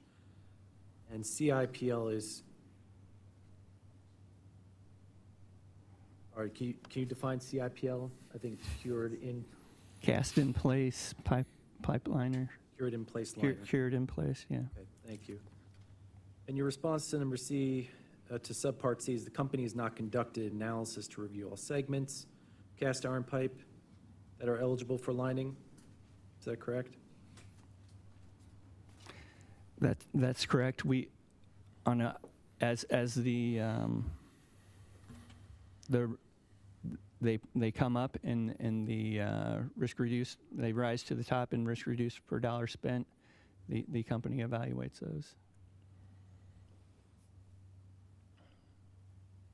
So your review of this method for remediation or risk mitigation is on, as it comes up, case by case? Yes. It says here that the eligibility of this pipelining varies greatly based on location, specific details which would require a detailed engineering review, correct? Right.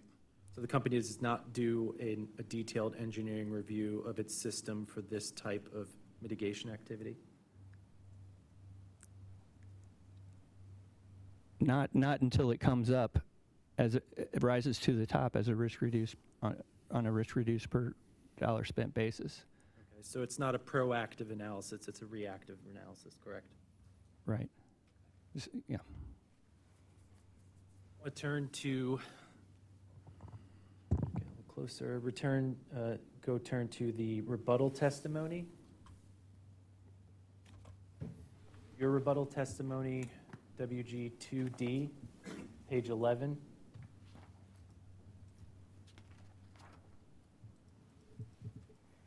Okay, I'm there.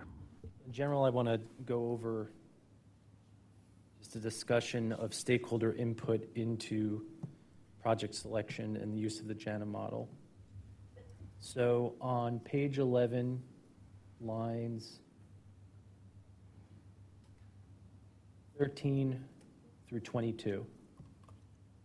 Here you're talking about Washington Gas's obligations under federal law to assess risk, correct? Correct. And the sentence after that reads, starting at the end of line 14, the empowered, my apologies, starting at 13, it reads, however, as the stakeholder that bears the risk of operating the natural gas system in the district, the company is required to assess risk. It must be empowered to manage its risk as it sees fit in compliance with federal law.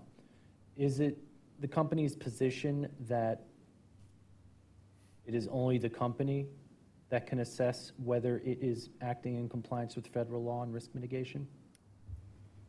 No. I state that the commission is empowered to do that, and they do that. Commission staff visit us periodically and review our DIMP program, and they review our risk model along with that. In fact, the last audit we received from commission staff was, I believe, in May of this year. Okay, and it goes on to say along those lines that the company is ultimately subject to the judgment of those within the commission and PHMSA, correct? That's right.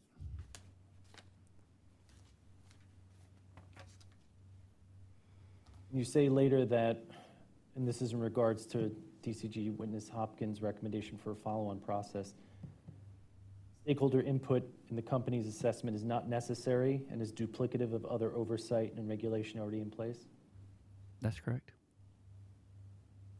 Would it be fair to say that other stakeholders in the process do not share the same level of review or interest in the outcome of the JANA model that the commission or PHMSA does? Objection, relevance? It's relevant in terms of whether the interests of all stakeholders are represented in the picking of projects that affect them. The idea of, I was getting to the idea of exactly what the company means by what the company's extent is for who should have input on the use of the JANA model, its inputs, its outputs. I'll allow it. Please proceed. Can you say that again? Sorry, please proceed with the answering the question. Yeah. So state the question Sure. concisely. So it's the company's position that the commission and PHMSA And the company itself, or, I'm sorry, I'll take a step back.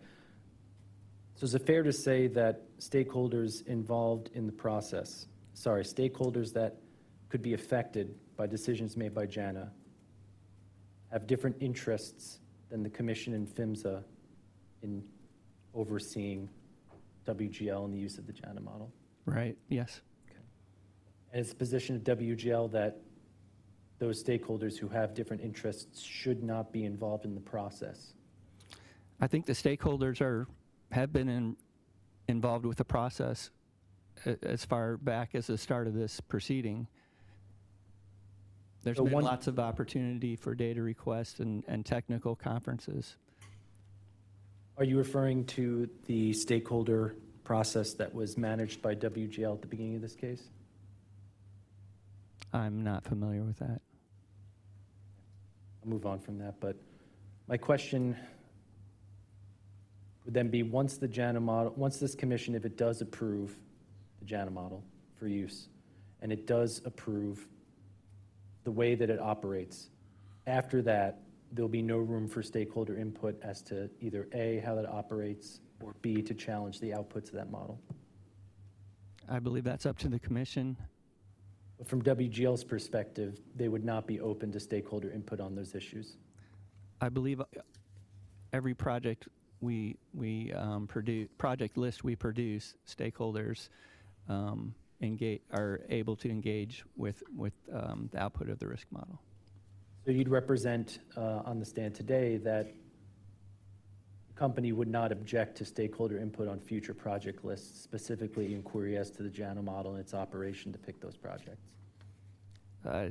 I may have it wrong, but that's my understanding, that stakeholders do have their input on project lists.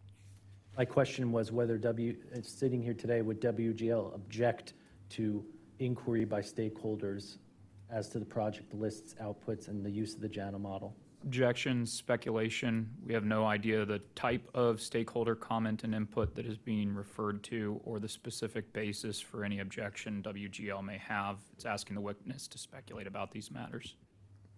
To the extent that the witness has any knowledge of the future, he can answer. Yeah, I have no input on that.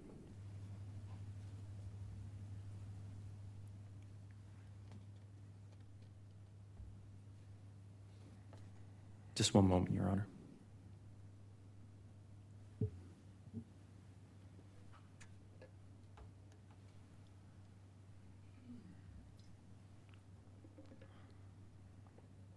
Okay, no further questions. Thank you. Any redirect, counsel? Just a moment, Your Honor.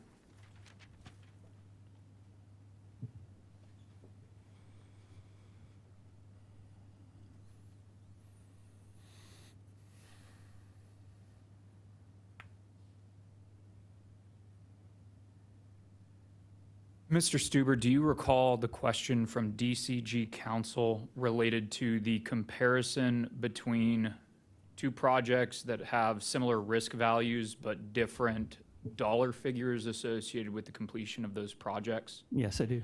And the question about how the company ultimately prioritizes between those projects, do you recall that as well? I do. And how does the company ultimately then prioritize between two projects that have similar risk values but different costs associated with them? On a risk reduced per dollar spent, the company tries to maximize the amount of risk it can take out of the system for every dollar it spends. Does PHMSA recognize the need of a pipeline operator to reduce the amount of risk that it can on its system in light of the funding available to the operator to do so? Yes, they do. That's covered in the 2020 risk model report that PHMSA put out.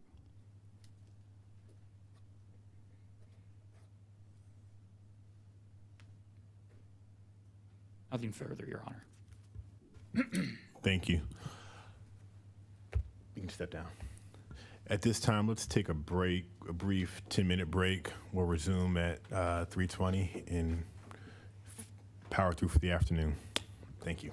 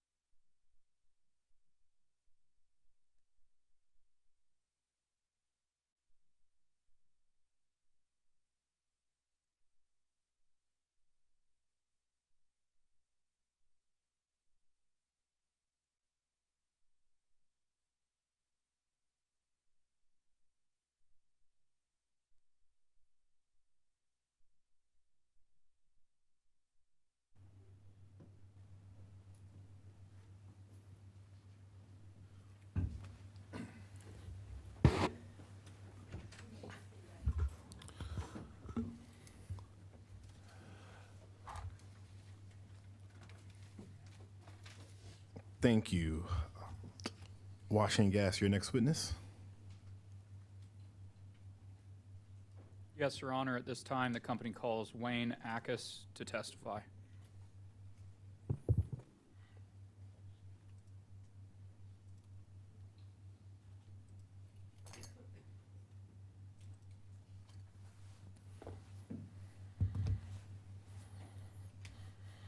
Good afternoon, sir. Do you swear or affirm that the testimony you're about to give in this proceeding is the truth and nothing but the truth? Thank you. Please be seated and pull the microphone close.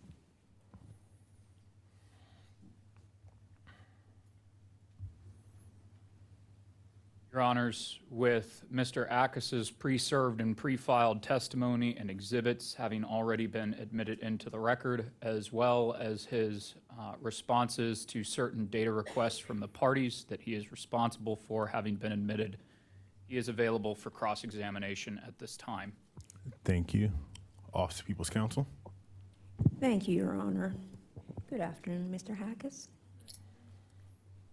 A few questions starting with footnote 30 in what was previously labeled WGL Exhibit A1. Just a general question from that. So that footnote 30 says that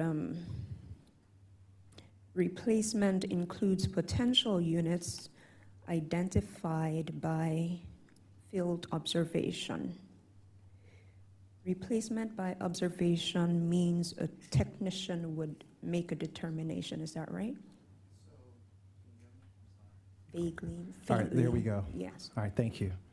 All right, so what that means is when our field technician go out there to repair a pipe or do some kind of operation maintenance activities. Hold on, Mr. Hackus, I'm sorry. I just wanted to know if the determination is made by a technician. So you started by saying our field technician, so it is a technician making the determination. I'm trying to talk you through the process. You asked the I question. haven't asked for the process Okay. yet, just the person. The field operation observe the pipe, make a recommendation, Field and is technician? then reviewed and approved by engineering. The technician makes the observation, is that right? Yes. Okay, thank you. That's what I wanted to know. Is this limited to the 73 miles of steel that's identified in the table for which the footnote appears?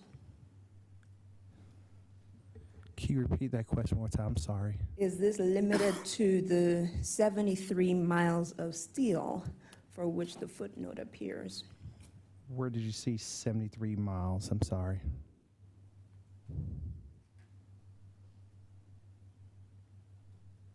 Footnote 31. Okay. You have 20 miles and 53 miles of steel for leak rank 1,4.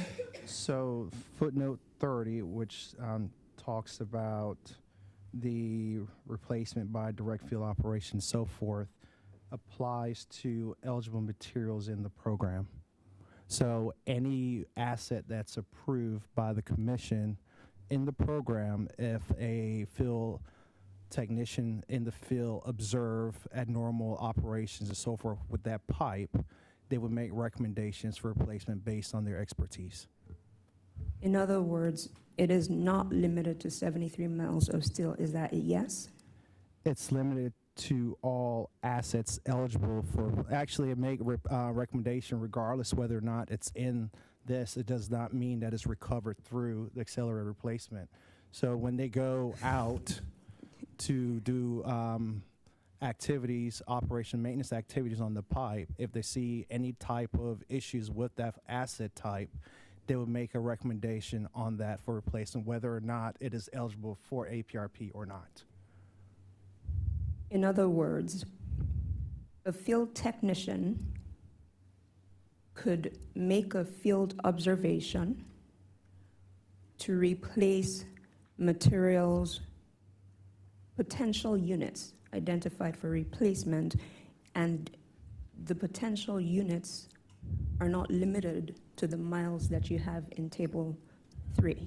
Is that, I just need a yes or no before the explanation. I want to make sure I clarify and repeat what you're saying, if you be a little patience with me, right? So it's not limited to the accelerated replacement asset types identified here. It's throughout any asset that's in the ground in Washington Gas system. Okay. Is there a dollar limit to what the technician can recommend for replacement? The technician does not recommend a dollar limit to anything. They recommend whether or not the pipe should be replaced or not, based on their observation.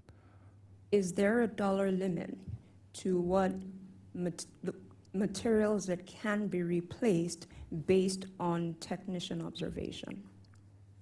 The technician observed the pipe, but they do not assess the cost associated with it. It goes through a process where it goes to review through engineering to develop a project for replacement, regardless of whether it's accelerated pipe, whether it's cast iron, bare steel. It could be protected steel that's not eligible. They do go through the same process, and an engineering determines and estimate the cost of their project for replacement. Mr. Hackus, you've referred to accelerated recovery twice. I haven't asked you about that at all. I'm just trying to ascertain.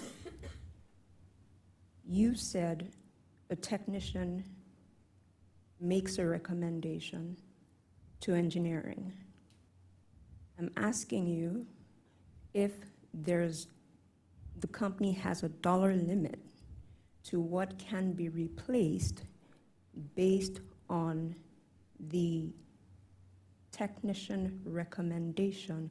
And for the purpose of this hearing, it's just in reference to the district safe proposal, not other replacements. So the technician makes a recommendation for whether or not the pipe should be replaced or not. They do not assign any dollars to that at all. Does the company have a dollar limit to what it replaces based on technician recommendation that exceeds the miles identified in district safe? Does the company have a dollar limit, yes or no? I'm sorry, can you phrase your question? He called in between. Does the company have a dollar limit to what it replaces based on technician recommendation that's beyond the scope of the miles in this proposal? It's just a yes or no. To the best of my knowledge, there's no set dollar Thank you. limit. Now, footnote 30 talks about contingent main, and it notes that, footnote 32, I think I said 32, refers to materials that are not APRP eligible may be replaced under this proposal. The condition for that is that the materials are encompassed within the bounds of APRP materials, logically grouped. So the logical grouping that determines replacement, is that technician logic? So what footnote 30 means with contingent main is, for instance, if the model kicks out a project boundary and there is in that boundary, let's say, for instance, there is VMC main, and we're going out to replace the VMC main, and there is, say, protected steel that would be isolated in there. So the engineering judgment, the engineer that's going to design that project makes an engineering judgment whether or not it's effective to replace that main or to maintain the cathodic protection on that, and that's what the contingent main is. I wasn't asking about contingent main. I was asking about logically grouped materials. Materials that the company determines to be logically grouped with APRP materials. Now I'm asking, is that logic the technician's logic? It's an engineering logic once they get the Thank you. project boundary set forth by the generous ranking tool. So the logic that selects non-APRP materials for replacement under this proposal, is it limited to, say, 5 miles? Is that what the boundary is like? Is it 5 miles or more, would you say? So project boundaries varies. I have not seen one to date that is 5 miles. Have you seen one that is more than 5 miles? The typical projects are under 5 miles. And similarly, there is no dollar limit to what can be replaced under the logical grouped category, right? I'm trying to understand your question. Can you rephrase it another way? I'm sorry. Sure thing.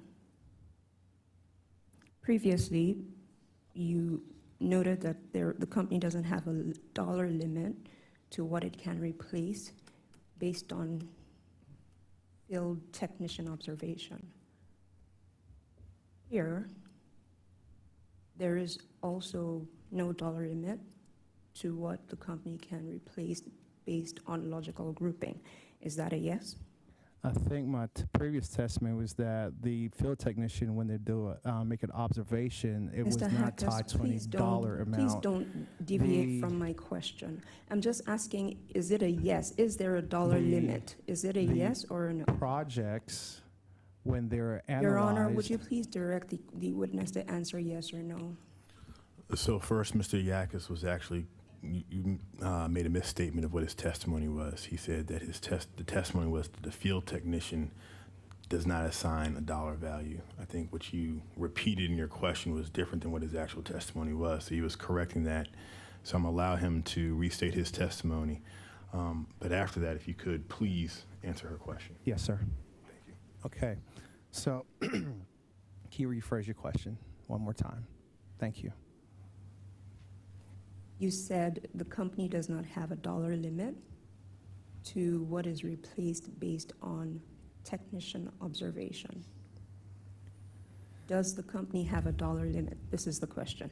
Does the company have a dollar limit on what is replaced based on logical groupings?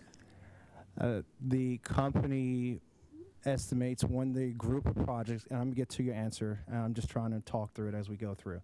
When the company groups a project together, it's given a risk score, then it's estimated, and is given the risk reduced per dollar metric.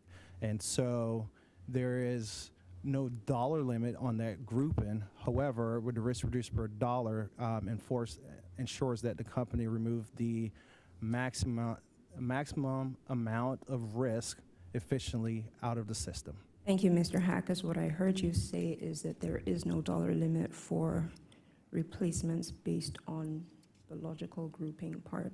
Now let's move on to a different segment of your testimony. You note that the plan has incorporated the Commission's requirements from various orders, including 22003. And in footnote 28 of 2C, that's your rebuttal testimony, you state in part that the scope of eligible infrastructure is consistent with past Commission orders and was not modified as part of District SAFE.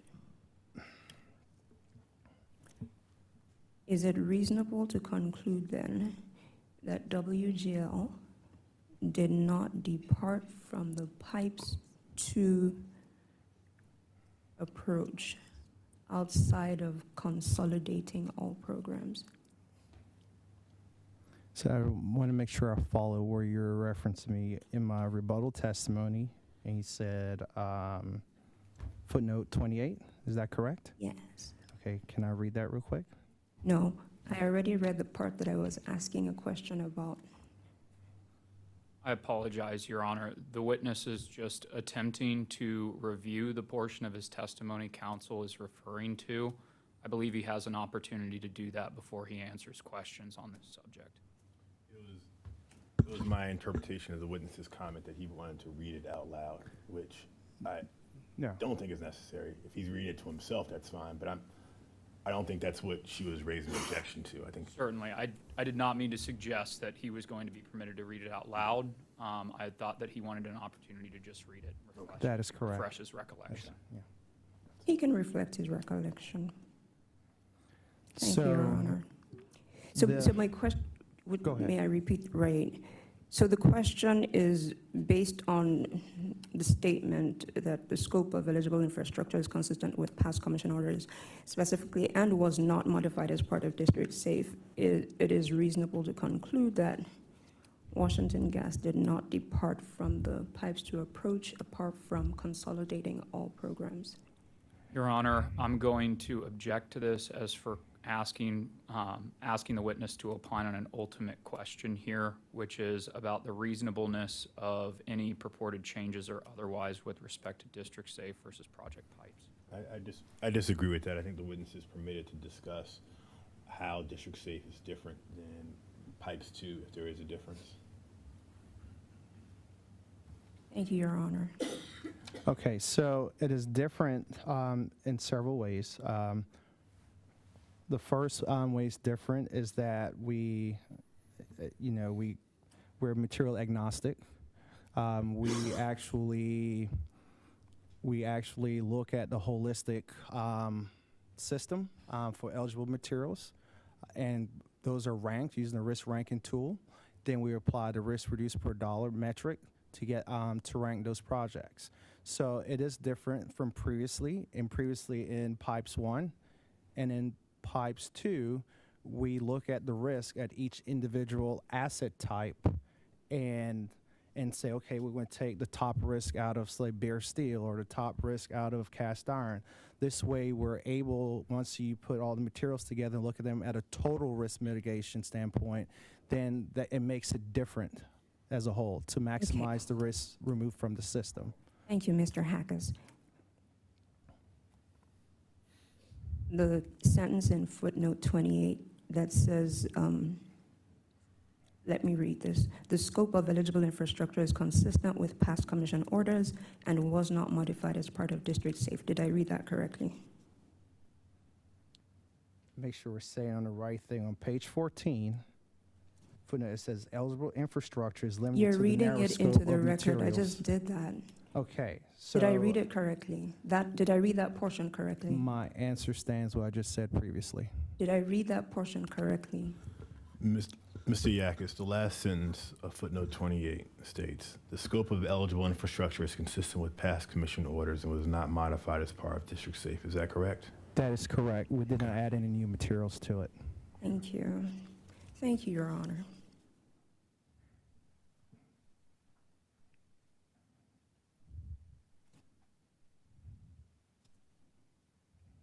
Let's turn briefly to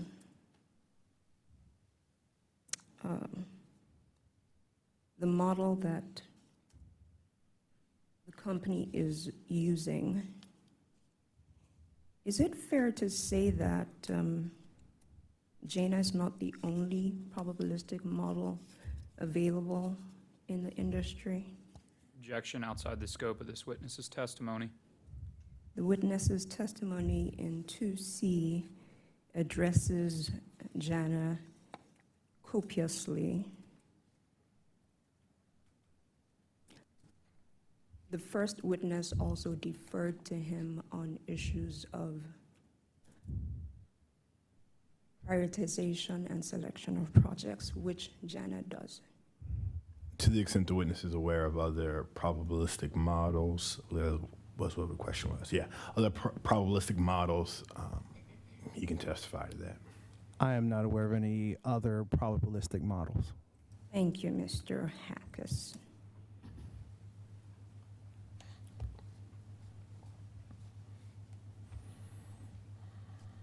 Your direct testimony shows that you, amongst other things, are a certified project management professional with PMI. Is that still accurate? Yes. Would you describe WGL's accelerated pipe replacement as a simple project?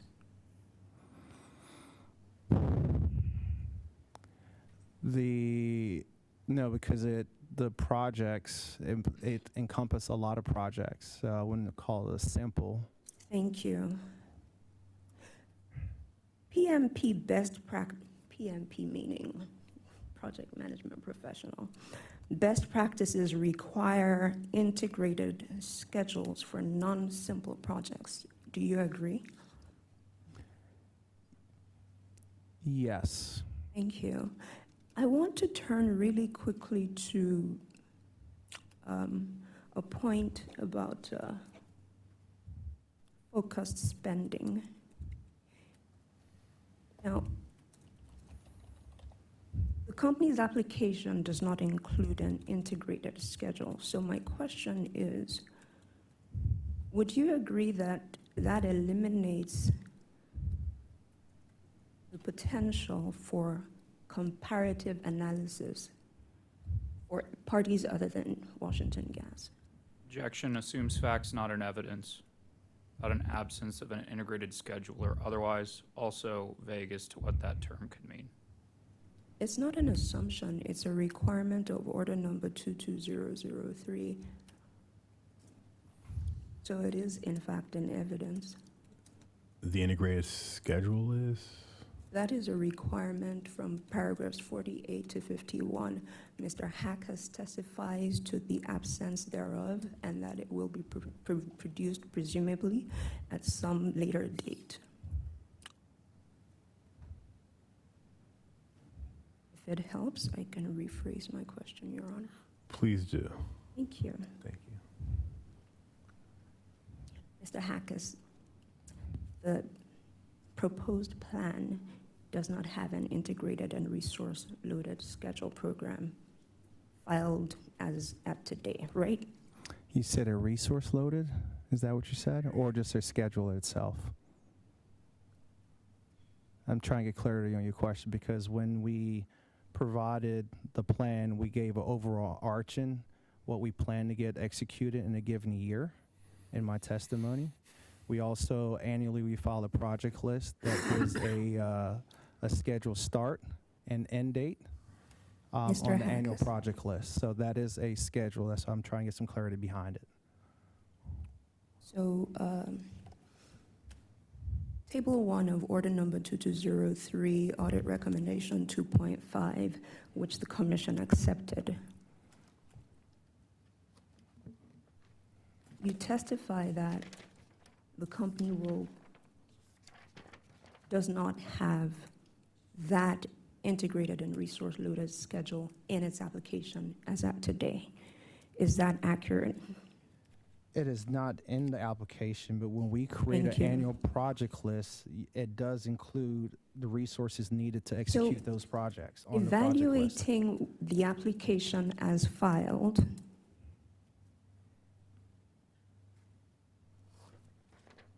it is not possible to undertake a comparative analysis for improved project selection.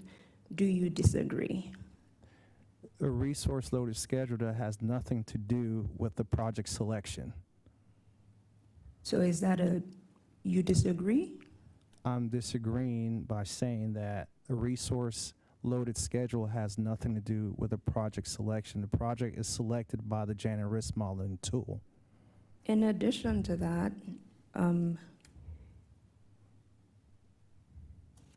there isn't data, since there isn't an integrated and resource-loaded schedule for the project, there isn't data that can show a comparative analysis of more focused spending. Do you disagree?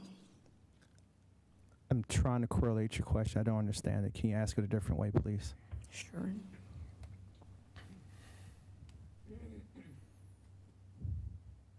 Comparative analysis for whether the application as filed shows more focused spending is not possible based on the application as filed. Do you disagree with that?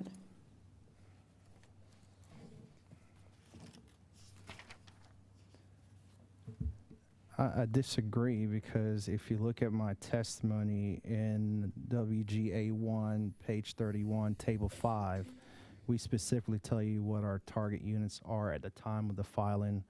That goes along with the spending on table 4 on page 30 of my testimony. Thank you, Mr. Hackus. Is there a detail in that table that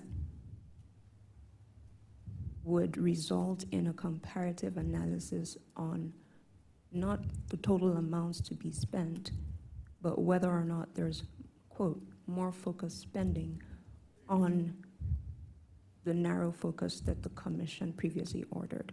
Would you Yes, agree that there the is narrow focus is based on the company replacing the approved materials in the program with the risk reduced per dollar spend, which in effect meets the commission's goals and objective, which is removing the most risk from the system. And that, according to your application, is over 400 miles of mains, is that right? I'm not the 400 miles is what's remaining in the system. 477 is what's remaining in the system. In the application on table 5, where at the time of this filing, we estimated to retire or replace 12.4 miles worth of main. So that's the focus we have right now if this application, if this program is approved over the next 3 years. And the entirety of what is left to be replaced is over 400 miles, yes?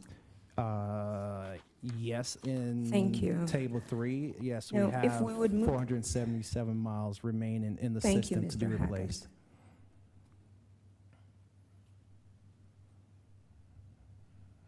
Moving on to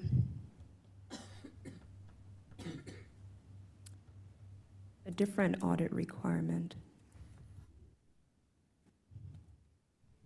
The application does not contain a formal assessment on internal versus external crew usage. Do you agree? The application, when it was filed, and the timing did not allow for that. However, in the order, the commission granted WGL response in my testimony that 18 months to, once we have some certainty around the plan, to do that study and provide it to the parties and the commission.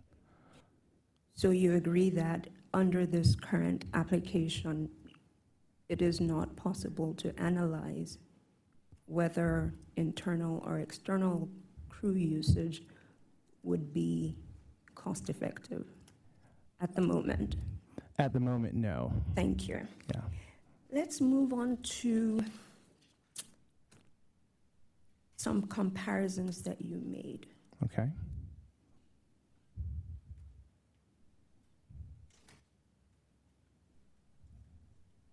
Specifically,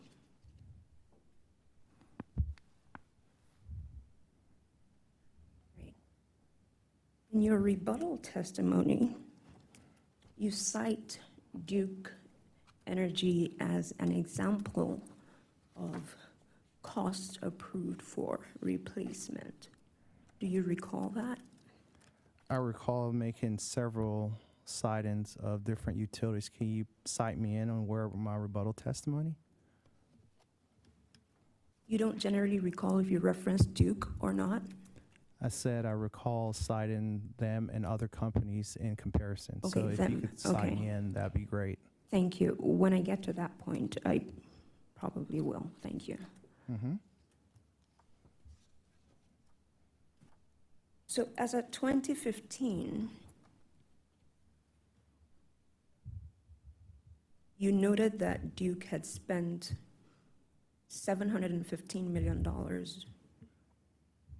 for its accelerated pipe replacement project. And that today, in today's dollars, subject to check, is about $1 billion. Does that sound familiar? the 750 or 700 plus million does, but if you cite me in, I could confirm or deny your assumption. I said subject to check, so I think you responded subject to check. Thank you. Now, 1/4 of a billion, rather, you spent more than 1/4 of a billion, which is in today's dollars. That should be around, I think, probably 40 of your direct and 56 of your rebuttal. So you spent more than 1/4 of a billion. As at today, you've spent about 349 million. Is that right? I'm going to object. This is vague. If there is a comparison being drawn between specific figures across testimony, the witness is entitled to have reference to those specific figures. I'd ask those be provided. I did just note direct page 40, and I also said rebuttal page 56. Can we give the witness an opportunity to get to those and double check to ensure that those are in fact the numbers? Can you repeat those page numbers again? I'm sorry. Let me All right, I found approach page this 56. differently. Subject to check, the company has spent about $349 million on accelerated pipe replacement. Do you agree? Subject to check, yes. Thank you. Washington Gas's mains pipe, the system in DC, is about 1/4 of Duke's 1,400 miles. Subject to check, do you agree? Subject to check. Washington Gas has completed less than 10% or more than the cost of a quarter of the utility you were comparing yourself to. Subject to check. Do you disagree? Subject to check. I have to see a comparison table. You've completed less than 10% of your system, the miles that are eligible for accelerated replacement. Do you agree? Say that one more time, sorry. Do you agree that you've completed less than 10% of the miles that I are don't have a eligible? comparison table in front of me to go by, so subject to check. Thank you, Mr. Hackers.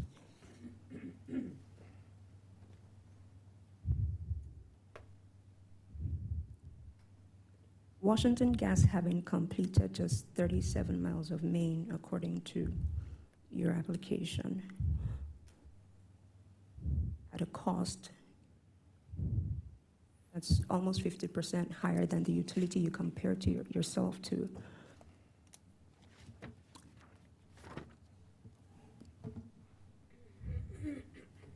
Say Washington Gas's objection vague I haven't utility asked the that you question. compare yourself to. I just want specificity on the utility being used for this comparison. Mr. Ackes has cited a number of them. Duke. Please. Just Duke. Mr. Hackers, 37 miles, less than 10% for more than almost 20% of the Duke that you compared yourself to. Your program is expensive and unaccelerated. Do you disagree? So I think you're comparing apples and oranges a little bit there. Duke territory is more Mr. rural Hackers, than Washington, I'm sorry. D.C. Please, I'm going to have to interrupt you. You are the one who compared yourself to Duke. I'm just asking you, do you agree that Washington Gas's project is significantly more expensive and less accelerated? I just need a The yes or no on comparison- whether you agree or not. The No, I'm not asking comparison I about the was making in comparison. my testimony was about the Your Honor, he's not answering my funding question. allowed and I just want a approved yes in or the no. jurisdiction. Both parties. Okay. Again, let's go back to civility, not talking over each other. Counsel from OPC asked you a question. Yes or no?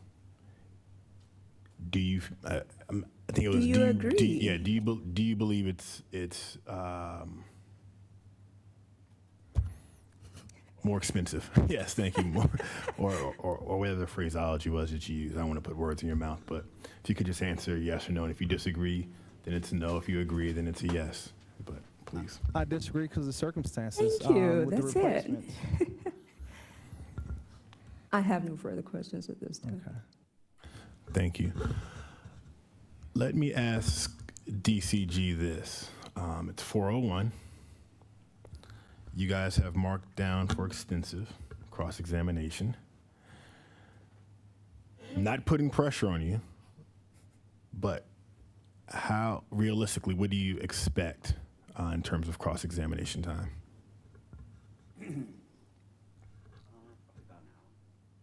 Okay.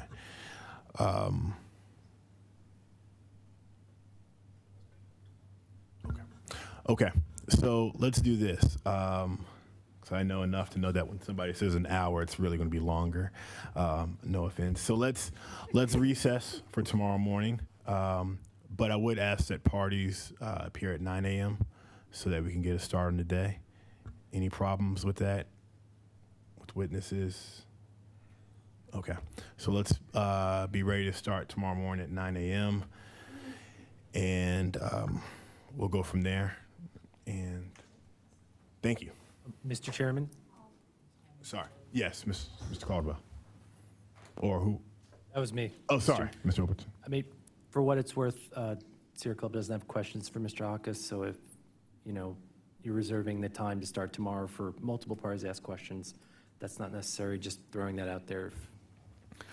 Yeah, no, it's not just you or this particular witness, it's all the other witnesses. But if the other thing you're saying is you want us to start without you, that is...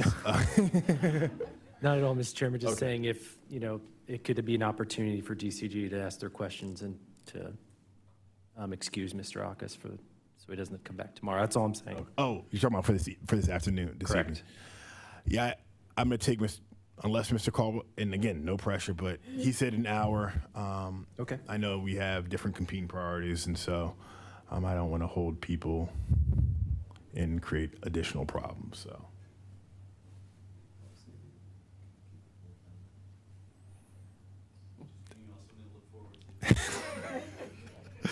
Bated breath. You could auction your time down.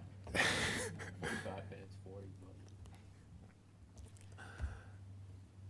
Okay. Well, it looks like we'll be here at 9 a.m. in the morning. I will see everybody in the morning. Thank you.